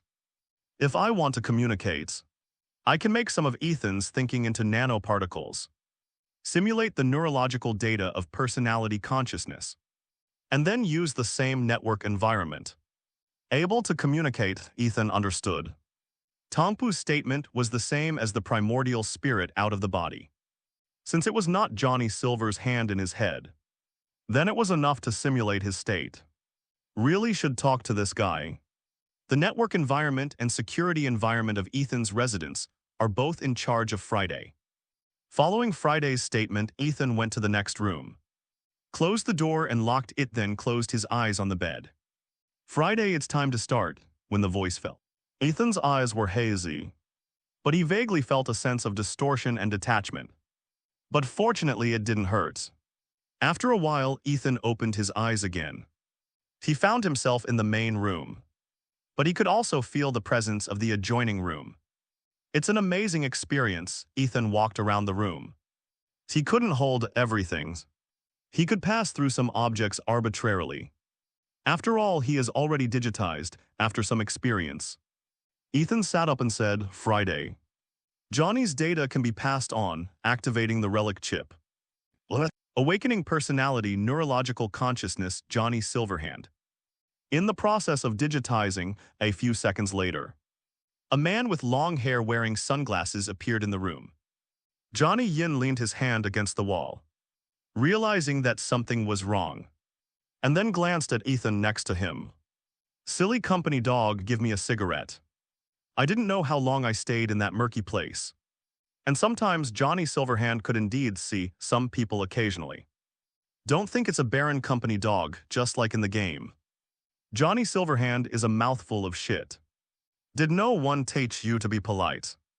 Ethan looked at Johnny Yinshu with interest. In the original plot, Johnny Silverhand's consciousness began to appear because he was shot by the black fat man. In order to survive and solve such a problem, the two talents cooperated in a way. But it doesn't exist here in Ethan. He doesn't need to rely on Johnny Silverhand in the slightest. Naturally, there is no need to be too polite. With your mother's courtesy, can you give me a cigarette? Johnny Silverhand said irritably. 0, for flowers, 0, Japanese symbol, Japanese symbol. He was like this when he didn't have the crotch to hide the thunder to blast Arasaka Tower. Wuxi band uses life to perform. Never go with the crepe style. Forget it, I shouldn't have expected anything from you. Ethan stood up and walked straight to the table. There was a pack of cigarettes and a lighter on it. And 2 bottles of beer. Johnny Silverhand's eyes were fixed on Ethan walking towards those things. He had been thinking about this for too long. It's mine. Johnny Silverhand rushed over to get the cigarette. Ethan walked away silently. Johnny Silverhand ran over quickly, then grabbed the pack of cigarettes. And his hand passed through the pack, depend on. Sadly, how can the data body touch the physical object? Johnny Silverhand stood for a while, then walked towards Ethan angrily and said, "Silly company dog." An angry Johnny Silverhand punched Ethan directly. "Johnny, you are like a clown, understand?" Ethan reached out and caught Johnny Yinshu's fist. Now it's Johnny Silverhand's turn. And he has seen people many times over the years. But without exception, he went straight through. Like that pack of cigarettes, in fact. Johnny Silverhand was simply throwing an angry punch, but was caught by Ethan all of a sudden. "Youth, who are you? Where is this place? Get the hell out of here, crap." There was so much information that Johnny Silverhand was confused. "Answer me. Is my body alive somewhere? Answer me, it must be so." Ethan just watched this guy go crazy. And finally, Johnny Silverhand returned to Ethan's side again. "What should I call you? A stupid company dog who works for the Baron Board." Johnny Silverhand has a temperamental personality. And now he only considers Ethan to be a pitiful idiot who was made into data by the Arasaka Corporation like him. Ethan said nothing. The current Johnny Yinshu has been locked up for too long. And he has become a mouse. Ethan walked to the table. Johnny Silverhand said, "Silly company dog. We can't touch these things though, you still want one." In the taunting of Johnny Silverhand, Ethan picked up the cigarette case. Johnny Silverhand had only ever loved 3 things in his life: samurai women, alcohol, and cigarettes. He was a prodigal as well as a lunatic. And a man who changed the world. He is not afraid of strapping a nuclear device to himself and blasting the Arasaka Tower. He is not afraid of being torn apart by Atom Smasher when the reform fails. Even if he faces the devil-like Saburo Arasaka in the laboratory. He is not afraid of reducing him to a digital construct. Inside the darkness, he waited endlessly for someone to appear. And every time he saw people would smoke a cigarette. And then curse again. None of the above. Johnny Silverhand was afraid, but now he is. He had just mocked the corporate dog for being unable to touch a cigarette. He only to be immediately proven wrong. If it wasn't for the data, how could this corporate dog catch his fist? It's really tactile. If it is the same as myself, why could he hold a cigarette? Johnny Silverhand has some begun questioning his own existence of. Done swearing, Ethan sat down on the chair, playing with the lighter with his fingers. Johnny Silverhand was silent for a while. "Okay. Let's talk calmly. What exactly is going on?" When he said this, Johnny Silverhand felt awkward. and he felt uncomfortable without swearing in 3 words. But based on the current situation, he thought that the guy in front of him might know something. There was a difference between arrogance and stupidity. Wouldn't this have been easier if you'd spoken normally from the start? Ethan rolled his eyes at him. If he hadn't known that Johnny Silverhand had this style, he would have wanted to format this guy. Then what can I smoke one? Johnny Silverhand swallowed. You can't smoke because you can't handle cigarettes. Ethan took out a cigarette from the cigarette case. If you can restrain yourself from swearing, I might consider lighting one for you. I'll restrain myself. Johnny Silverhand swallowed the swear words abruptly and said, I'll try my best. Ethan was also very trustworthy, and lit a cigarette directly and lit it up. Johnny Silverhand immediately brightened. The lighter ignites the flame burns the tobacco. This almost feels real. Ethan's mouth twitched. Could this be a T-bug? After a while, the cigarette burned down, and Johnny Silverhand finally quieted down, not to mention, if this guy kept his mouth shut. This look is he actually looked impressive. Johnny Silverhand, let's talk. But let me explain in advance that we are not negotiating as equals. So I will only answer 3 questions for you. And I will decide whether to answer or not. What the hell? Johnny Silverhand had never suffered from this, but he still forcibly endured it. Let's start. Johnny Silverhand walked around the room. He couldn't think of what he wanted to ask for a while, and he said it after thinking for a while. Are you from the Arasaka Corporation? Why can you communicate with me and light a cigarette? Does the Arasaka Corporation still exist? Johnny Silverhand's 3 questions were all concentrated on the Arasaka, and which showed how deeply Arasaka had scarred him. I'm not a member of Arasaka Corporation. I can communicate with you and light a cigarette is naturally because of my methods. Ethan said Arasaka Corporation is still there, and it remains a financial oligarch in Night City, Grass. Johnny Silverhand's mood went bad all of a sudden, but he still couldn't change anything. Ethan adjusted his sitting posture and said, I will tell you 3 things next. I have a way to preserve your existence. I have the strength to overthrow the Arasaka Corporation more efficiently and thoroughly than you. I'll give you a path forward. Work for me. Listening to Ethan's words, Johnny Silverhand thought for a long time. Why should I trust you? Do you have a choice? Ethan shrugged. Damn it. Johnny Silverhand said helplessly, you're right. I don't have a choice, but let me make one thing clear. I only cooperated with you because you intend to destroy Arasaka. Johnny Silverhand has his own pride and ideas, and his lifelong obsession is to destroy the wasteland. No matter what the cosplate 50 years ago, it was possible to detonate a Arasaka tower alone. So it's not a shame to work with Ethan now. Okay, let's do this for now. I'll find you next time. Ethan finished and let Johnny cut off the data transmission on Friday. After meeting Johnny Silverhand, Ethan also ended the data link. Ethan, who woke up in the next room, felt unexpectedly refreshed. After walking around the mega building, and then in the Sunshine Apartments, Ethan's comfort was interrupted by a communication call. Caller ID Goro Takemura. Hello, Takemura. Ethan answered the phone. Goro Takemura spoke very straightly. MRV. I want to meet with you to talk about something alone. Can I? I happen to be free. Send me the address. Ethan guessed that Goro Takemura would find him, but he didn't expect it to take such a long time. Tom's Restaurant. When Ethan arrived at the place, Goro Takemura was already waiting. Goro Takemura sat quietly, his posture perfectly straight. And he was indeed a top-level samurai, Mr. V. Goro Takemura saw Ethan walking in, and quickly stood up to salute. Takemura, be casual. Ethan stopped him, then sat across from him. Suddenly looking for me, are you in trouble or what?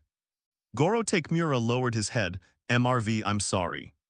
Japanese people are just like that, overly formal and polite. All over the top. Tell me about it, Ethan said. In the past few days, I have been searching around in Night City for events that are unfavorable to Yorinobu. And I have also tried to infiltrate his office, but all failed.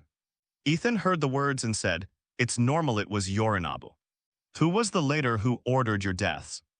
And he didn't kill you on the way from Watson District to Haywood. Yorinabu knew that you were a top-notch warrior and would not kill you. Why would he ever leave himself vulnerable, also? Yorinabu is currently the highest authority of Night City Arasaka Corporation. Saburo was allegedly poisoned Arabalin some time ago, and their security work has naturally been upgraded. The resistance to investigating the whole thing is bigger than I thought," Goro Takemura said while drinking tea. Ethan glanced at the wine beside the teapot. "You clearly ordered wine. Why don't you drink it? Alcohol will paralyze the nerves. And slowed reflexes is a taboo." Goro Takemura said, "So I just need to smell it lightly." Really a loyal dog, Goro Takemura has graying hair. And there are many traces of cyberware modification on his neck. This looks like the scars left by the guard Saburo Arasaka for many years. To be a samurai guard actually restrained himself to such a degree. Ethan didn't bother to comment, so he turned around and said, "Takemura, let's get down to business, Mr. V. I want to make a deal with you." Goro Takemura pondered his words. "When we were at the Konpeki Plaza, Mr. V and Mr. Jack should have been in the room, presumably Mr. V should know more details." Ethan raised his eyebrows. "Takemura, how do you think we were at that time?" A samurai's intuition. The fifth group of Takemura said ideally, if Lord Saburo said that he could trust Yorinabu. It is estimated that things would not be like this. Maybe there is a life-saving debt. And what Goro Takemura said has been considered. But what this guy was thinking about was if Saburo Arasaka hadn't stopped him from investigating at that time. Maybe it can stop Arasaka Yorinabu from killing his father, and then affect Ethan's plan. But in fact, Goro Takemura thinks too much. Yorinabu's father's slaughter was not led by Yorinabu. Saburo, an old monster who survived World War II. Everything was calculated carefully. Let Yorinabu kill him casually, that would be funny. And if you find out Ethan and Jack Wells were there at the time, it would be useless after all Relic already had it. Ethan can still kill. What do you want to trade with me? Ethan finished. Ordered a cup of milk tea and drank it comfortably. Mr. V risked to sneak into the Konpeki Plaza to get the Relic chip. He must be very interested in this chip. But Relic is the research result of Arasaka for nearly half a century. All the secrets are hidden in the laboratory, and he wants to understand thoroughly. Relic is not an easy task. Goro Takemura first threw his chips, and then said, "I can solve the problem of Relic for MRV. Although I don't understand technology, I know where to find the key people. You want me to help you deal with Yorinabu?" Ethan took a sip of the milk tea and said with a playful sip, "Goro Takemura occasionally has an online IQ, and he actually wants to use the Relic chip to make a deal with himself." "No," Goro Takemura said word by word. "I have to get rid of Yorinabu by myself. What I want is that Mr. V can provide me with a convenience during this time, as well as the details of that day." "I can provide you with convenience," Ethan said, sucking on the milk tea, "but there are really no details that day. After you left the rooms, their father and son started quarreling. You know that mercenaries aren't scholars, and I have no language recognition module, so I can't understand the Japanese they speak. They started talking and fighting, and that's it." Goro Takemura frowned, looking at the feedback Ethan gave him. Ethan was not in a hurry, and he never asked for help from the beginning to the end. Yorinabu's father killing is a big hole card for himself to blast the Arasaka, and he will reveal it to Goro Takemura after eating too much. After a while, Goro Takemura made a decision, then asked Mr. V to provide me with some convenience during this time. Although I can't get the details of that day. Yorinabu's hand is right, maybe it's enough. You can go to the northern part of Watson District and contact Jack. There is no problem with shelter, food, or weapons. Thank you very much. Goro Takemura bowed slightly. Mr. V is interested in the Relic chip. The key individual is Anders Hellman. He is the designer of the Relic chip. He can solve all the problems of MRV. It's just that Anders Hellman has already defected from Arasaka, and it takes some means to find him. Goro Takemura said, I need to do some more things next. So I will say goodbye first. Goro Takemura left. But Ethan sat alone and finished the milk tea carefully. At this time, the electronic screen hanging at the bar began to broadcast real-time news. The topic of the news is naturally the Arasaka Group at the center of public attention during this time. The information given on the news is probably the board meeting of Arasaka Corporation. Arasaka Yorinobu sat in the seat with a gloomy face. And then the camera cut to a woman, Arasaka Kanako. There is not much news about Hanako Arasaka. And after the reporter asked a few questions, the commercials started again. Damn it. There's bad news everywhere. I'm going to vomit, Tom.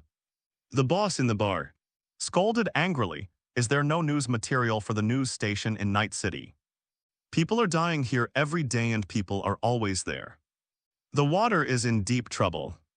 And the Arasaka Corporation that talks about shit every day. Tom, Night City is a Arasaka territory. Don't you take it easy, a regular customer teased. What are you afraid of? It's because of these dog companies that the country has become such a ruin. I'm scolding him.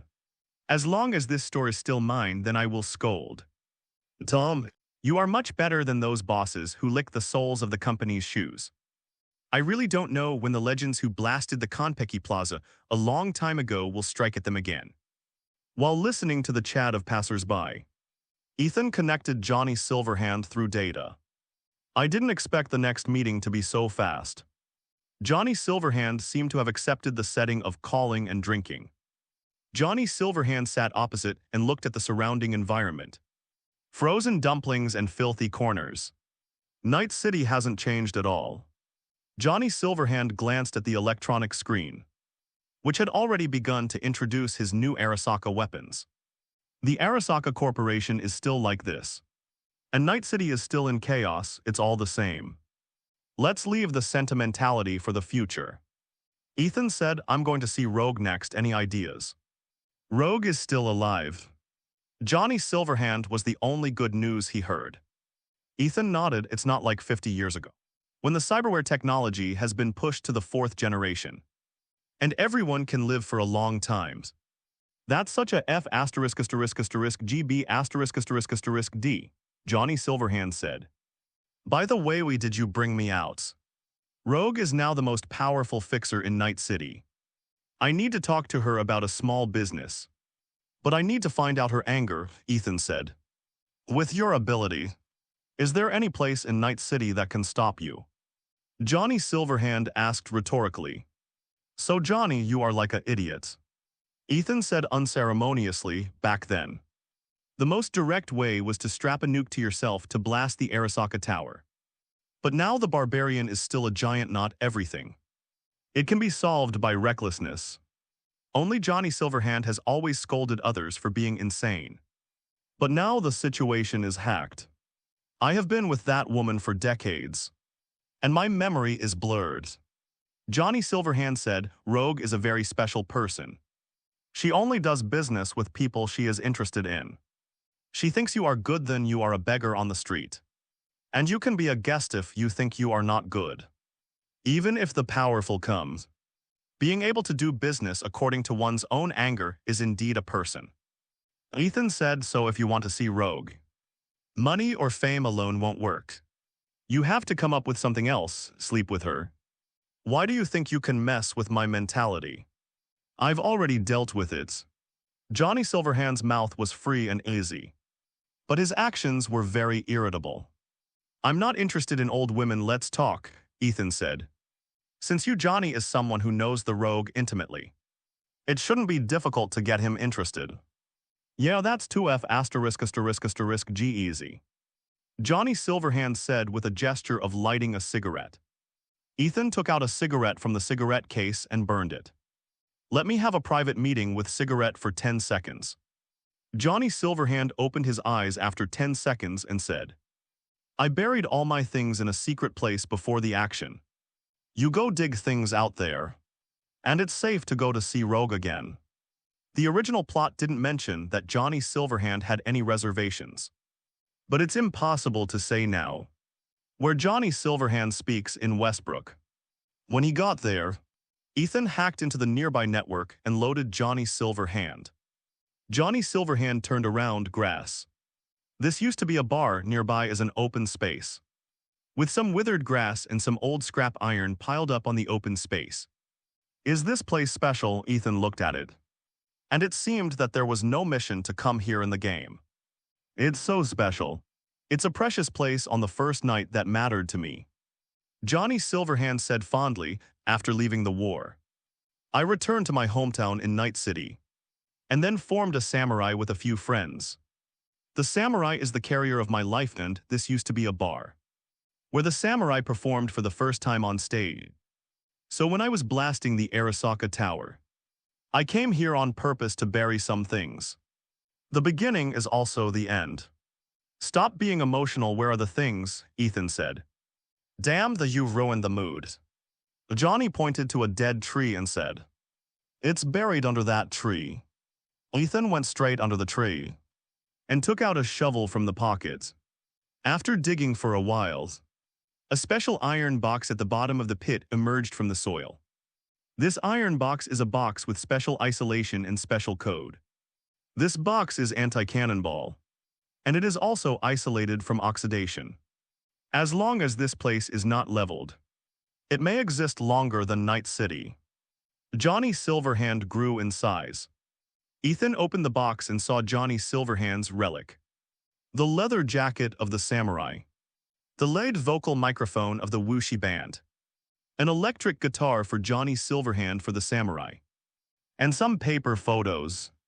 Johnny Silverhand squatted down and said, You can use these miscellaneous things. But can the photos help me keep them well? Yes. Ethan is not the unreasonable kind. As night fell, Afterlife was still full of business. In the darkness of the night, a strangely dressed man appeared as the times progress. People's dressing style in 2077 is also the style of 2077. In this era of cyberware transplantation for everyone, cyberware modification is a powerful portrayal of a person's ability to prove his own strength. And it is also an intuitive form of expression to show his personality. Therefore, most people wear clothes that are revealing. And only in this way could others see their modifications by others. If it weren't for the relevant regulations in Night City, it is estimated that many people would choose to wear nothing. There are all kinds of people entrenched in Afterlife. Although this bar does not look so gorgeous on the outside, everyone with experience knows that this is the best. It was in such an environment that there was a sudden appearance of a man who was dressed in old-fashioned clothes. At first glance, it was very dazzling for people who dressed in style decades ago, especially the red-faced ruin image of the samurai on the clothes, as well as the guitar of the Johnny's own guitar. This person was Ethan, who came to Afterlife from Westbrook. As soon as he wears the leather jacket of the Wuxi band, and then carries the electric guitar of Johnny's Silverhand on his back. It looks very tasteful. The eyes of the people around follow Ethan. And the legendary Johnny Silverhand is a belief in the eyes of many people. So there is a cosplay. These people will only feel surprised and will not come to find trouble. Ethan walked straight into Afterlife, and some people in the bar who were drinking and dancing, even the flirtatious people, watched this scene and saluted. So much like the style of Johnny Silverhand. Hey man, are you in cos Johnny Silverhand? He's got a good eye, he's a big guy. This dress is very delicate.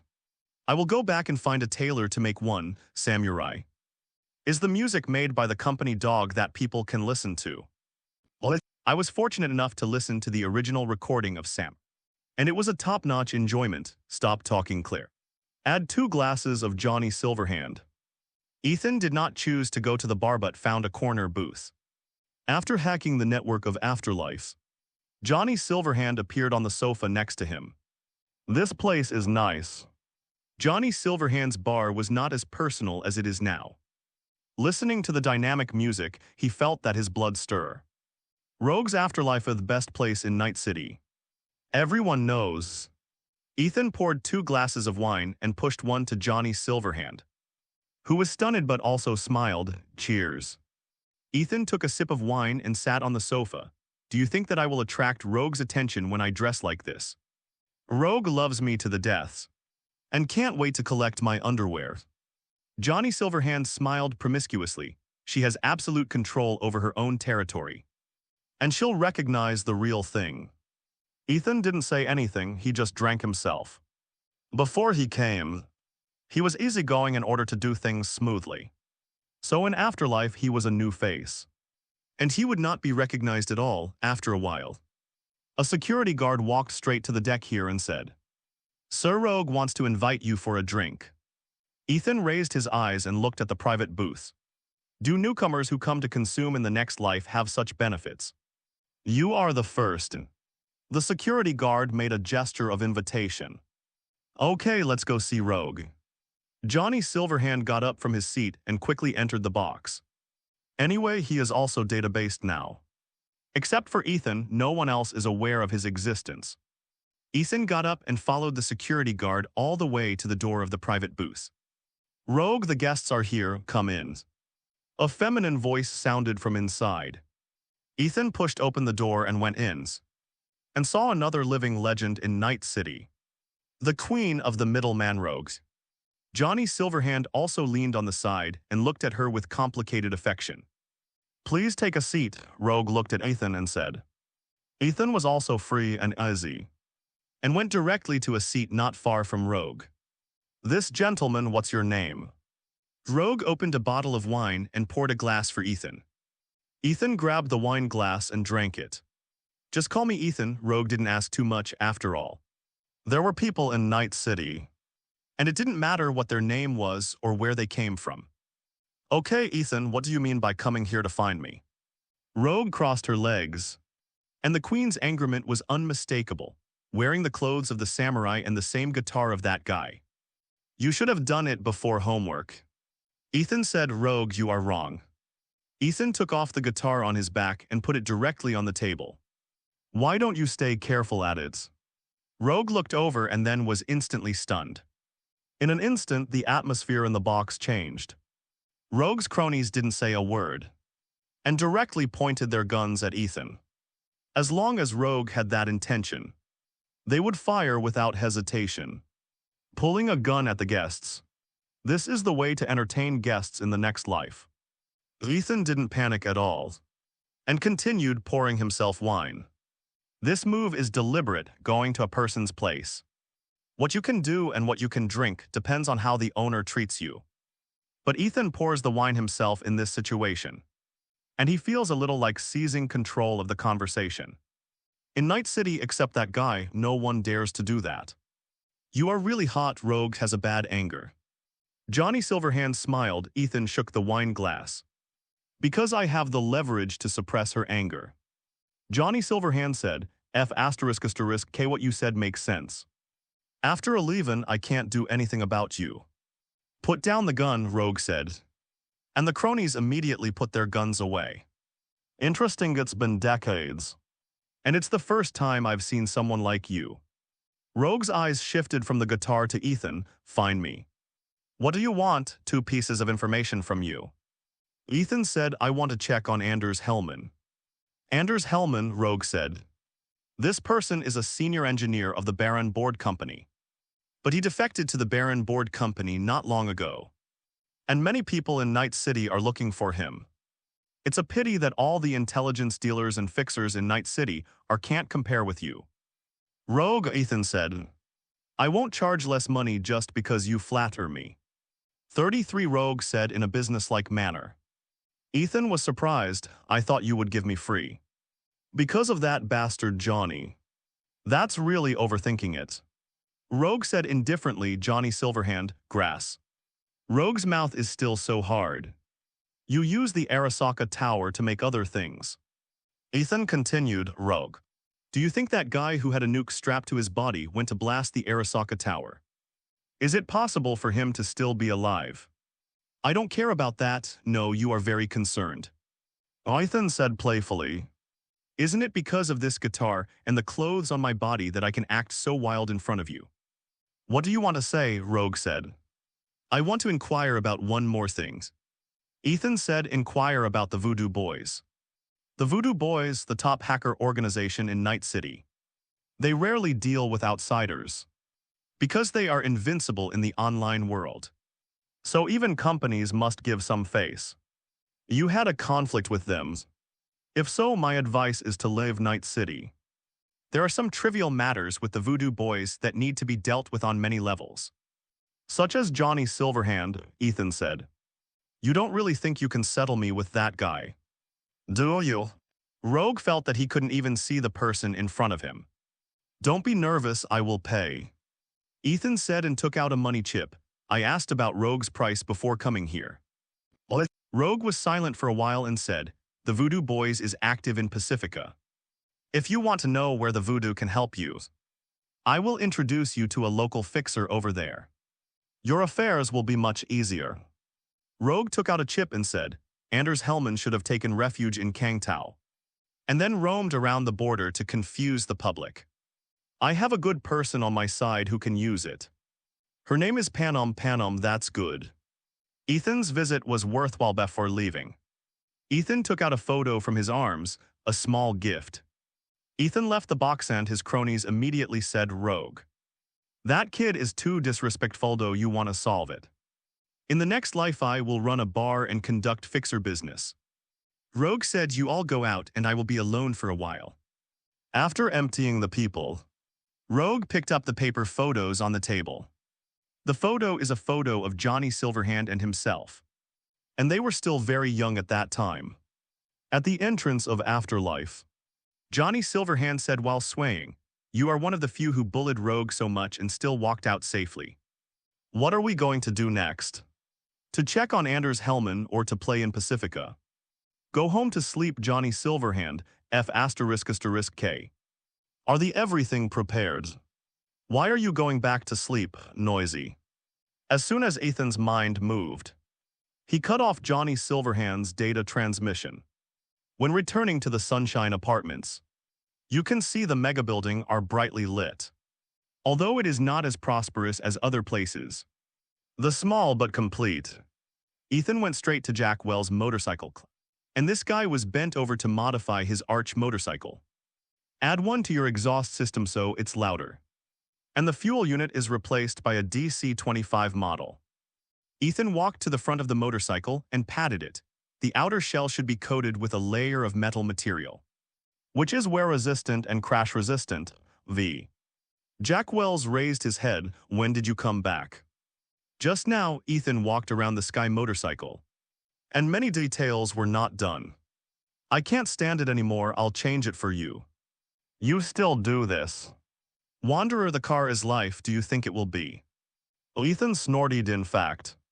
His vehicle-proficient technology was almost overflowing. Jack Wells thought Ethan was bragging at first. But when Ethan got started, he was stunned, as the saying goes. The layman is watching the fun and the expert is watching the doorway. Jack Wells loves motorcycles. His car modification skills are also very good in Haywood. But far from being as perverted as Ethan now. Ethan dismantled the Tankyong motorcycle with 3 strokes, 5 divisions and 2 with the modification tools. With this quick disassembly technique, the top tuners are no exaggeration. Jack, you seem to be at a loss for buying this car. Ethan saw that many parts were defective, impossible. Although the Skydome is not as good as your Yeba Kusanagi CT3X, it is also a top motorcycle. And I bought it with a loan when I bought it.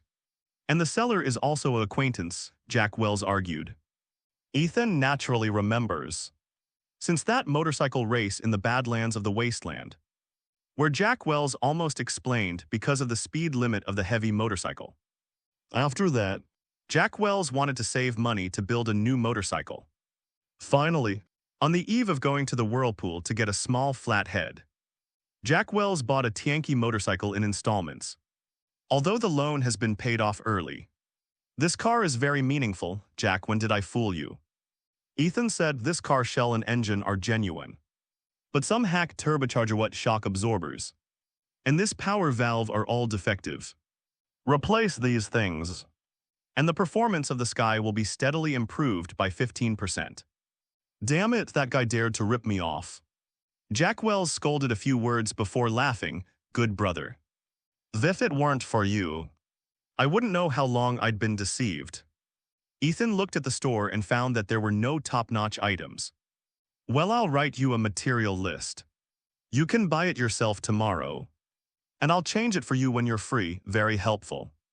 Jack Wells took Ethan's shoulders and said, but apart from changing the car, should I 230s find some work, look for a job?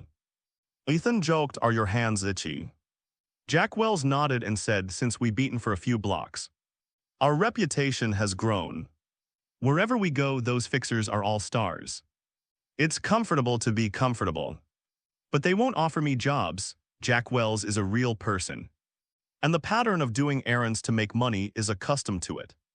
And it is a bit difficult to change for a while. Jack, you're embarrassing them. The problem is that there aren't that many jobs that need legendaries. Or that can afford legendaries, Jack Wells sighed and said. I can't think of a lot of fame and problems. Ethan said, okay, as you mentioned. I just have a new errand here. Oh, who is the fixer? Jack Wells said with bright eyes, rogue of the afterlife. Now that's something, Jack Wells burst into flames. Tomorrow morning find Victor to upgrade your cyberware. And then we will go to Pacifica. The next day, Victor Prosthetics Clinic. Jack Wells was already lying on the operating bed. And Victor closed the door before saying, what are you going to do with your hands? Victor is his own and Ethan did not hide it. Going to Pacifica to make a deal with the Voodoo Boys. The Voodoo Boys, they are not easy to mess with. Victor said while preparing, they are the most mysterious gang in Night City. And almost all forces are reluctant to deal with them. That's fine, but there's something involved. Evelyn Parker's affair did not end. But the Voodoo Boys took her back so naturally. From where Evelyn Parker issue can find Ethan's head. Rather than waiting for the Voodoo Boys to find him. It is better to take the initiative to touch him. Then upgrade the entrance of the brain and the neural socket. Victor said the Voodoo Boys is very powerful in the means of network intrusion. And even various cyberware devices of the human body can be hacked. I use it here, get the best parts and give you insurance. Victor, it's thorough. Jack Wells said without any worries, old why don't worry. You can upgrade your cyberware for me. And I and V will take action together. There is nothing that we can't settle, I believe.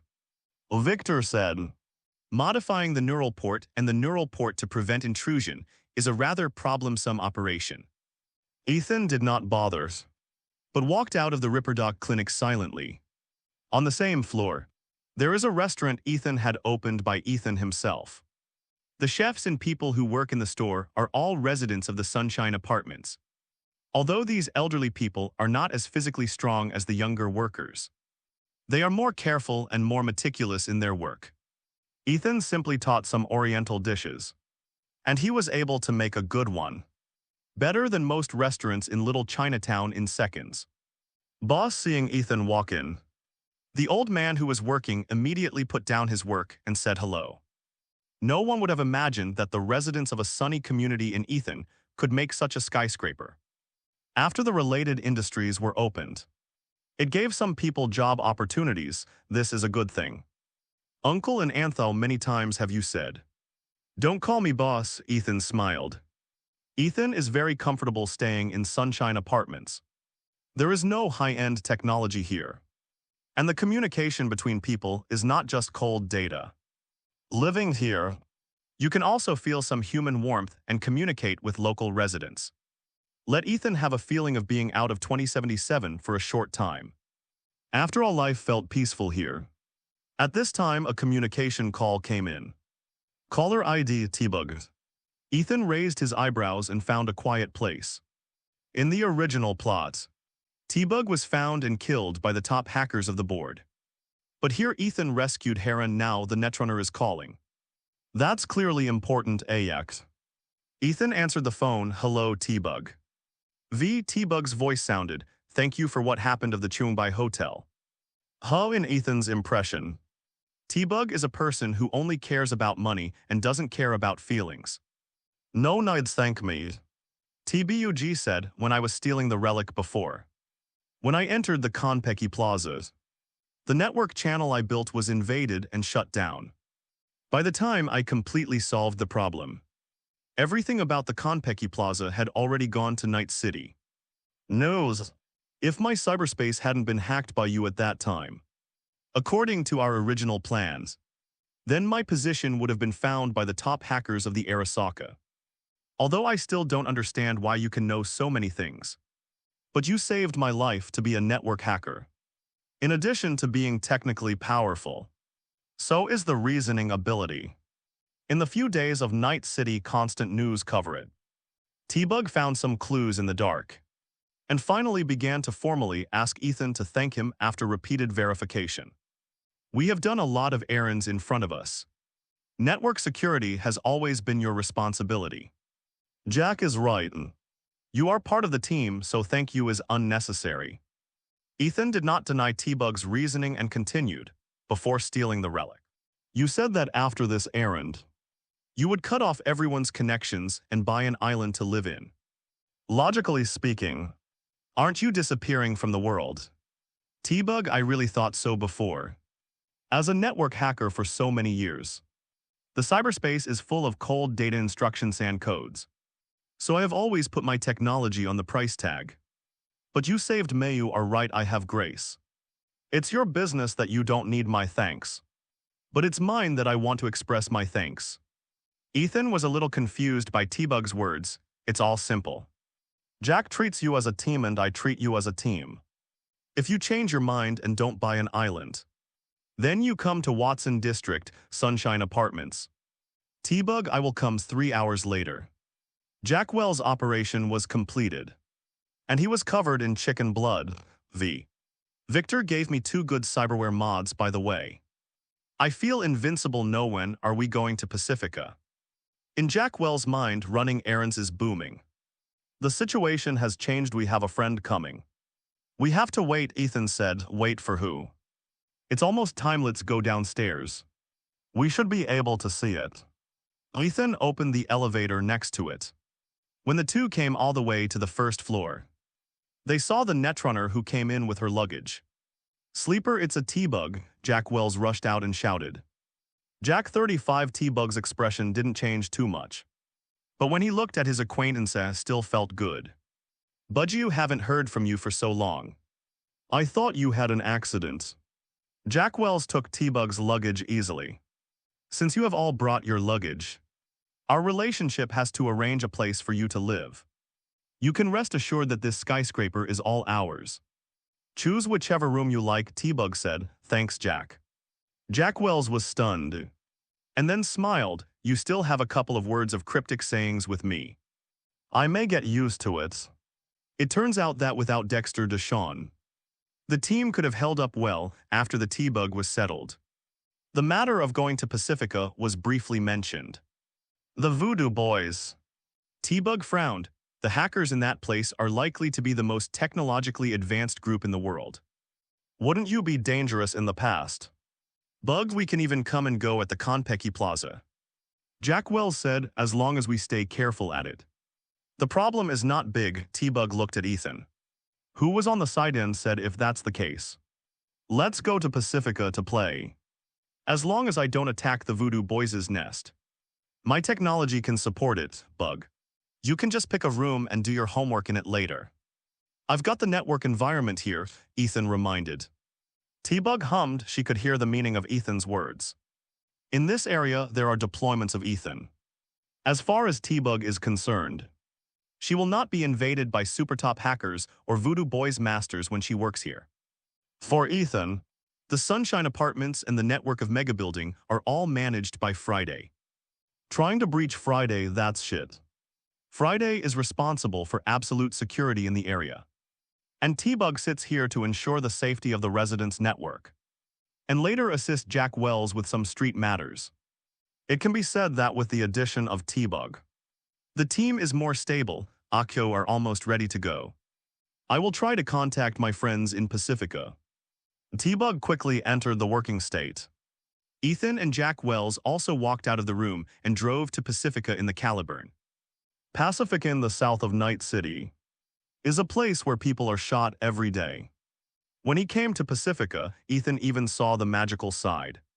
Smoke billows from the building on the left side of the street, and gunfire is heard in the sky. The armed aircraft of the Armed Security Bureau are fighting to suppress the fire. On the street on the right, there are still pedestrians strolling around, as if the chaos around them had nothing to do with them. Grass Pacifica is still so messed up. Jack Wells looked at it and said, "This place has not been very stable since before, and other places occasionally exchange fire between gangs. But in Pacifica, there is no exchange of fire that day. It may be, damn it." Ethan and Jack Wells shuttled through the streets and could see a familiar style. War-damaged Syria wind, street shops, roadside vehicles. Landmarks, no places with few bullet holes. It's just so random. Fortunately, it is close to the center of the city, as the focus area of the Armed Security Bureau. The security here has improved a lot. But of course it is only a little better than the periphery. Ethan called the fixer in Pacifica, Mr. Hands. I'm the wind in Rogue's mouth. Ethan said straight to the point. Hands was also polite. Ethan, you are welcome to Pacifica. Just find me in this boundary. How can I help you, if you can? Please help me connect with the boss of the Voodoo Boys. Just get down to business as soon as you come up. Hands said in surprise. The boss of the Voodoo Boys is called Mammon Bridget, and it's not easy to pass the word to her. Ethan said sharply, be direct, can you do it? Don't worry, Ethan's. Hands said with a ha-ha-ha, it's hard to do. But if even I can't handle the Voodoo Boys, maybe no one else in Night City can handle it, nor Rogue. Ethan said Rogue is indeed the most powerful fixer, but she is not omnipotent. Rogue has channels to contact them, but it is unclear whether the Voodoo Boys shows respect or not. Every one of their big and small leaders is very proud, and they don't even bother to talk to irrelevant people. Fortunately, I'm a native of Pacifica, and I should be able to talk to each other. But I have to know why you are looking for them. Ethan said personal affairs. I can't really help at all. This is what you, the fixer, should do. Just contact me when there is a result. After Ethan finished speaking, he hung up the communication. I don't see that you seem very strong to outsiders. Jack Wells said suddenly, stronger. We find him to do things, and then give him money to contact him. It's a natural transaction. Ethan patted Jack Wells and said, Jack, when you deal with the streets in the future, you must draw the bottom line. You can't just give and you know. You and my mother have an argument. Jack Wells said, what you said makes sense. Doing things with money is only natural. So what about the rest of our time? At this time, T-Bug's voice interjected. The Voodoo Boys rarely interacts with outsiders. They have their own order system and formal rules. Especially in Pacifica, it can be said that the eyes and ears of the Voodoo Boys are everywhere. Jack so keep a low profile years. Jack Wells pouted and said, okay. Then open a hotel and get some sleep. The trivial matter of hotel check-in. T-Bug has already used the fake identity that he got at the Konpeki Plaza last time to check in at a hotel in Pacifica. This one is located in the middle of Pacifica and has a lot of surveillance cameras from the Armed Security Bureau. It can be regarded as the place with the highest security in Pacifica.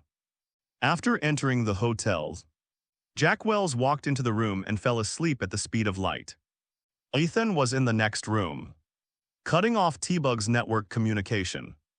Then hack into the hotel's network and give Johnny Silverhand some air. After Johnny Silverhand came out, he wandered around the room for a willing said, I still want to tell Yao, can you be less abrupt next time? At least let people finish the sentence. This guy is still angry, and he was forcibly sent back last night. Do your best. Who told you to correct your attitude? Ethan said with a smirk, I fix my attitude. Johnny Silverhand, forcibly restrained from swearing, took a deep breath and calmed down. Where is this place? Pacifica. Ethan said, I just contacted the fixer introduced by Rogue, and asked him to find a way to connect with the Voodoo Boys. "Damn it, you're really here to touch the Voodoo Boys," Johnny Silverhand said in disbelief. "Why don't I come over for vacation, light a cigarette?" Johnny Silverhand said, "Come by yourself." Ethan threw the cigarette and lighter away. "Are you sick? You know that I can't." As Johnny Silverhand spoke, the cigarette and the lighter fell firmly in his palm. Clutching his cigarette case and lighter, Johnny Silverhand was froze in shock. I'm so especially able to smoke." Johnny Silverhand flashed to the window, took out 3 cigarettes from the cigarette case and stuffed them into his mouth. Then lit the lighters. 3 roots blow together with astonishing enthusiasm. "Aren't you afraid of killing you? I'm no different from a dead person." Johnny Silverhand said indifferently, "Why can I smoke too?" "What did you do?" Ethan nodded. "Yesterday you gave me your old belongings. This is your reward to make Johnny Silverhand smoke. All it takes is Friday to model smoke and fire into neural data."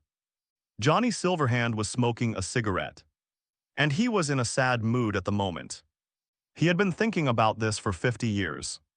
Soon after the 3 cigarettes were finished, Johnny Silverhand took out 3 more cigarettes.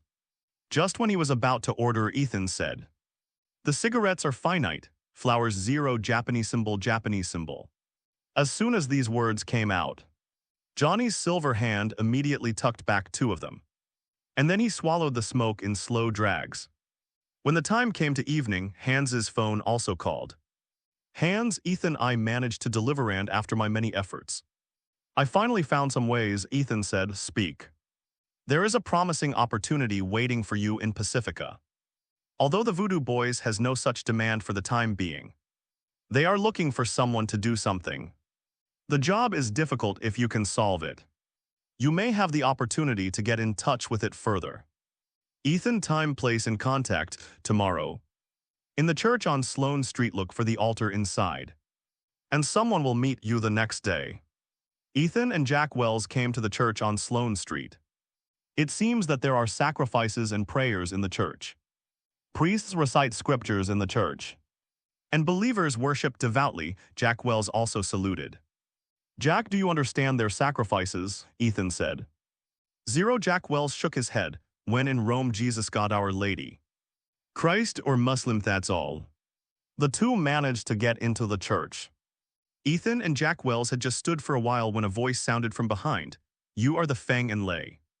Before coming, Ethan and Jack Wells not only used false identities, but also specially asked Jack to adjust their facial muscles. And Ethan was naturally disguised.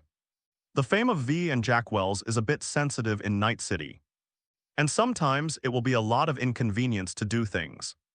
Naturally, it's easy, we are. Ethan and Jack Wells turned around and saw a black man. Man said, "It's been a long time since you've waited. You can just go to a butcher shop on Kane Street and find Placide, and he'll tell you in detail." Ethan and Jack Wells walked out of the church and went straight to the butcher shop on Kane Street. Jack Wells, "This Voodoo Boys is damn ridiculous. A endless chain of contacts, T-Bug, Jack. You could scold them and you could be monitored." Jack Wells, "That's what I said, Voodoo Boys bastards." Ethan said, "Isn't it a T-Bug? The Voodoo Boys rarely interacts with outsiders. They may be the top hackers in the world. Such people are naturally hidden behind the scenes. It doesn't matter.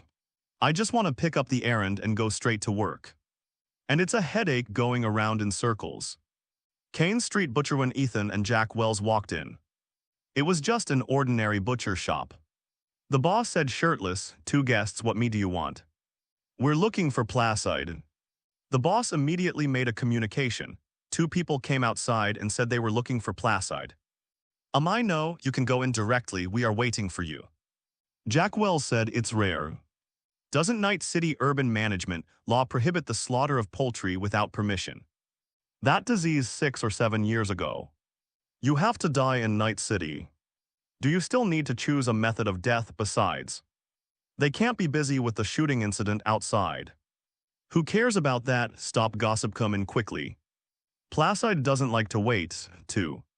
This butcher shop is obviously one of the strongholds of the Voodoo Boys in Pacifica. Ethan and Jack Wells came to the poultry processing room at the back. And there were a lot of poultry meat hanging on both sides of the entrance. Going inside there is a long passage, where there are some translucent curtains as partitions, through which you can see various lights from many computer equipment. T-Bug, the interference signal inside is very strong. I will also cut off the connection.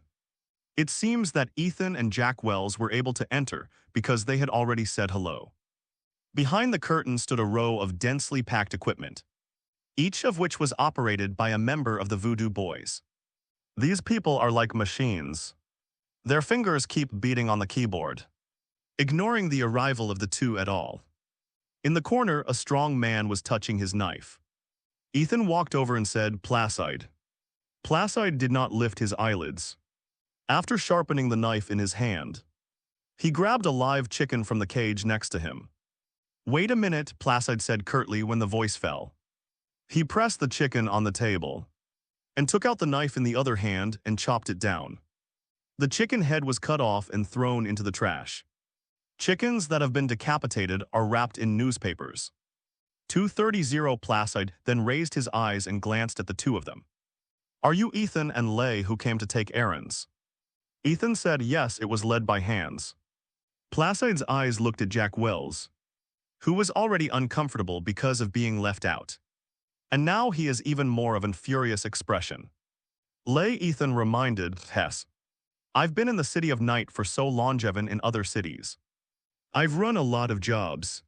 Those employers and fixers are full of praise for us. Can't think that a minor member in this Voodoo Boys can be so crazy." Jack Wells' sour words did not make Placide have any reaction. The guy's coolness is in contrast to his size. "We are indeed here on errands. Can we see Ma'am and Bridget?" "No." Placide took the newspaper in his hand and walked towards the door. "This is not the place to talk. Come with me."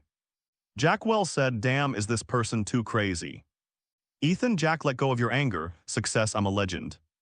And I don't get angry with minor characters." Jack Wells would also adjust himself. Placide did not drive.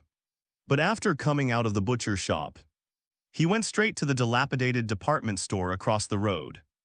This guy didn't say a word all the way. So Ethan knew his angerment and didn't bother to speak. "Welcome to Pacifica," Placide said coldly. "Are you familiar with Pacifica? Unfamiliar?" Ethan said bluntly, "It's too messy here and you're rude." Placide didn't mind being told. This was supposed to be an independent city, a luxury playground for the upper class, a complete economic closed loop. All the luxury buildings you can see are built by companies. Placide stopped and pointed to a building not far away. "We have always wanted to win the Grand Imperial Mall, the most disgusting gold sales cave in Pacifica, which has never been completed. And it became an abandoned megamall last week. And now it's taken over by the animals." Placide is the kind of character who can start a conversation and stop at any time. He will say it again. And how much information he can remember is none of his business. Not so much character as arrogance. The Voodoo Boys deals with data networks all day long. And they basically don't deal with outsiders. Not to mention politeness. Ethan and Jack Wells have been following Placide into the department store and then upstairs. There are some messy stalls here, all of which are sold by poor people. Placide handed the newspaper chicken straight to a vendor, and then came to the lair behind. Other gangs in Night City have obvious styles and pay attention to style. The gang's lair is a kind of platoon, but only the Voodoo Boys does not interfere in any disputes outside Pacifica. And at the same time, it is very low-key, and it is almost impossible to find where the lair is. Placide came to a computer and sat down, and then greeted the two to sit down before doing business. "I need to access your personal terminal." Jack Wells sat aside and said, "Are all of you Voodoo Boys so problemsome?" Ethan said, "He is my assistant. Just pick up my personal terminal. Everyone's time is precious, isn't it? Okay." Placide handed over a cable. Ethan directly placed it on his wrist, anyway. What the Voodoo Boys wanted to check was specially made up for them. Placide looked at the screen and then at Ethan. "Ethan, There is no trace of cyberware modification in your body. With the technology of the Voodoo Boys, there is absolutely no argument that no traces of modification can be found. Why can't I do errands with inappropriate body modification? Ethan asked back, isn't it the most important thing to end the animals from running wild over there? A new string of data came in and the picture was a car. Watch this car, Placide said. I need who the owner of this car is and his purpose. Ethan glanced at it and said, the specially modified vehicle has been completely erased from the appearance to the parts and the serial number of the vehicle. There is no way to check on the internet. This is my job, simple. Ethan snapped his fingers. And Jack Wells stood up directly. Placide said in surprise, I still have plans to say. Jack Wells said, what else do you want to say? Is it possible that someone has been sent to help us? Dude, we never need a plan from an employer to do things. This doesn't fit our style. Placide looked at Ethan and said, I need to share your perspective. The subnet will connect. And I will show you the way. There are already our people there, wait no more. It doesn't matter, Ethan got up and left. There is no essential difference from the original plot. The Voodoo Master is still so cautious and mysterious. Placide shares Ethan's perspective. And it's just a form of surveillance. This kind of trick, Ethan, is naturally true. When he came to the Voodoo Boys' informant according to Placide's instructions, Ethan directly let Friday invade the subnet Poseidon. Cutting off Placide's perspective. Jack, let's highlight the tricks, listen to me from now on. Ethan said, that guy didn't share you. Jack Wells was a little surprised. I hacked into his subnet and cut him off completely. Jack Wells laughed, and was inexplicably relieved when he thought of the black face of the old man. The wind and the thunders. I saw 2 Voodoo Boys members waiting in front of a car from a distance. Jack Wells said, due to time waits for no one. Let's talk about Ithao to get there. The people from the Voodoo Boys were too lazy to talk garage. Go to the back after asking some directions. Ethan and Jack Wells walked straight towards the underground garage of the Grand Imperial Mall. Jack, do you want to fight? Ethan said. Jack Wells said angrily, Grandma. I finally took an errand and ended up here in Pacifica. The Voodoo Boys is so crazy, after all. He is also a guy from the Valentino gang. And he also fought against the cyber madmen of the Vortex gang. How could it be possible for the Voodoo Boys to slap their noses and face like this? Ethan said the animals are entrenched in it. They are a group of muscly-bound fighters. And they don't even use guns. You go to them to fight one-on-ones. Jack Wells was stunned, aren't we together? Ethan shook his head and said, I have other things to dowie. Don't you have itchy hands? Jack Wells couldn't listen to the ridicule and walked directly towards the front entrance of the Grand Imperial Mall. Teach the animals what real strength is. Now Jack Wells' Gorilla Fist arm is very proficient. And he also has a ruthless cyberware plugin. Plus his skills, Ethan is not worried then. What Ethan has to do next is to find the cyber surveillance agent in the movie theater from the shadows. In the big Empire shopping mall, the muscular men of the animals are frantically lifting irons. And some are still fighting animal gang people. The most common things to do is to take hormones exercise. Take medicine fight. Repeatedly, you can't train yourself like this. This is animals territory F***KU. As soon as Jack Wells came to the door, he was scolded by a giant from the animals. Jack Wells immediately became furious. I'm looking for your animal show, are you? Are you interested in accepting my challenge? The giant gatekeeper's eyes lit up. Challenge? You mean to fight with our animals? Fighting is the favorite thing of the animals. But unfortunately, some guys outside always like to shoot. And likes to use cyber wars, few people know real fighting. What nonsense early come out of few people. I will knock out your teeth. Jack Wells walked straight to the gate. In the lobby on the first floors, there are densely packed equipment and a lot of training equipment. The other members of the animals watched as a stranger was put in outside the door and couldn't help but put down what they were doing. Brothers, this reckless newcomer is here to challenge our animals. The doorkeeper let out a roar of sweat. The excited orangutans of the others cried out immediately.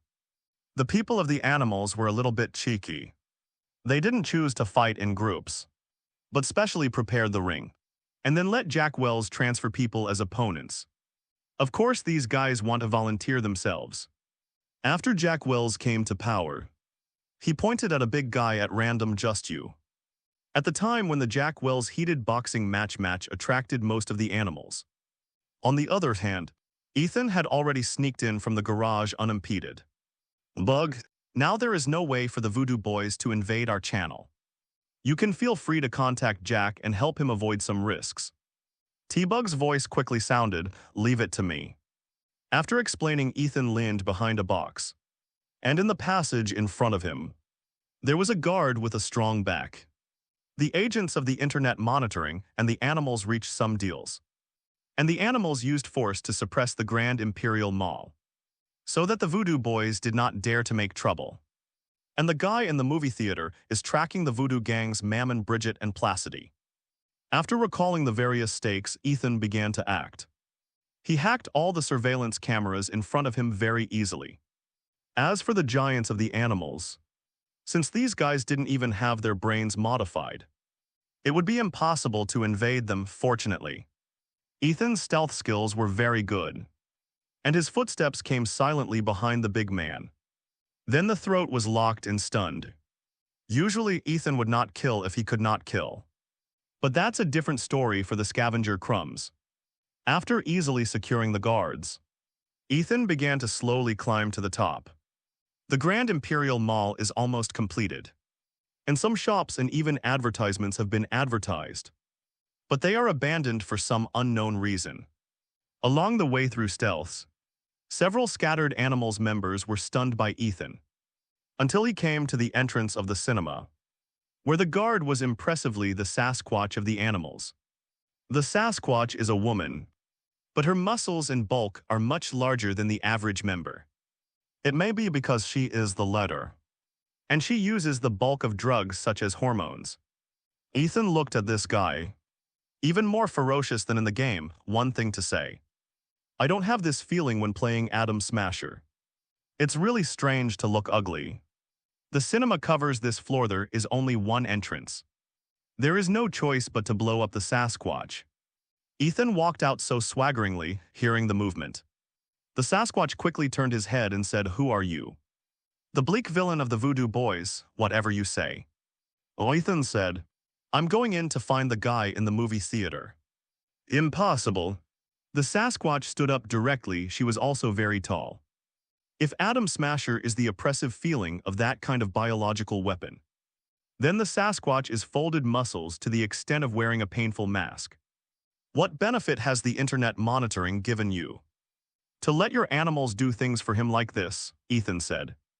It has nothing to do with you. The Sasquatch rushed over and punched Ethan angrily in the head. The Sasquatch, you can fight if you want. Just say a few words to me before you fight. Ethan moved away. And the Sasquatch smashed the iron box Ethan was sitting on with one punch. Do you have any last words to explain? The Sasquatch's eyes locked on Ethan. Ethan said, I fight with you if I can't beat you. It's okay for you to kill Mebut if I win you. Then what the internet monitoring gives you?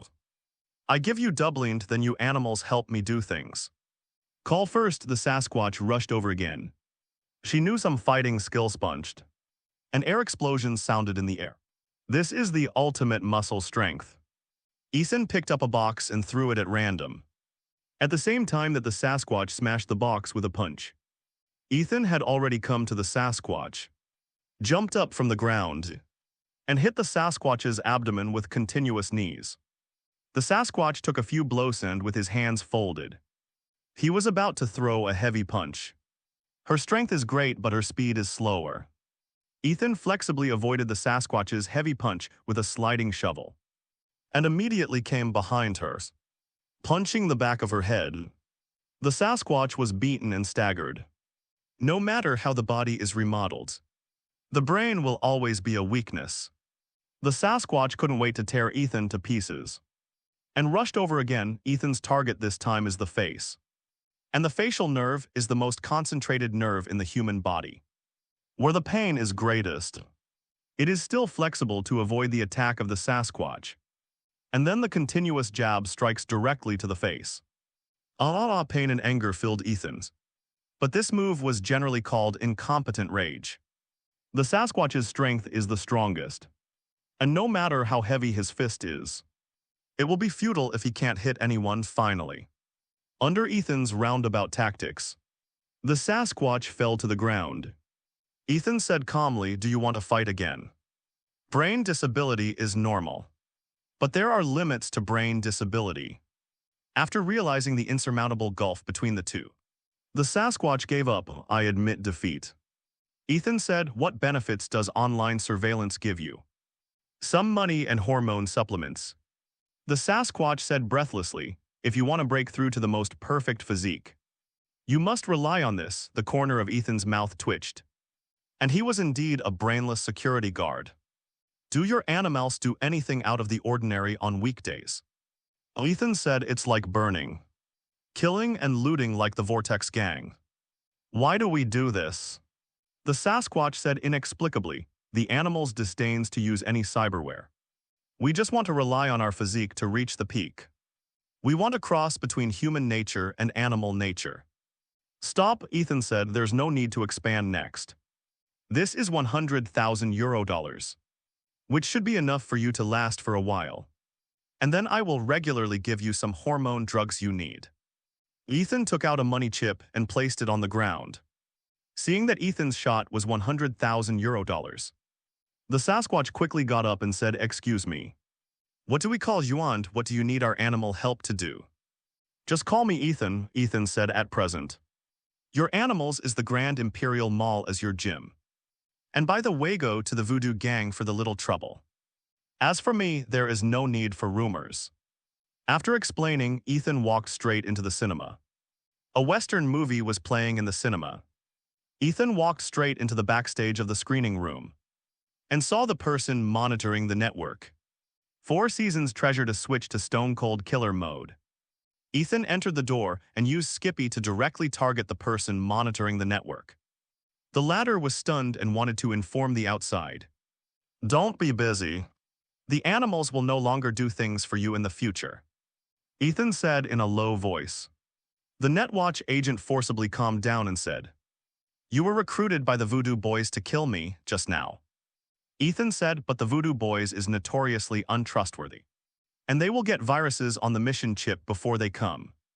The Netwatch agent's words got stuck, and he wanted to use such rhetoric to make Ethan raise his hand.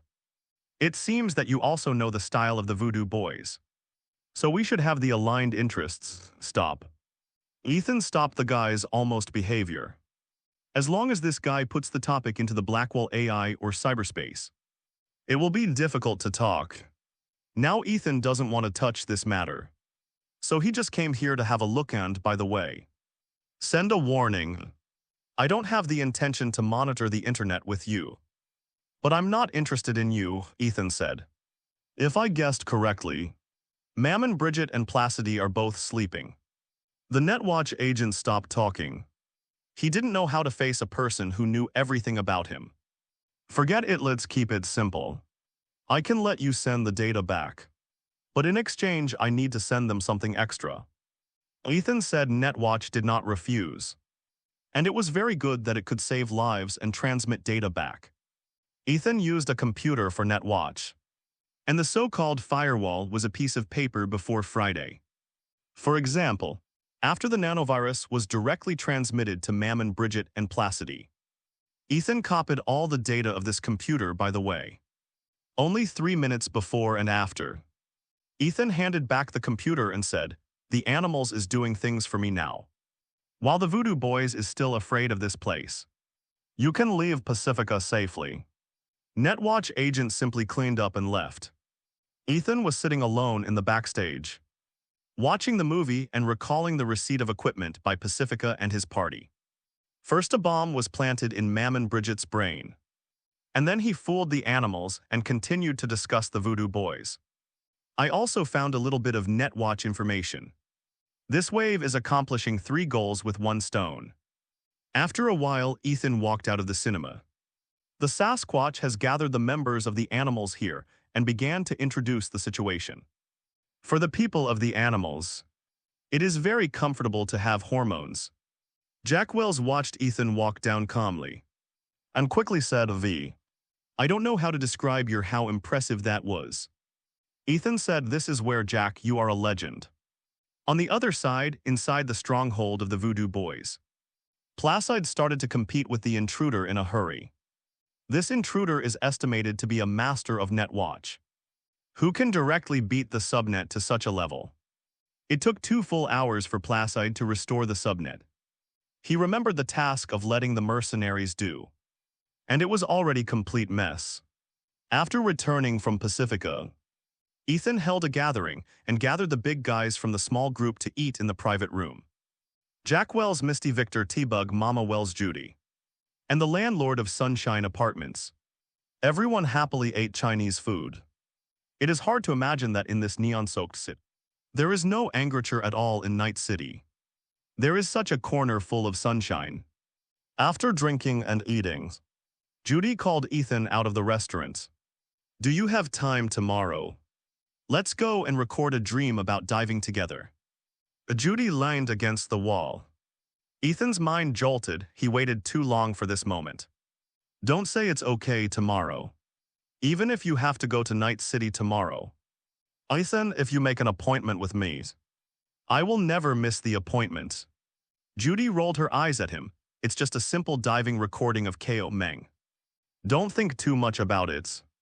Ethan said solemnly, I am a gentleman. Judy nodded suspiciously. In fact, she didn't know what the rest of that saying was.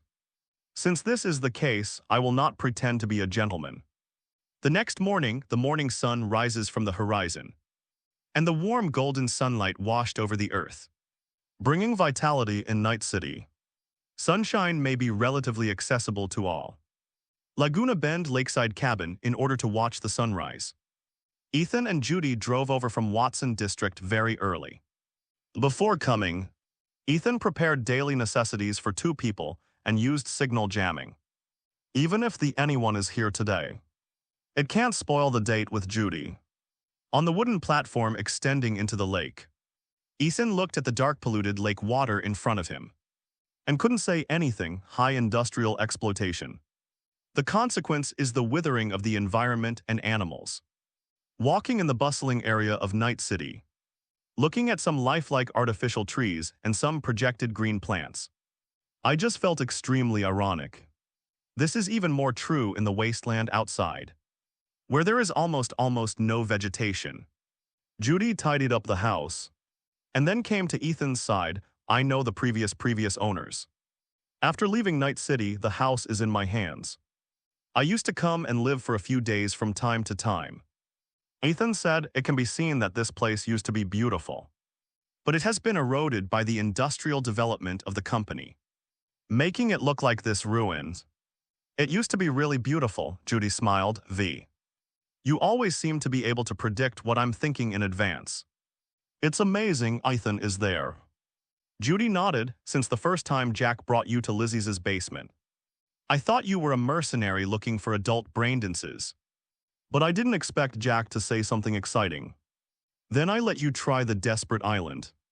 And your performance was unexpected. And that became our starting point. I thought that I would ask you for help in the future. You came here to do things for Evelyn's $20,000. I didn't expect you to understand braindance and directly propose the concept for a new braindance. Do you know that feelings? It's really good to be discovered and recognized by people for something that I have been hiding in my heart. I know that you and Jack had a big fight at the Konpeki Plaza. After becoming famous in the City of Night, you still haven't changed. You are still the V with same reliable V. And then you also opened a braindance experience store and made it exclusively for my work in the alternative braindance. Judy said so much in a series Ethan couldn't keep up. But he knew that it would be really stupid to play stupid at this time. Well, people always like to set rules and principles for themselves. But they always do things that are not in line with common sense. Ethan didn't say it too directly, but Judy got it. She likes this way of getting along. Not directly breaking, but understood without being said directly. Judy, it's not the best time to dive. Would you mind being my personal chef for a day? Ethan, as long as you want, in the original plot. The two came to dive here in the evening. But now the two came over early in the morning. And before diving, naturally they were staying in a hut by the lake. After all, there can be no fish in this water. The lakeside hut has been tidied up. And Judy takes things from the trunk of sword in the stone. Ethan overhauled the nearby engines after a while. Ethan entered the room, and Judy had already put everything away. As soon as Ethan entered, he was attracted by Judy's eye-catching dress. Judy has changed her clothes and is no longer a cool girl in overalls. Instead, she put on a light denim skirt, revealing her round and jade legs, and matched it with a simple t-shirt on her upper body. The legendary undershirt is missing. Judy said, "Does it look good?" Ethan, "Old looks good. After reading it, you can make me breakfast."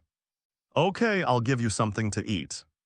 Ethan walked into the kitchen, where the old liquefier was still used for the fire. Ethan was familiar with the operation and came over.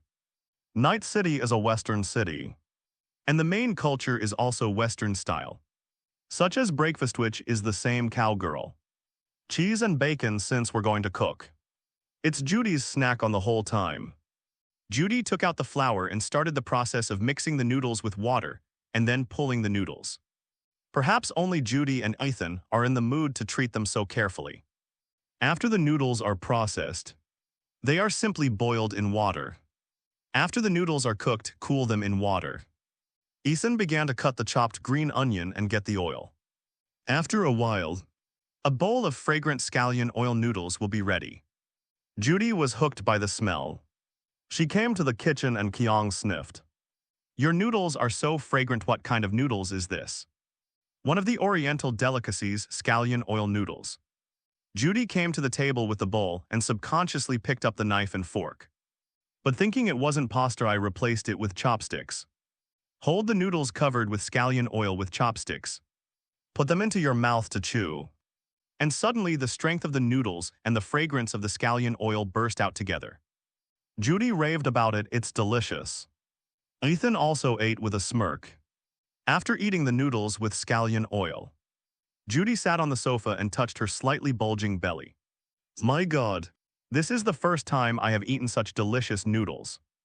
Ethan is also stinky on this side alone. "I've been with me for a long time, and it's not on the same level as those in the supermarket." "Come out to eat," Judy said with a look of satisfaction when diving. "I can make you more handsome. Don't I have a natural beauty?" Ethan leaned back tactically. The funny movements and expressions made Judy smile again and again. It is hard to imagine that V, the legendary character of Night City, has such a lively side after a while in the house again. Judy pulled out Johnny Silverhand's electric guitar from the side. "Is this your guitar?" "That's it." Ethan took the guitar, then turned on the power and tuned the syllables. This guitar can not only be installed in front of Rogue, but also can be used. Ethan held the guitar very professionally. His fingers beat on the strings, and a short, simple melody sounded. Although the sound of electric guitar is not as single and pure as that of acoustic guitar, it is better than multiple. Judy seems to have discovered a new world V. Can you play guitar? Music is a kind of art. But unfortunately in 2077 the so-called art has died and can no longer die. This is the reason why the Samurai and Johnny Silverhand are already old Huxia calendars. But they are still remembered by many people. Ethan went to college before crossing the border and formed a band. He is a proper guitarist and vocalist, a little bit. Ethan sold out. Judy leaned over slowly. "Can you teach me how to play?" If Johnny Silverhand looked at Ethan and then used his guitar to pick up girls, he would definitely be P*** D off, but he couldn't see it. Ethan handed the guitar to Judy, and then taught her to recognize a guitar, followed by the 5-line harmonic areas, and then the fingering, probably so, while teaching. Ethan took the opportunity to gently grab Judy's hand in a hug. Judy's body was shocked, feeling Ethan's heartbeat and the feeling of him grabbing his hand, as well as the deep voice in his ear. It's not that Judy doesn't like men. It's that none of the men in Night City are useful. But now it is different, Ethan has been excluded. Holding my sister and playing the guitar is very beautiful. It may be the common reason for the arts. Judy not only does braindance well, but also makes rapid progress in learning. It was only 1 noon and it was easy to play. You're almost there. Let's teach you a simple and nice melody. In order to maintain this kind of beauty for a while, Ethan directly taught the music. Too complicated and professional guitar tunes are not necessary. Ethan couldn't help thinking about one of the famous songs of a certain milk tea singer before crossing the road. Ethan grabbed Judy's little hand and bounced straight up. After the song was finished, Judy fell into it. Judy's eyes blurred. Does this song have a name? Sunny Day, Ethan said. Judy pondered for a while and returned the guitar to Ethan. I'm almost done playing, please give me a full set of songs. It's easy to say. Ethan found another golden song in his mind. If you have too many complaints about this world and you fall down, you won't dare to move forward. Why do people have to be so fragile and degenerate? Please turn on the TV to see how many people are bravely going on for life. Should we be content and cherish everything even if we don't have it? I still remember that you said that home is the only castle. Running along with the Daexiang River, smiling slightly. I know my childhood dreams, cry. Let the fireflies take you to escape. The songs of the country will always rely on go home. Return to the original beauty. As soon as Ethan finished singing, she saw Judy teary-eyed. Allah, I haven't sang for a long time. And the magic sound is directly in my ears, okay. Before Ethan could ask a question, Judy jumped into Ethan's arms and hugged Ethan's neck. I said with pity, kiss me. Although I don't know how an inspirational song hit Judy's heart. Now is not the time for Ethan to think about it. As the sun went down, Ethan was lying on the bed, his hands shaking a little. He was so busy this afternoon that Judy leaned against his arm. Neither of them spoke, and the atmosphere in the room was peaceful. Ethan said softly, we. Judy whispered in her ear, what you thought in your heart. You have succeeded, Ethan smiled and said. It's good to have a cigarette at this time. It's good not to smoke and live a few more years. Judy put on her clothes and kissed Ethan's forehead. I'll adjust the recording equipment. You can sleep a little longer. It's evening and it's time to dive. Ethan walked out of the room and saw Judy in a diving suit looking at the lake. Are you ready? Judy turned back. After the relationship between the two has crossed that step, it seems that ordinary conversations are no longer ordinary. You can start any time. Ethan took out the box next to him and started changing his clothes. There's no one around here. And it doesn't matter if Judy is around. When Ethan was wearing a diving suit, she always felt that Judy looked at herself again. God, I kind of know how sexy a man is. Ethan's figure is really good. Because there is no cyberware modification, therefore, there is no metal wire that violates the harmony. Although it is not the kind of big muscle tyrant, Ethan's body proportions are almost perfect. The chest, muscless abdominal, muscless latissimus dorsi, mermaid lines and shark muscles are all perfect. The graceful figure, Judy, is also endless aftertaste. Ethan changed into his diving suit and said, I'll follow you next, it's easy to say. Judy began to wear the braindance recording equipment to Ethan, and the two were very close. Judy fiddled with the recording camera, looked down at Ethan's handsome face and pecked again. When ready, Ethan jumped into the water with a perfect posture. It's dark underwater, not the kind of black where the light is scattered. It was because of industrial pollution that it turned black. Even with lighting equipment, there was only a small beam of light in the dark water. After a while, Judy also jumped down and swam to Ethan's side. Recording braindance later, I want to capture our truest reactions. Emotions voice emotions. Ethan replied, you can just watch it. The two swam towards the depths together. And in addition to the darkness, some floating garbage could be seen underwater. The pollution has reached the extreme, causing these places to be completely abandoned. The two dived all the way like flexible swimming fish. V. Let me ask you a question. What do you think braindance means to me? Judy asked. The two pierced that layer of window paper, and the topic became more intimate and direct. At the first meeting, Judy was shocked by what Ethan said about the braindance game, and now she wants to hear other answers.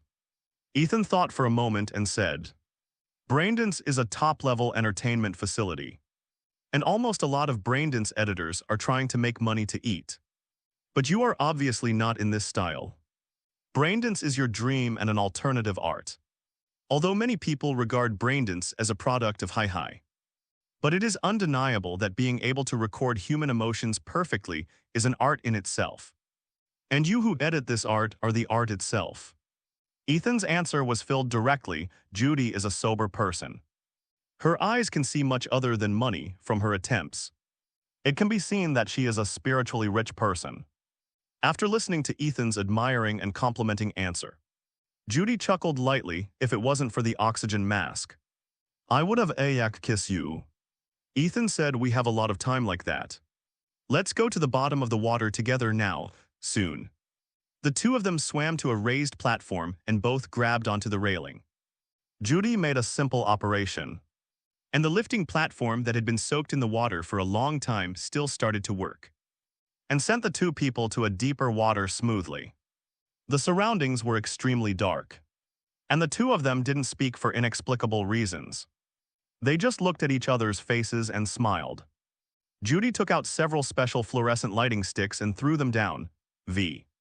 From now on I will give all of myself to you. Ethan said seriously, I will treasure your girly heart. After about a few minutes, the platform was lifted to the end, and with the help of fluorescent lighting rods, a small town at the bottom of the lake could vaguely be seen. It's called Laguna Bay. 15 years ago, there were some residents, but the company of Night City wanted to build a dam nearby, and then it became what it is now. Judy and Ethan shuttled around the lakeside town. It's a strange experience. Ethan said it's a bit like Atlantis. Judy said, although it can't be compared in terms of civilization, it has such a meaning.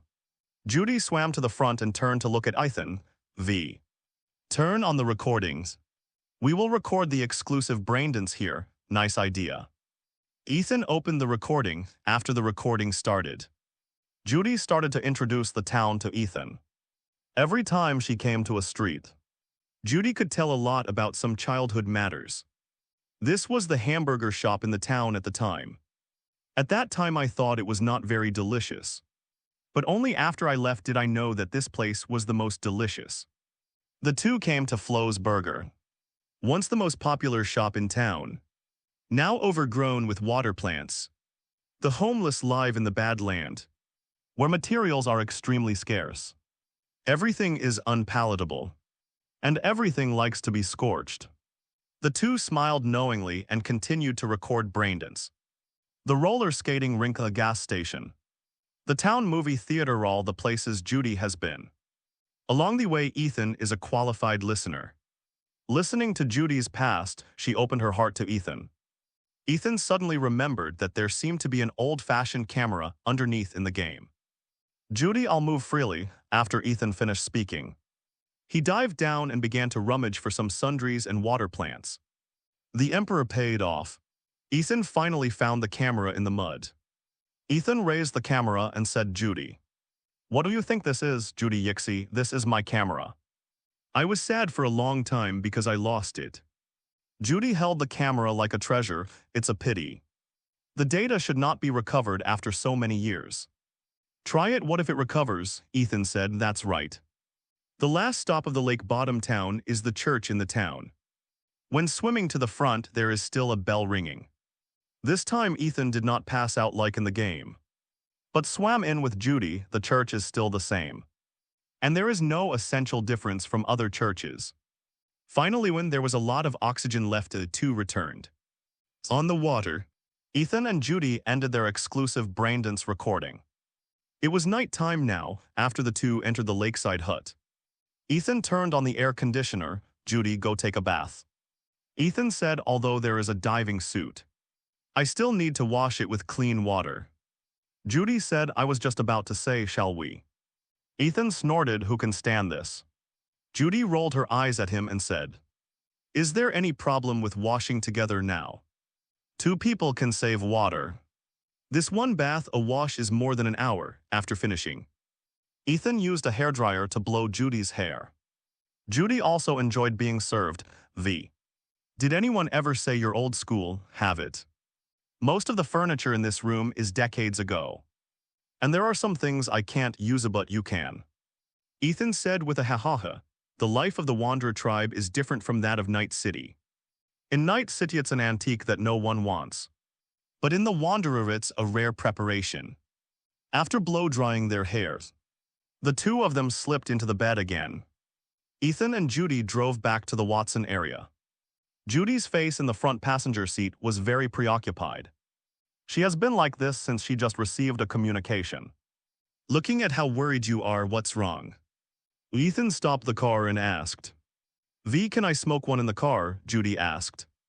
Ethan does not smoke and Judy didn't encounter any problems. And she would not choose to smoke. Come on, Ethan said. Judy took a cigarette out of the cigarette case and lit it. Smoking it, the smell of tobacco filling the car. Ethan then asked, can we talk now? It's about genting. Judy said, you should have heard that genting used to belong to the Mox, and was later occupied by the more powerful Tiger Claw gang. Ethan nodded when he went to kill the wooden man before. Jack Wells had already chatted with him. Something happened to genting Tilda, Judy said, at that time. The Mox was forced to give up genting, and some of the little sisters had to stay in genting due to livelihood and other reasons. But the Tiger Claw gang didn't treat them as human beings. For the sake of money, in order to meet the disgusting needs of some people, they desperately let them work. As long as there is a physical problem, they will be repaired. If it is serious, they will be sent to Brother Jiddu. And finally, to the scavenger. Ethan clicked his tongue. This is a one-stop service. The Tiger Claw gang occupied genting and made a lot of money. But they were no better than the girls of the Mox. And they still had a style of eating and wiping out and throwing them away. Judy's smoking hands were shaking on the phone just now. The girl from Mox said that another group of people had been cleaned up recently. Just like Avaline, they were abandoned like garbage. Ethan patted Judy and comforted, Judy, do you want to take back genting? Judy looked at Ethan blankly and said, recapture genting. But the Mox and the Tiger Claw gang are not of the same order of magnitude. Susie wouldn't do this kind of death-seeking thing. The gangs in Night City have different backgrounds. The Mox was formerly the owner of a dance club, and was still a dust girl before. The original intention of the Mox was to protect the girls on the street from violence and give them a home. As for the Tiger Claw gang, it was formerly a neon club. It has been operating in Night City for many years, and it has firmly maintained the sites of Japan Street, Kabukicho District Tech, which are extremely profitable. Fundamentally, the Mox is nothing compared to the Tiger Claw gang. I didn't say go to Susie, Ethan said. People live in Lizzie's bar, so they won't be wading in muddy waters. Then what do you mean? Ethan said, bypass Susie, we will do it ourselves. Judy was still stunned by Ethan's words, do it yourself. Don't be afraid. Ethan said tenderly, when I came to you a long time ago, I said that with Mayu can edit the braindance you like. And you can also rescue the poor girls, and yesterday, under the water I said that I will protect your girly heart. So as long as you need a tie can help you settle it. Judy said provoke the Tiger Claw gang. Ethan interrupted, no one likes the mission that Jack and I have done. We entered the Konpeki Plaza and everyone thought we were going to die. But now we are legends. Ethan's meaning is very simple. Since the Tiger Claw gang is no longer working again, Judy is sad.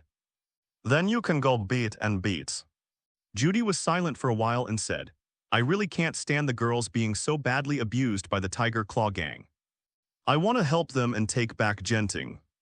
Ethan has always been a nonchalant angrement. When Judy contacted some Liz and Genting people, Ethan came to Jack Wells' motorcycle club. Jack fight tonight, the kind that doesn't hold back. Ethan is straight to the point. Jack Wells just put down the work at hand if you say this. I won't be sleepy anymore, who should I do, Tiger Claw Gang. Super Skyscraper Genting before the official opening. You also need to find a special person. When Ethan and Judy walked in, the girl at the front desk was about to say welcome. But she was stunned when she saw the person, Sister Judy. The girl at the front desk was obviously a member of the Mox. And she was very surprised to see Judy coming. Since the Mox retreated from Genting, Sister Judy came to Genting for the first time. Besides Judy, there's that man. The little girl at the front desk will not forget Ethan, because she is too handsome and outstanding. And another reason is that after Ethan and Jack Wells visited that day, Zero for Flowers Zero, the manager wooden man, is dead. For this reason, the people of the Tiger Claw Gang were furious. So she had a fresh memory of Ethan. Let's find Mako Mita. Judy said, let me know, okay. The girl at the front desk called immediately Miss Mako. Sister Judy is here, okay, I get it, Miss Judy. Miss Mako said you can go directly to the office to find her. Judy snorted and then took Ethan into Genting. Although I haven't been here for a long time, there is basically no change in Genting. The two soon came to a luxurious office and pushed the door in. The person inside is the person in charge of Genting. Mako Mita Zero. Ethan looked at it at random. Mita Mako belongs to the type that 2077 can watch. But this woman is not a good person. So Ethan has no other ideas. Judy, I still don't believe they said you're here. Mita Mako got up, came to the front and wanted to hug her. Judy refused. Mako, I'm not here to catch up with you. Mita Mako stopped. Judy, if you're here for that, then you can go back. Mako Mita returned to her position. And her attitude could be called a face change. Judy wondered, you know what I'm here for. Mita Mako, I don't know which mouth blew a little wind towards you. And then your bodhisattva heart broke, Judy. For the sake of old acquaintances, I advise you to leave these things alone. Judy seemed to look at a stranger again and said, you are no longer Mako. But I tell you clearly that I will take care of Genting. Mita Mako glanced at Ethan. Are you relying on a legend? Legends are very bluffing in the mouth of the people of Night City. But they are not worth mentioning at all in terms of company and power. Ethan didn't speak the whole time, but was directly underestimated. But it is also understandable that although the Gangbai Hotel is really hot, it is also an old almanac that has been turned over. Moreover, it is impossible for Arasaka Corporation to let the outside world see jokes. So there was no video stream of the battle at that time. Many people also know that there is such a thing. You have two options. Either go out and book a doll and use cloud services, or I'll find security and throw you out. Mako Mita said coldly. Judy said, Mako, wouldn't it be better if we took clouds back together? Mako Mita lit a cigarette and said, Judy, I welcome you to talk to me at any time, but not about this. Mako Judy, Ethan said, that's enough. We can still take clouds back without her. After finishing speaking, Ethan and Judy are about to leave. Mako Mita sneered. You don't really feel that you amount to anything if you make a little noise at the Konpeki Plaza. Could it be that you can kill the Tiger Claw? You will die if you do so, Judy's. Ethan stopped and said, as a doll of the Tiger Claws. What position are you speaking from when you talk to me, 230? What will happen to the Tiger Claws? Just keep your eyes open and watch. The two left clouds and no one came out to get in the way. Judy said apologetically, I didn't know Mako had become like this. I thought she would help people change, Judy. Ethan said Mako Mita prefers to live inside a fantasy rather than helping desperate Mox girls. Ethan was not angry at all. Mako Mita was not worth his anger. And he didn't even have enough influence to truly anger him. If it wasn't for Judy, Ethan could still bypass her. I've thought about it clearly. Judy said this matter can be done without Mako. We still have some people with courage as well as you. I feel at ease with you here, V. It's not a big problem. Judy's house. Everyone involved in Cloud's recapture plan briefly gathered. In addition to Ethan and Jack Wellstow's strongest fighters, Judy also found two representatives of the Mox. Both are Tom and Roxanne, who work in Clouds. Tom was not in high spirits, quietly drinking. He had a good relationship with Evelyn Parker, and he still missed her a little. Roxanne is very chatty. It's a pity that I was not in Clouds on the day the woodman died. It's a pity, Jack Wells said. It's not a pity, girl. We can still give the Tiger Claws plenty of trouble this time. Judy was walking around the room. Let's wait 10 more minutes to see if Mako will come. In fact, Judy said this to Ethan deliberately. For fear that he would be angry, Ethan didn't care. As soon as he connected to the nearby network, Johnny Silverhand appeared, and then habitually lit a cigarette. No smoking here. Ethan said, Johnny Silverhand, am I smoking a real cigarette? Ethan glanced. Do you have a problem with that? Rely. Johnny Silverhand went directly to the window and said, I should be fine here, right? Ethan smiled. It was interesting to tease Silverhand occasionally. Johnny Silverhand looked at the room. Damn. Here are two dolls. Look at this environment. Are you two together? Johnny gave him a suggestive look as he spoke. Johnny, not everyone is a degenerate like you. Ethan said. Johnny Silverhand, it's too bad to argue with you. Tell Muhead, are you busy with now? Whether or not Johnny Silverhand can appear is entirely up to Ethan. So among several things, the information that Johnny Silverhand received was broken. Ethan said, I plan to move against the Tiger Claws. Johnny Silverhand, grass, you are a lunatic. You went to Taping Prefecture to meet the Voodoo Gang a few days ago.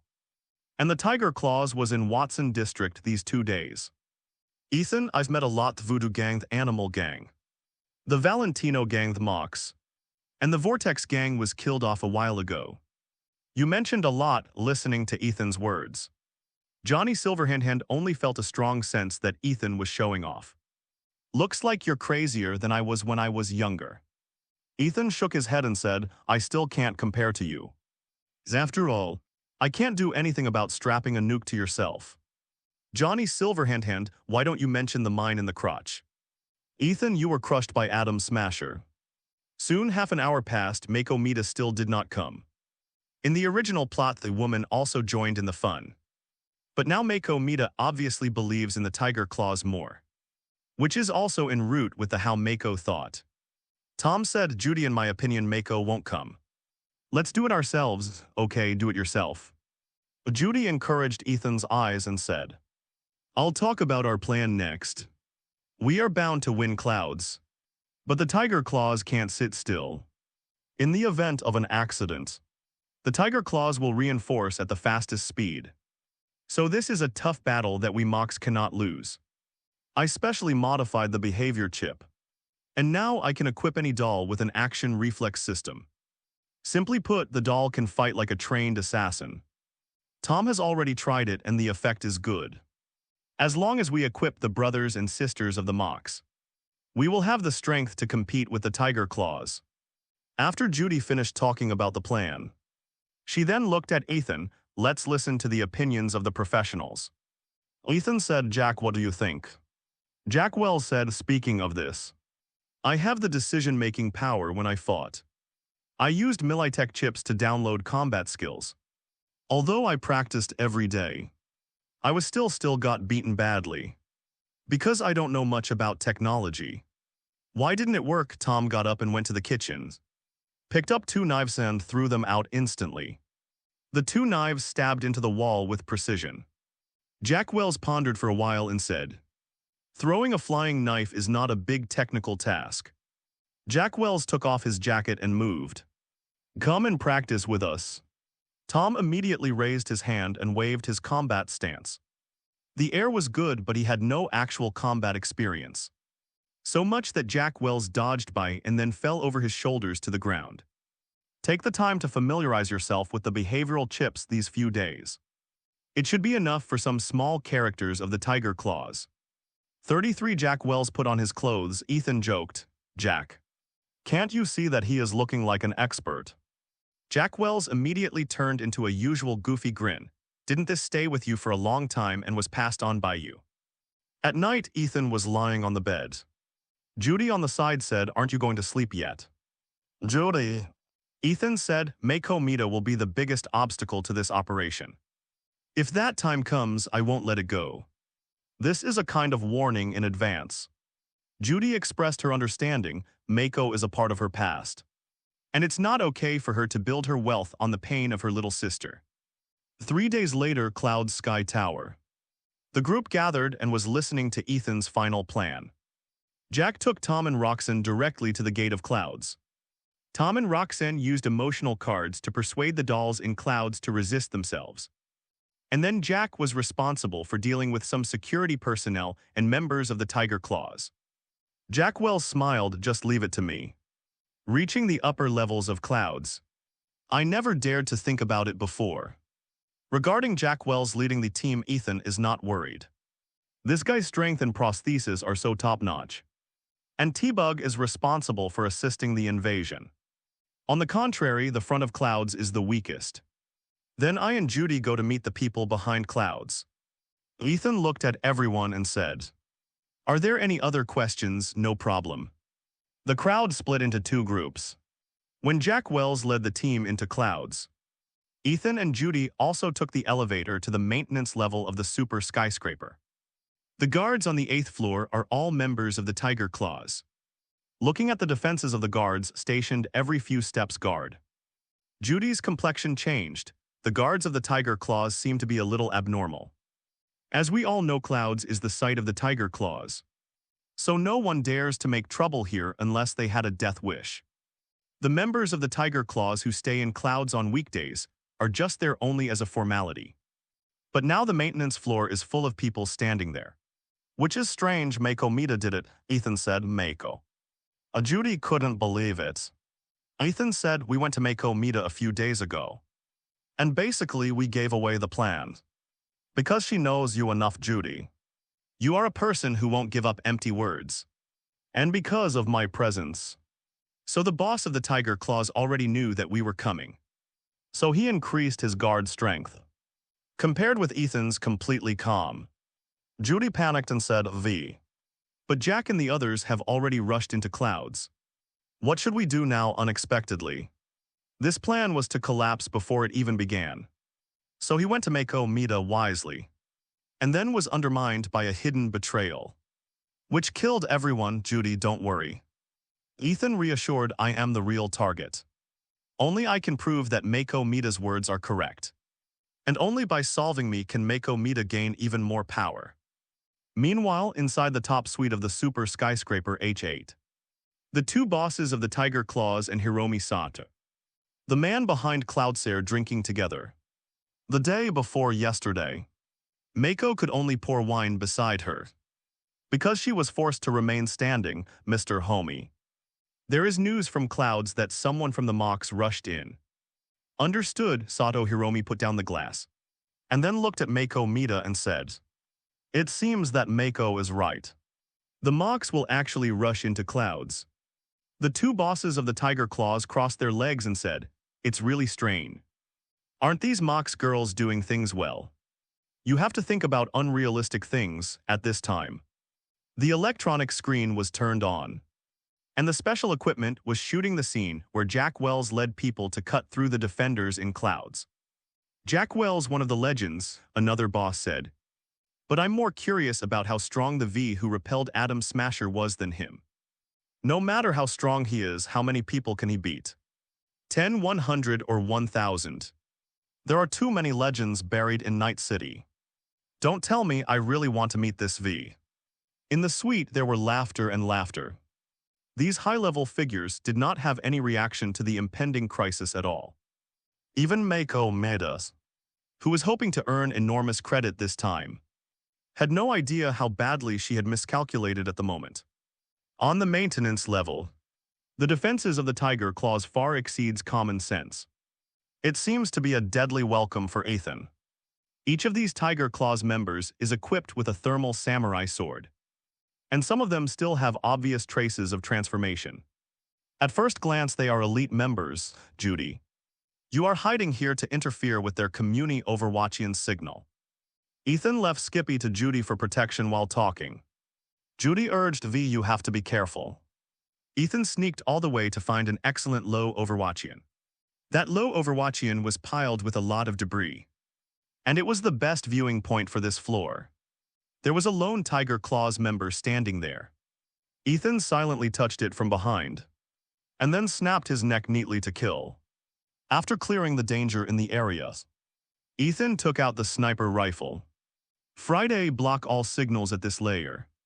Ethan gave an order, hacking current network. Simulating the current network environment.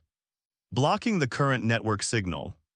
3 seconds later, all the Tiger Claws members on this floor became Ethan's prey. Boom! A thunderstorm grenade launcher exploded the head of a Tiger Claws member without warning. And the Overwatched electric light smashed the surrounding people into pieces.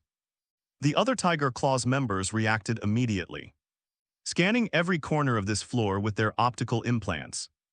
Everyone pay attention, that guy is here. Don't take it lightly, he's a master. I heard that he is a legend. But if he gets involved with the Tiger Clash is a dead. Hiromi-sama sight as long as you overwatch that guy. You can get a legendary katana.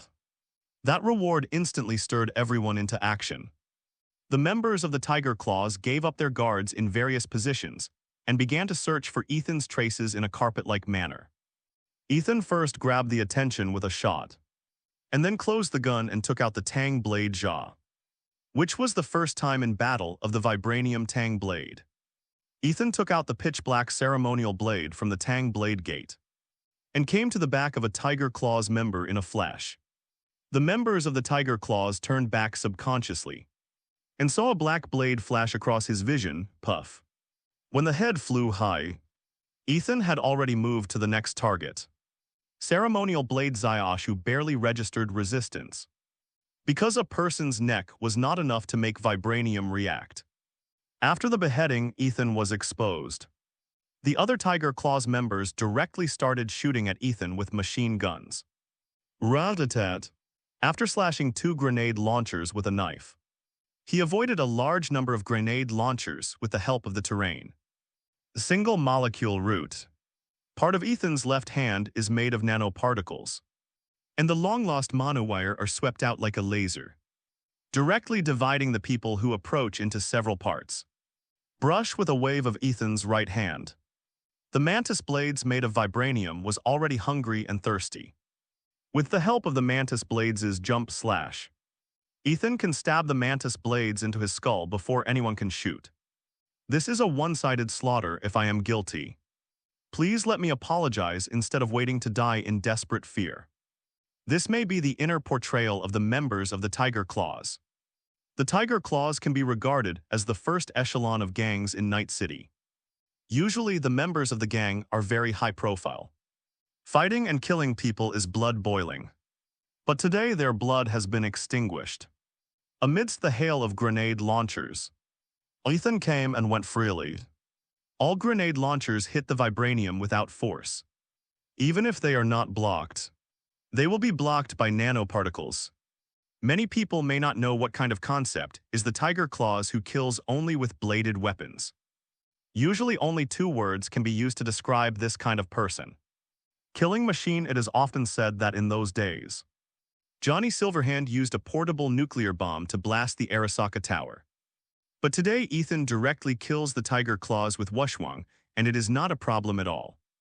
The blade flickered, and he was finally cut under the knife. Ethan threw the knife away, removing all the blood from the blade at this point. Ethan completely dealt with the deadly welcome prepared by Tiger Claw. Ethan groped from his arms and took out a piece of dark chocolate. This was bought before he came, and he always felt that the moment would feel incomplete if he didn't eat something in the future. The bitter chocolate melted in his mouth, and Ethan pressed down the elevator door.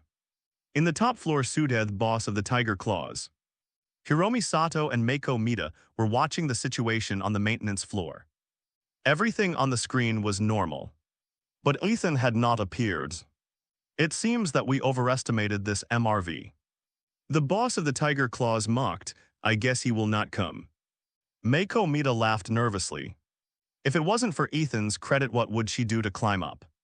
He will surely come, though. Sato Hiromi said, Miko, do you really want him to come? Mako Mita realized that she had made a mistake. And immediately admitted her mistake, Mr. Hiromi, that's not what I meant. Sato-kun, don't make it difficult for Mako. The boss of the Tiger Claws laughed and said, in my opinion, that V should have detected the ambush we set up and left his companions to escape. Immediately let the people below counterattack back to Clouds. And it's business to kill those people from the mocks. As for Mako, though, it's not as good as Evelyn Parker. It's not a very good doll. Tiger Claw's boss waved towards Mako Mita. The three of them have a good relationship and often drive a car without embarrassment. Sato Hiromi immediately contacted the following people, Nakamura. That V should have retreated. And now you immediately take someone back to Clouds and kill the Mox guys. Sato Hiromi's order did not get a response. Just when he was about to shout, the door was pushed open.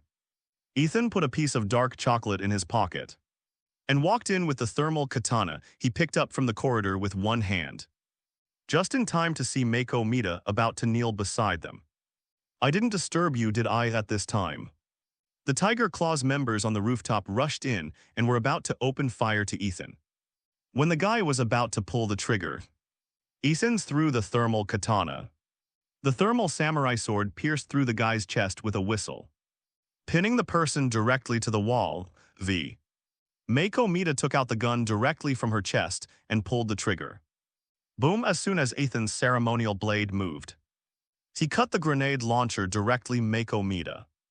If you want to be the boss of Clouds, if you shoot at these guys when you are serving them again, then I think you are a figure. But now, can you rise from between their legs and shoot me? You can only say that you are still a doll at heart. How can you be the boss? Ethan walked in. Mako Mita's hand with the gun was shaking. She didn't have the courage to fire a second shot. Not only hers, but also Sato Hiromi and the boss of the Tiger Claws didn't dare to move.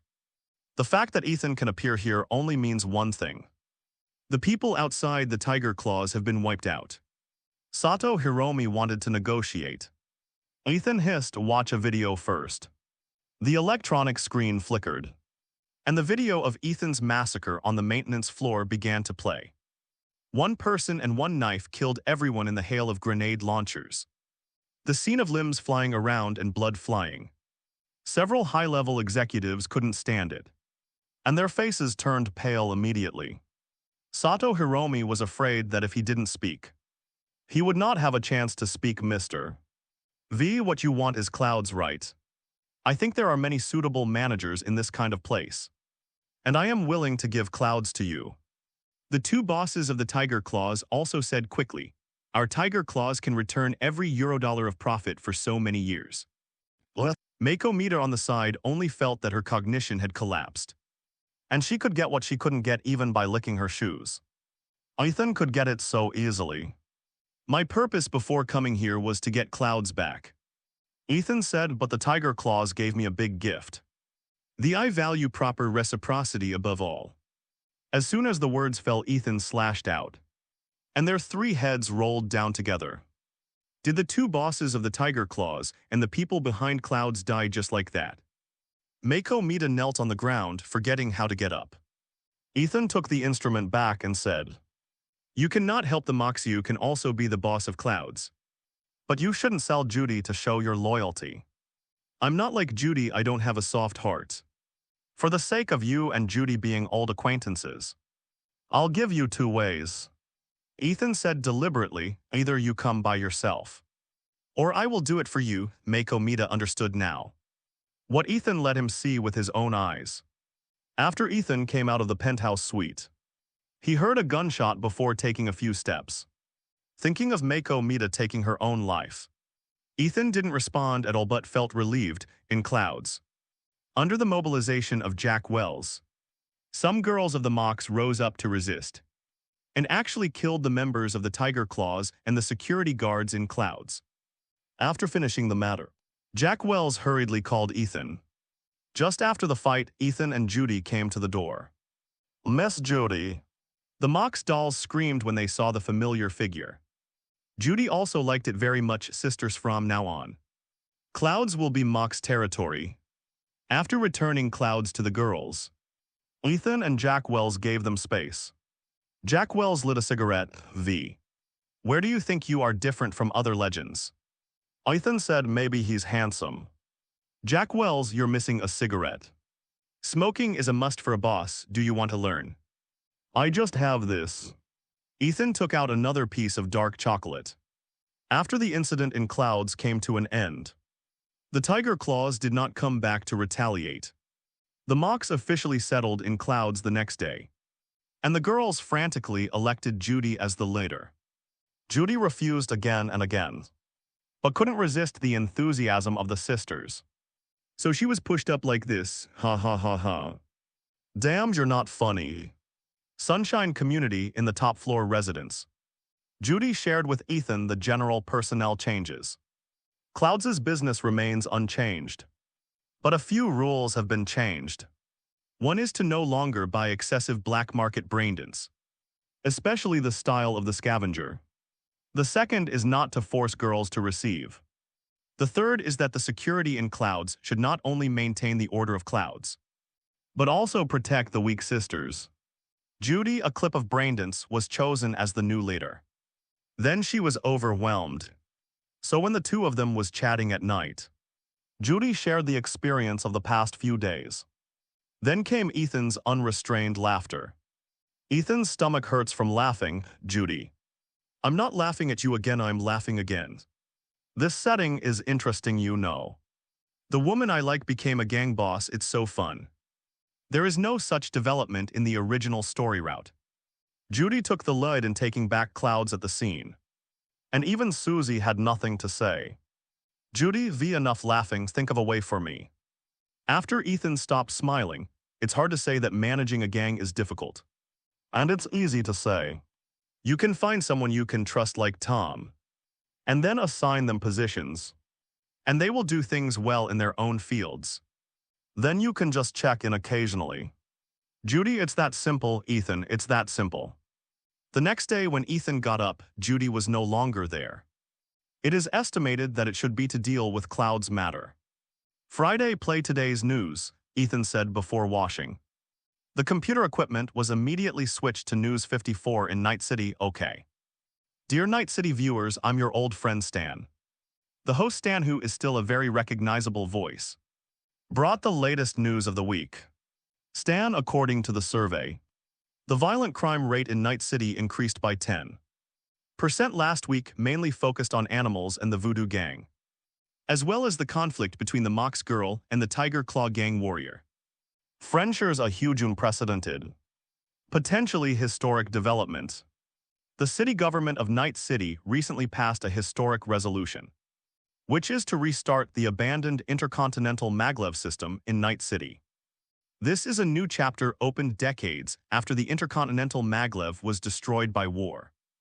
Recently, the municipal government will hold an open project bidding meeting, and the news station will bring the latest special reports.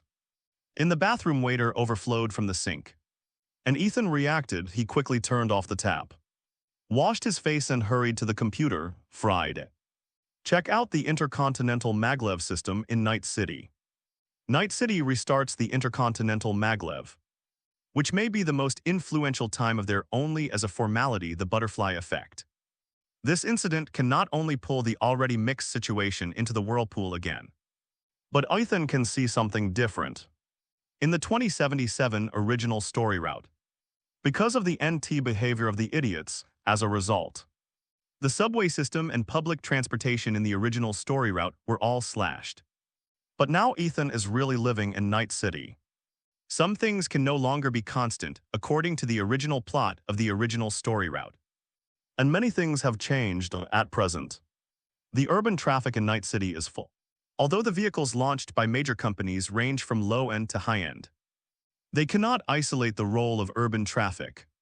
But in addition to the development of transportation in the city, There is another thing that cannot be ignored is the development of world transportation. In the parallel world of cyberpunk, the level of technology is a little bit ahead of the previous life. Even at the same time, more than 50 years ago, Arasaka Corporation and Militech Company kicked off the Fourth Corporate War. With the world as the battlefield, cyber hackers attacked each other. Mercenaries participated in the war, and then directly used hot weapons in the war. The whole world was riddled with holes in this war, and some places were directly razed to the ground by artillery fire. One of the hardest hits is the World Transportation Network. At that time, it was the best time for the official promotion of the world's maglev system. Because the war came to an abrupt end, although everything is slowly recrossfire positioning after the war, the maglev system has been abandoned until today. On Friday, I quickly ran around the network of Night City and grabbed some distant ancient materials of the intercontinental maglev system. The maglev technology in the cyber world is far more advanced than the previous life. The capacity is superior to that of an airplane. It can not only speed up people's travel, but also enhance the speed of material transportation and resource integration. This is easy to understand. Since the emergence of the Industrial Revolution steam engine, the transportation and transportation system has been the lifeblood to some extent. This kind of rhetoric is also applicable in the current world. Don't look at Night City's flamboyance, but the reality is that the world is a mess.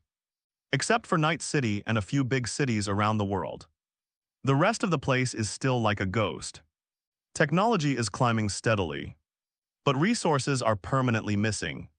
So in the current situation, resources are also very important. The intercontinental maglev is the best carrier to connect everything. No wonder when Stan read the press release, he said it was a major historical event. After reading some information about the intercontinental maglev, it is foreseeable that in order to get the place to restore the maglev system in Night City, the company will fall into a frantic competition again. Needless to say, the profit of the intercontinental maglev is there. The key is that as long as the company takes the control of the maglev, it will firmly grasp the lifeblood. This is enough to make some small companies become giants. And it can also make giant enterprises more monsters. Ethan pinched his eyebrows. The amount of information on this matter is a bit too much.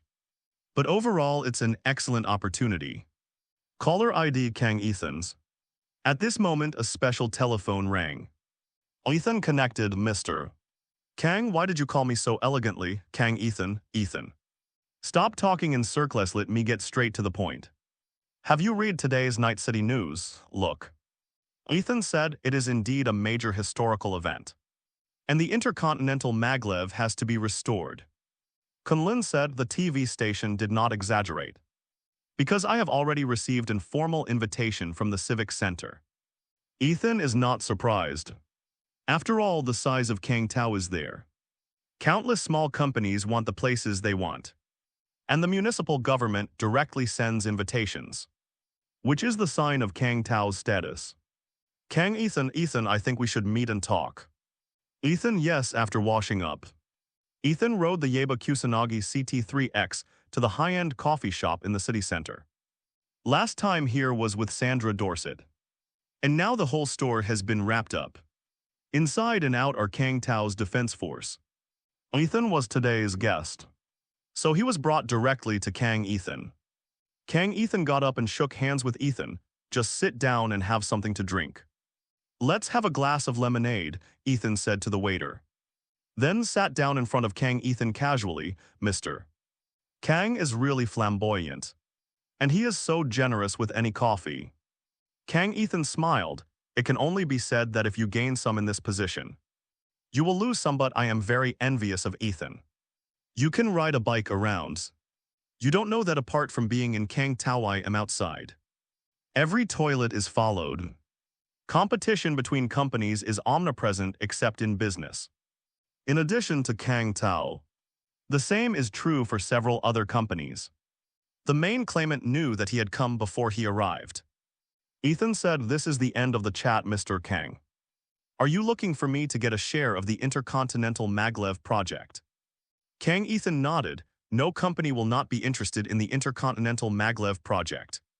The Arasaka and Militech have already started to prepare. And other companies are even more so, Ethan said.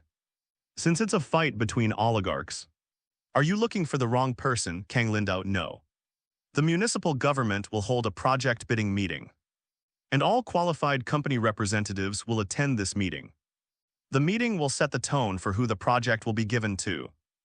But the result is determined by the planning provided by each company. Companies that can eat the cake of intercontinental magnetic levitation don't need to worry about money and labor. They want a perfect, feasible solution. This is the same as building a house. Whoever has the design will use whoever does it. The municipal officials of Night City are also very sophisticated overwatched. And they will not take sides on any side, but gather everyone together and force them to compete openly. Ethan pondered for a while and said, I probably know your needs. Kang Ethan looked embarrassed and said, We have no reason to process vibranium yet. Although I don't want to admit it, I have to admit that the huge Kang Tao can't just take that thing. So Kang Ethan asked Ethan for coffee again. Ethan said sharply, If you use vibranium to build intercontinental magnetic levitation, then all the companies will lose before the bidding even begins. But the problem is that the available supply of vibranium could never support a project of that scale. Let's not mention how much we can find in Antarctica. You don't have enough time. Kang Ethan said, We have also fully considered this issue. So I came to discuss it with you. In Kang Ethan's view, Ethan can solve this problem. In fact, Ethan can indeed, Mr. Kang, what can I get out of this? Hearing Ethan's conditions, Kang Ethan immediately became happy. I'm afraid he won't make a condition. Kang Lindau, Ethan has the personal right to a share of the profits in the Intercontinental Maglev project in his own name. And he also has the right to veto the project. Ethan raised his eyebrows, took dividends in his own name, and still had a veto power. It can be seen that Kang Tao's sincerity is full. Ethan took a sip of the slightly sour lemonade.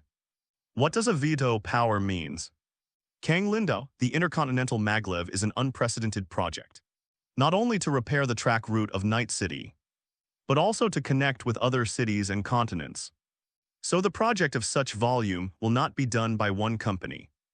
This time, the city government's plan of the municipal government is to let Kang Tao, Militech and Arasaka and some small companies cooperate to handle this project. Ethan said military technology and Arasaka cooperation. This fourth corporate war is the cause to them. Is it reliable? Kang Ethan patiently answered, the capital market is always profit-seeking. The fourth corporate war. The shortage of boards and Militech are fighting for their own interests. So it is not impossible to cooperate for absolute interests now after decades. Ethan, can I understand that the three companies are a project team, and then subdivided into the decision-making power? That's it, Kang Ethan took out a data shard and said. Here is some initial information, Ethan can look at it. Ethan inserted the data shard, and some of the initial composition of the absolutely confidential intercontinental magnetic levitation was laid out clearly.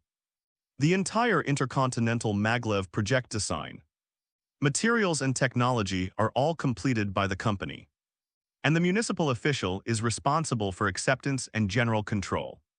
But how to do the project specifically? It depends on the plans of the three cooperative companies, and the decision-making power is the top priority. Kang Tao actually handed over such a precious veto to Ethan. It can be said that such sincerity is very good. Kang Tao really offered terms that people couldn't refuse. Ethan smiled and said, I can participate. But I have two requirements, you say. I only provide some technical support and opinions behind the scenes. And I have to attend the upcoming bidding meeting in a few days. Ethan said. Kang Ethan agreed, as partners. We should attend together. After discussing some details with Kang Ethan, Ethan left the city center on the Grass Pheasant Blade CT3X and took a ride on the highway. Ethan felt the speed and passion on the road, in a trance. Some uninvited guests appeared in the rearview mirror of the car. Ethan glanced at it casually and was shocked to see Arasaka assassin riding a motorcycle chasing him from behind. These Arasaka assassins are not the cannon fodder fish that Konpeki Plaza encountered, each with two crossed samurai swords on their backs, and their faces are crossfire positioned with black veils. Whoosh, the throwing star came out of nowhere, aimed straight at Ethan's heart with a thought. Ethan took out the vibranium-y knife, turned around and split the throwing star with one knife. At the same time, Ethan directly changed his route and rushed towards the deserted hillside by the roadside. The hunt for Arasaka assassin has only just begun, and those guys throwing star and kunai are even a little faster than grenade launchers. However, it was blocked by Ethan several times. Soon, Ethan made an emergency stop in the open space to get off the bus. Arasaka assassin followed closely behind, but didn't make a move. Ethan was surrounded by the roar of the locomotive. Arasaka assassin leader, Mr. V. Miss Hanako request your presence. Ethan was stunned. He thought that these Arasaka assassins were Yorinobu, who had been disconnected and reconnected, and had come to avenge his father. Unexpectedly, it is the person of Arashiko, flowers 0 Japanese symbol. In the original plot, Kanako Arasaka appeared at the memorial meeting of Saburo Arasaka. That is a woman who is even more ruthless than Yorinobu Arasaka. She has been trapped in a private house in Tokyo until she is an adult. But it is because of this environment that Hanako Araba has top hacking skills and some knowledge of managing enterprises. And now that Saburo Arasaka is dead, Kanako Arasaka can justifiably come to the brand new stage of Night City. Ethan said, "Is that how Huangban Huazi invites people?" Arasaka assassin leader, Miss Hanako's time and energy are precious. She won't waste time on people who have no value. She was just testing your worth, Ethan laughed and said. Arasaka Yorinobu wants to kill me to avenge his father. But Arasaka Hanako wants to meet with me. Can't your Arasaka company discuss it and come back? The leader of Arasaka assassin pulled out his samurai sword, and the other Arasaka assassins were also ready for battle. We're not asking for your opinions. As soon as the voice fell, the surrounding Arasaka assassins rushed over. The throwing star opened the way, and the ninja dagger stabbed at Ethan while spinning. The style of doing it without saying a word is also good. Ethan directly popped out the mantis blades made of vibranium with the ceremonial blade, and then directly killed. These Arasaka assassins are a little bit stronger than the ones at the Konpeki Plaza. And of course they are just a little bit stronger. Within the slashing range of the mantis blades, any attack or defense is useless. The Arasaka assassin who came to attack was cut into a human body in 3 or 2 strokes. And it only took 3 minutes from the start to the kill. After a while, Ethan closed his knife and looked at the stumps all over the ground with disapproval. He couldn't wait to see the black face of Hanako Arasaka at the bidding meeting. Hanako, when did you arrive? Why didn't you tell me before you came? I should pick you up. Baron Board Company Chairman's Office. Arasaka Yorinobu learned that Arasaka Hanako arrived in Night City. He quickly put down the things outside and returned to the office. After entering the office, he saw a luxurious Hueben Hanako sitting on the reception sofa and typing on the keyboard. As soon as Arasaka Hanako stopped typing, he put on a smile and said, "Brother, I know you are busy. So naturally I didn't bother you, no matter how busy you are. It's not as important as your sister." Arasaka Yorinobu and Arasaka Hanako hugged each other. Long time no see, Hanako has become beautiful again. Nothing happened along the way, right? Hanako Arasaka, the latest Ghost-class aircraft of the Arasaka family, is very stable and safe all the way. The two sat together and started to do homework. On the side is Adam Smasher, who is crossfire positioning from the serious injury. After taking a punch from the anti-Hulk armor at the Konpeki Plaza, Adam Smasher's function directly dropped by nearly 70%. And he almost died killed with a punch. Fortunately, Arasaka Yorinobu had him rebuilt in time. Heavy Hammer, I have a few words with my sister. You wait outside 33, Yorinobu said. Adam Smasher walked out of the office without saying a word. Twangban Yorinobu, Hanako, I'm sorry about my father. It was my negligence that caused my father to be poisoned. And the murderer is still active in Night City. Arasaka Hanako said with relief, I have heard about my father in Japan. Those people poisoned my father for relic chips. But don't be too sad. My father doesn't want to see the boys of the Arasaka family. Tears Yorinobu was a little moved, Hanako. Arasaka Hanako continued, after the death of my father. The situation in Night City was extremely turbulent. During this time, thanks to the Big Brother's efforts to turn the tide, the company was stabilized. Yorinobu of the Arasaka, although it's very hard. It is what I should do to support Arasaka. Arasaka Hanako changed the topic and said, Big Brother. You don't have to worry too much. In addition to participating in my father's memorial service this time, I will stay to help Big Brother manage the company together. As soon as these words came out, the atmosphere of the office solidified a little. Yorinobu was stunned, are you going to stay? Arasaka Hanako said, at present. The situation in the Japan headquarters is generally good. But Night City is very turbulent. The death of my father here is a serious blow to Night City branch. And the competing companies are not. I will pass up any opportunity to suppress the shortage. There is also the upcoming Maglev project.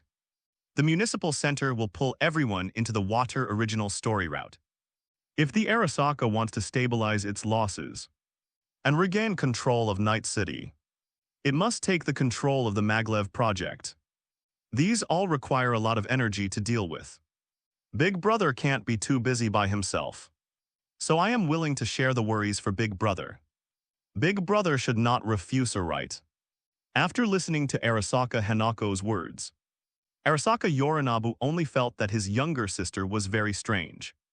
Wasn't Huazai kept in Tokyo by Saburo? Why is there an unfathomable feeling? Hanako Arasaka continued, could it be that the eldest brother thinks that Hanako has other intentions? Cough. Huazai, what nonsense are you talking about? We are a family.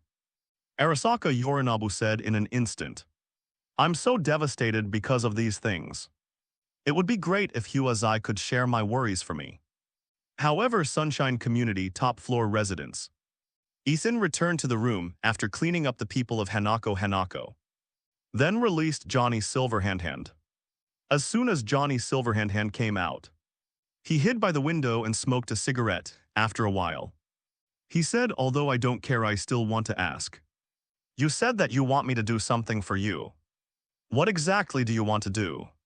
It has been a while since I woke up Johnny Silverhand. Although Ethan decided when and how long he came out, the two of them were already grown familiar. In the image of Johnny Silverhand, it seems that he only helped Ethan to meet Rog. Ethan said, I'm looking for you this time for this. How much do you know about Yorinobu?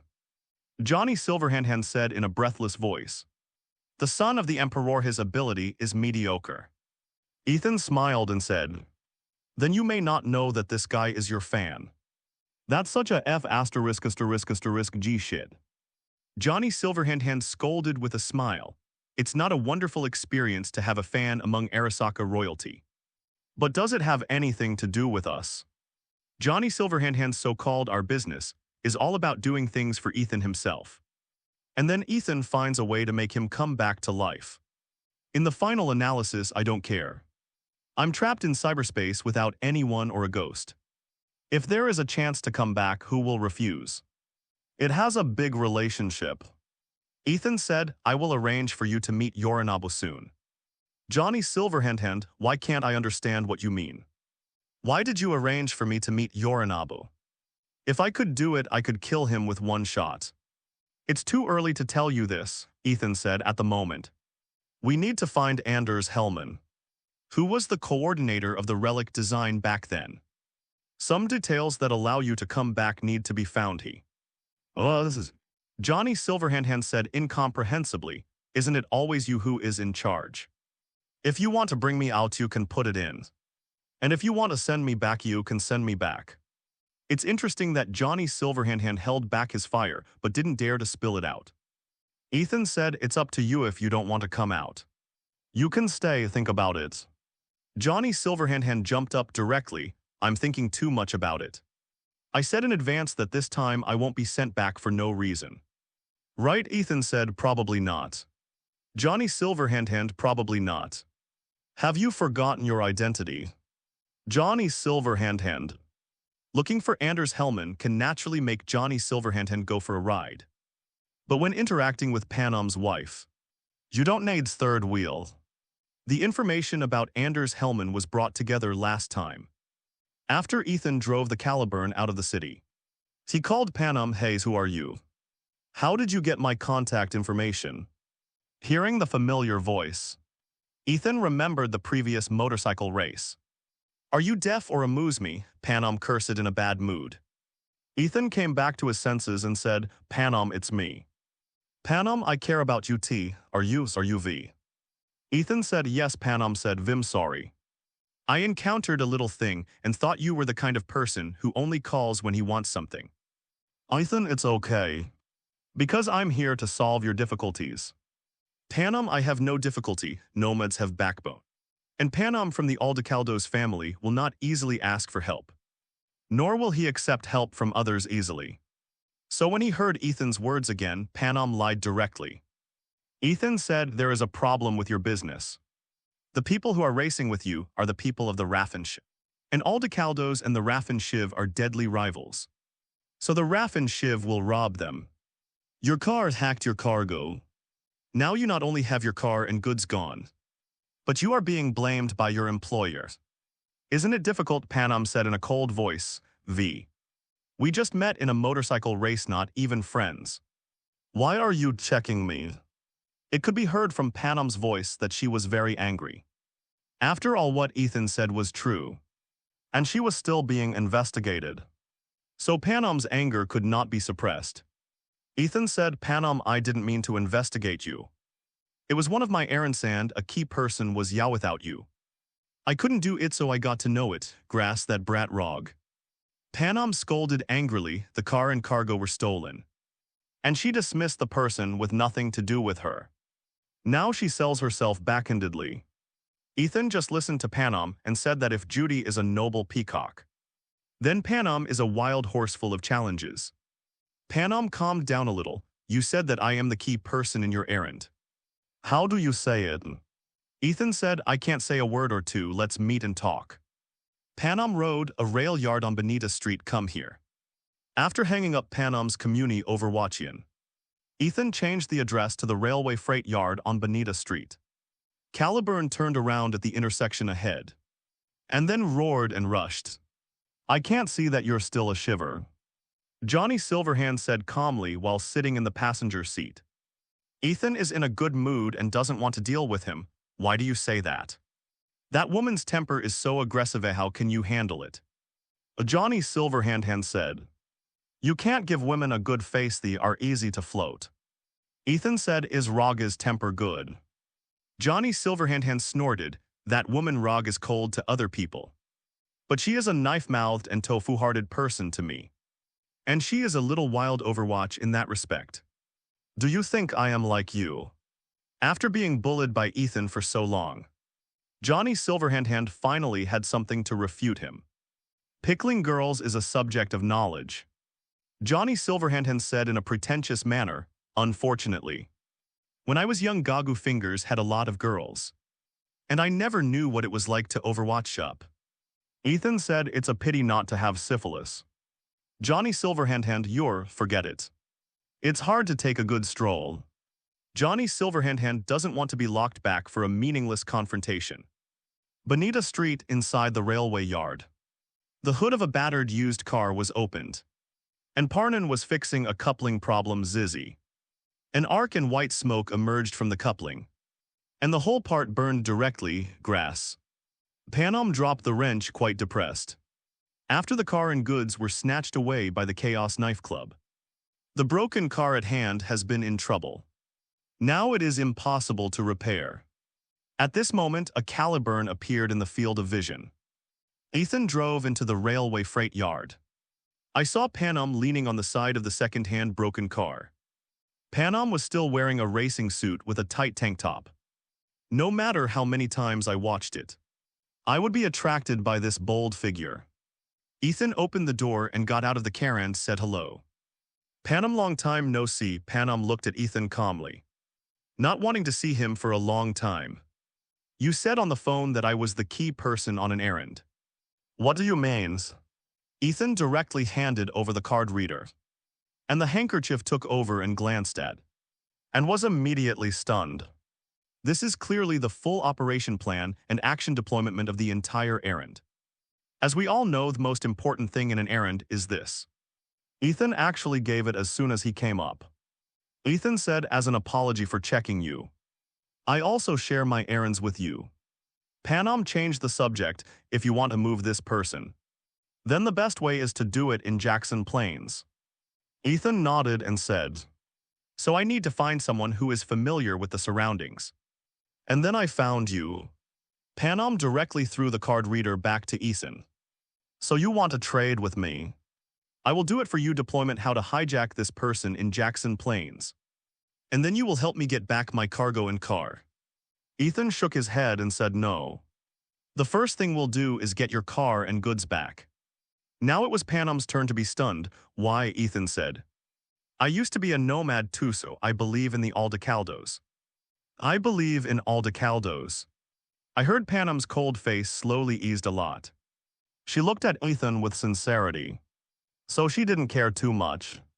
Panam carefully inspected the second-hand broken car again and again to confirm that it was really impossible to drive before saying, as you can see, this broken car can't be driven. Ethan politely handed over the boot chip of sword in the stone. Panam, are you sure you let me drive? The Caliburn is one of the top sports cars. The price is high. Generally, people who can afford this car can't wait to be treated as their own sons. Ethan said, it's just a car. Let's talk about this one you are familiar with. Panam also unequivocally took the access shard and got into the driver's seat. Ethan got into the car from the other side and drove Johnny Silverhand to the back row. The guy just wanted to complain when he was stunned by Ethan's eyes. The dignified legend, the legendary frontman of the martial arts band, was bullied like this. Thinking of this, Johnny Silverhand can only smoke violently. After all, it is better to be humiliated than to wait in cyberspace. Ethan didn't care about Johnny Silverhand's thoughts, but chatted with Panam. How's this time going?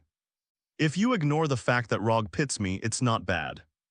Panam replied while driving, but it looks like you should have done a good job. And you can even drive the Caliburn. Ethan said, Panam, have you heard about me? Panam shook his head and said, I usually run on the border. And I basically don't enter Night City. Why should I hear about you? You are famous, ha ha ha. Johnny Silverhand laughed loudly in the back seat of the car. Is the car overturned? The whole section collapsed. Ethan laughed nervously. It's nothing. Let's talk about your business. The car and goods have been robbed by knives. What's going on? Panam patted the steering wheel. Grass. Speaking of this, I get angry. Usually I run goods on the border, help them go through the border inspection, and then send it to Nash, who will directly transfer it to Night City.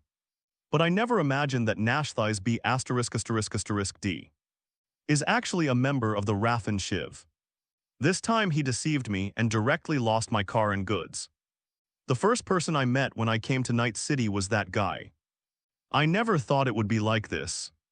Panam's mood is very unstable after all. No one will feel well if he is deceived. Ethan said with relief, I understand you. When I left the Backer family, I was running on the border to help them smuggle.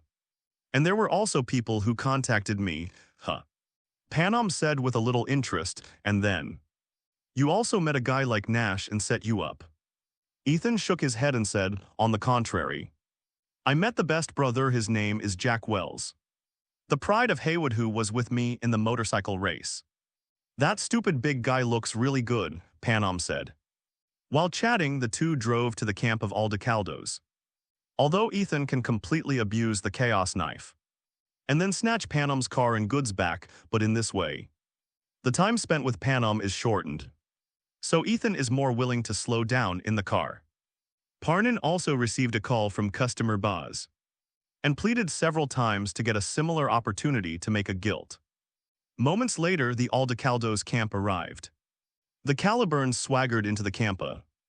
Aldecaldos' nomads all took out the guys at hand and surrounded them from all directions. At this moment, the car door opened, and Ethan and Panam walked down. Is it Panam? Put the gun down, it's Panam. Panam is back seeing this. The others retreated one after another. But only two old family friends, Mitch and Scorpion, were still standing. What wind brought our Panam back? He also brought a sword in the stone to bring a rich friend. Woolen cloth, Panam said unceremoniously. F***ku. I is here to do business this time, doing business.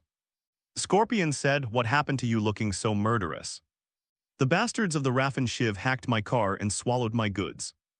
Panam said succinctly, I have to get my things back. How dare the chops of the Raffin Shiv touch you? Mitch touched his chin and said, Panam, with your strength, it shouldn't be easy for them to take orders right. Panam snorted coldly, if I fight alone, I'll beat them back to their mother's womb, but I'm ambushed. Destroyed, Panam said, in short, don't say that. Can you help me with a words? Mitch and Scorpion both showed embarrassed expressions on their faces. Panam, I'm afraid we can't do it for you. We have to go to the nearby to find some usable batteries from a nearby transformer to see if they can be used. Bullshit battery. Panam said directly, I don't think you dare to disobey Saul's order. The two nodded and admitted. Saul said before going out that Aldecaldos is not allowed to intervene in your affairs. But if you only come back for 2 days, you are welcome at any time, you. Panam wanted to curse but quickly suppressed his anger. Ethan, who was on the side, realized that it was time to do it himself. Panam, I can actually handle the weapons and equipment. Panam looked at Ethan, can you make equipment? Mitch immediately said, this franchise is not Night City. Without the right relationship, you can't buy a gun even if you have money. What about equipment? Ethan ignored them and just stared at Panam. Panam thought for a while before saying, I need a sniper rifle, can you do it? Ethan circled around the Caliburn and then took out the Overwatch from the portable space. Panam's eyes straightened when he saw the Overwatch again. The top-quality Overwatch rifle is equipped with the Thunder Core prosthesis plug-in of Militech and has the Amplify Overwatchian of Thunderstorm grenade launchers. Panam took the gun and knew where the gun was awesome as soon as he got started. Mitch and Scorpion stared at each other, and they also took a peek. I have never seen such a fine Overwatch. Panam quickly figured out the Overwatch again, sure enough. It's a good gun, so let's go straight. With Ethan's weapon provision, Aldecaldos' camp no longer needs to be entered. Mitch and Scorpion looked a little hesitant to speak. Panam also thought about it, don't say anything. I know what you means. The order of the family cannot be violated, I understand. Mitch said. Scorpion Saul said he couldn't help Panam, but he couldn't say he couldn't give him equipment. Scorpion immediately walked into the tent next to it, and then took out a large box. It contains some sensor grenades. If you can use it, you will send the chaos knife to the sky. Panam smiled, thank you. After the two came out of the Aldecaldos camp again, Panam asked, now you can say where we went to find the car. Rocky Ridge, Rocky Ridge, that's a ghost town. Ethan knows that ghost town is just an adjective. It seems that you know this place very well. I don't understand it. Panam snorted coldly. Originally, Aldecaldos would not come here, but Saul said that he would take Aldecaldos on a new path. And this will be a paradise. It's a shitty land like nowhere else. Johnny Silverhand in the back seat of the car also felt the same way. This world has no place for a long time. As long as there is such an existence as a Arasaka, this world will not stop. Ethan replied, the size of the Arasaka Corporation can affect the world, but they are going in the wrong direction. Johnny Silverhand, other companies are not good things. They may be more than what Arasaka does, but they may still be hidden under the iceberg. I really want to have another nuclear bomb and burn everything up. Johnny Silverhand is a very high-ranking monster. Maybe because of his low level of Edu Overwatchian. There is no good solution except for nuclear level. In 2077, capitalism has monopolized everything. The capital monster is not a person or a company, but a network crossfire positioning the world. Those companies are just the key to making the nets. Those who cast the nets overwatch fish, and those who overwatch the nets are caught. It has been fixed as a rule. Suddenly one day a fish is going to explode as a result. After Fringthy just hit some splashes. And let other fish worship it. As for the casters, they are not affected at all. Ethan is too lazy to talk about this with Johnny Silverhand. It's too early to say, and if he says this, he will only talk nonsense. Ethan's attention returned to Panam. It is said that there are many abandoned towns like this. There are thousands. Panam said, I often run a route and pass through many towns. Without exception, no one is there. There is the sound of the wind blowing the wooden windows. The sound of the wind blowing the weeds. And the sound of the old soda cans being blown away from many years ago. Sometimes destruction is not necessarily earth-shattering, but silent. Panam continued, I said that I want to be the expansion zone of Night City. But this is wrong, Ethan said. Then you mean that these towns have no real claimants? Panam, yes, after so many years. Night City doesn't look down on these places. Because there is no use value. Ethan secretly remembered that it seemed that he would have to go out of the city to find usable land in the future. Rocky Ridge Ghost Town when Ethan and Panam came here. The place was desolate. All the facilities have been frozen decades ago. There's really nothing. Panam said in a circle, if you said that my car and cargo are all in Rocky Ridge, then this is the best ambush low Overwatchian. The mountain not far away is Rocky Ridge, from which you can completely see the situation of the town below.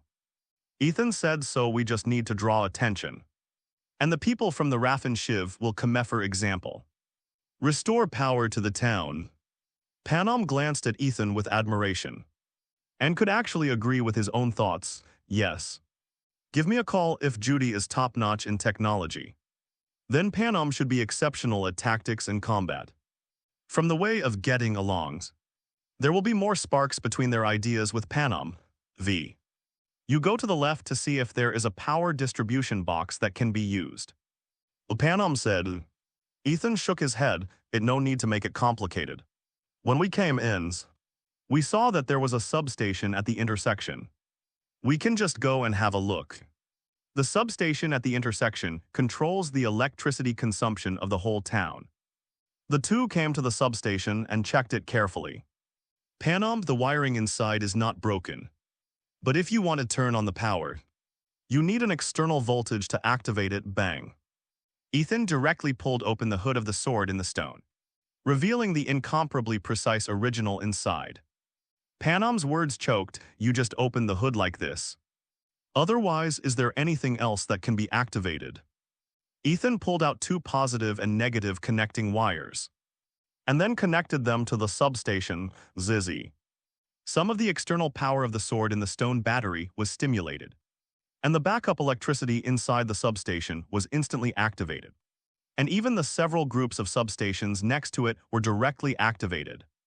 The power display of the substation returned to normal, and the power supply to the entire Rocky Ridge was completed. Panam looked at Ethan with complete overwatched eyes. If he wants to maintain the operation of the transformer box, then the caliburn must be used as a generator. Once the positive and negative connections are disconnected, the power will go up and down and long-term power on. Even the sword in the stone sports car cannot withstand such waste. It will become a pile of scrap metal in all fairness. The value of 100 Panam's Thornton is not as good as the sports car of the sword in the stone. Panam, if you are like this car can't be used. Ethan said, I know that the electrical load would damage the car, but with the performance of the sword in the stone, it can last until tomorrow. Panam said, I don't mean that, I mean why are you doing this? Panam's Thornton is not worth the sword in the stone at all. And it's my business, Ethan snorted and said. The sword in the stone is just a car. But Panam's Thornton is your most treasured possession. It has been with you all the time with different meanings. During our locomotive race, didn't you also ask for a prize of €100,000? Cars are invaluable to drivers, I understand. Panam was speechless now. She just looked at Ethan quietly and said, "I owe you a favor." Ethan waved his hand, the nothing has happened yet. Take Panam's Thornton back and talk about this. The first step of attracting the Raffin Shiv to descend the mountain has been completed. The next step is to lay some sensor mines on the road into the town and in some hidden places. Then wait for dark. Ethan and Panam were one at the entrance to the town, and the other at the end of the towns, forming a two-person crossfire position. What a lunatic. Johnny Silverhand appeared leaning against the railing and said, "You use a car as good as the sword in the stone as a generator." Ethan said, "I'm happy with my car."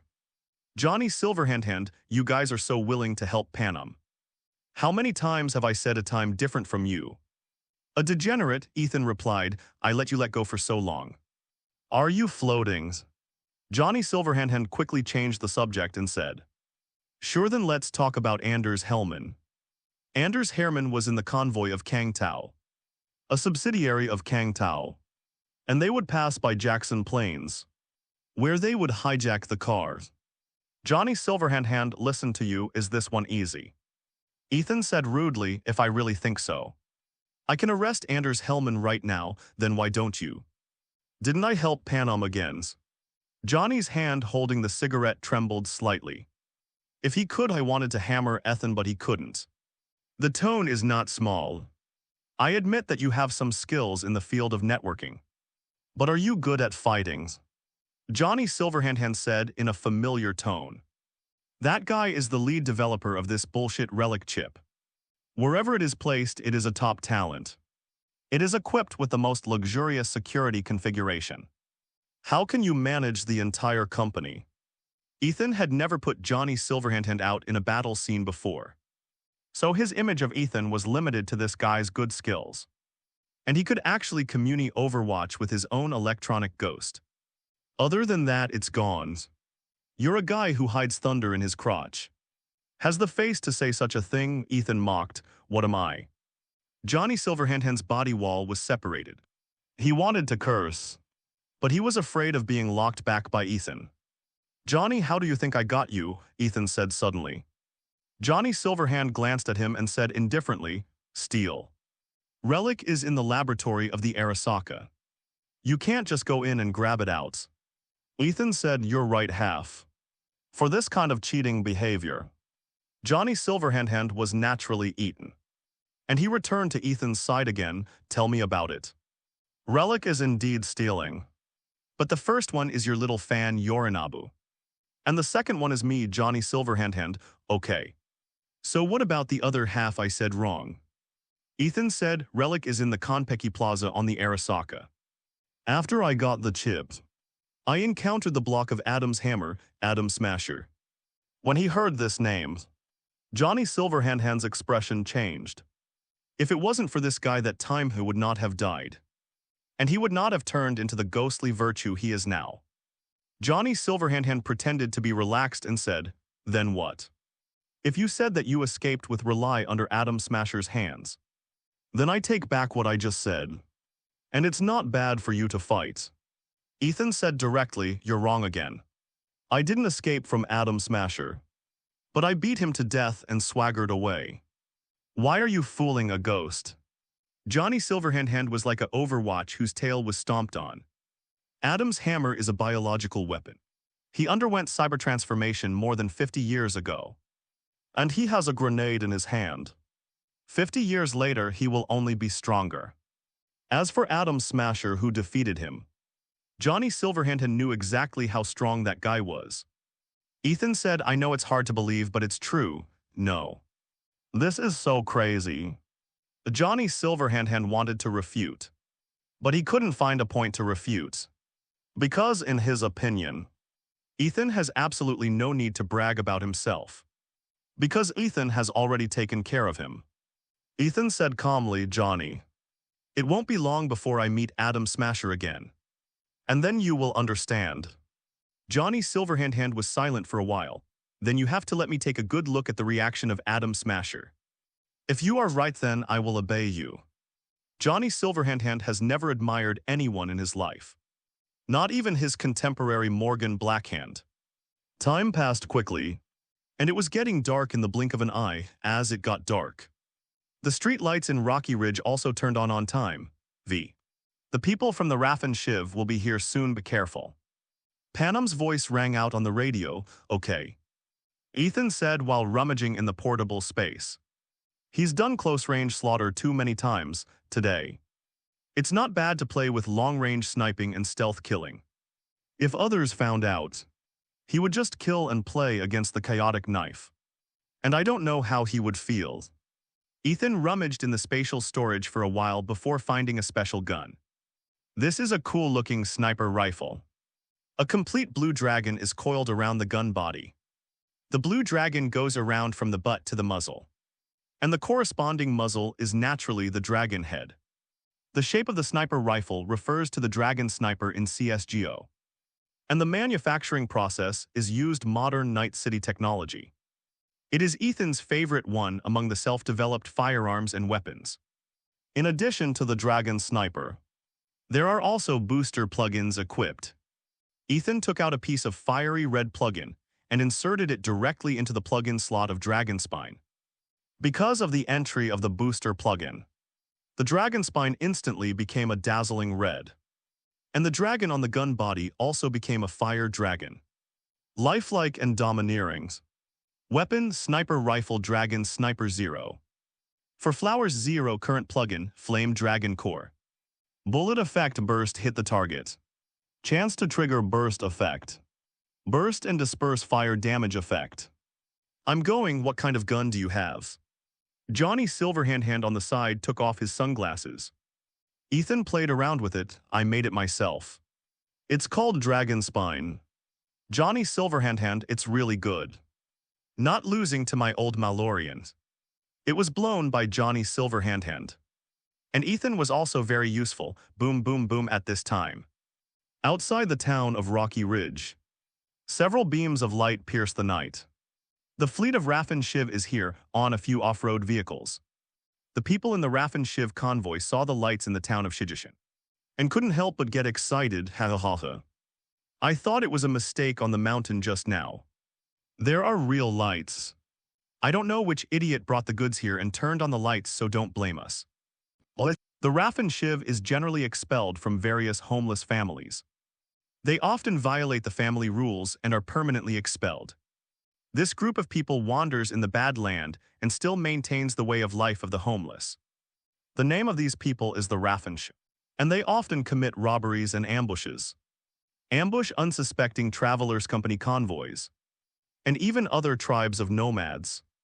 The Raff and Shiv also set up a gang of night nomads outside the city of Night City.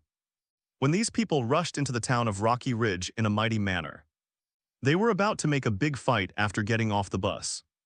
Boom, a fiery red arc flashed in the night sky, and it directly shot the head of a person who had just gotten on and off the car. After the headshot, the exploding grenade launcher also hit the other's boom. Another thunderstorm grenade launcher roared, and at the same time as it pierced through the person, the moving electric light irregularly killed the person directly. Damn, there is an ambush.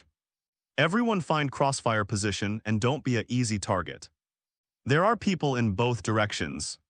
Divide the troops to kill them. The original enthusiasm of the Chaos Knife Club was smashed by 2 shots. On the rooftop, Ethan watched some people from the Raff and Shiv come towards this side and quickly put away the dragon spine. I took out the barrier knife and sneaked over. Hello, everyone. As we wrap up this video, I want to share a quick note. I have a Patreon account. If you'd like to support me and enjoy on-demand audiobooks, you can become a Patreon member. Alternatively, you can check out my Google Drive link, which has 500+ novel audiobooks available through my Ko-fi or Patreon shop. I appreciate your support.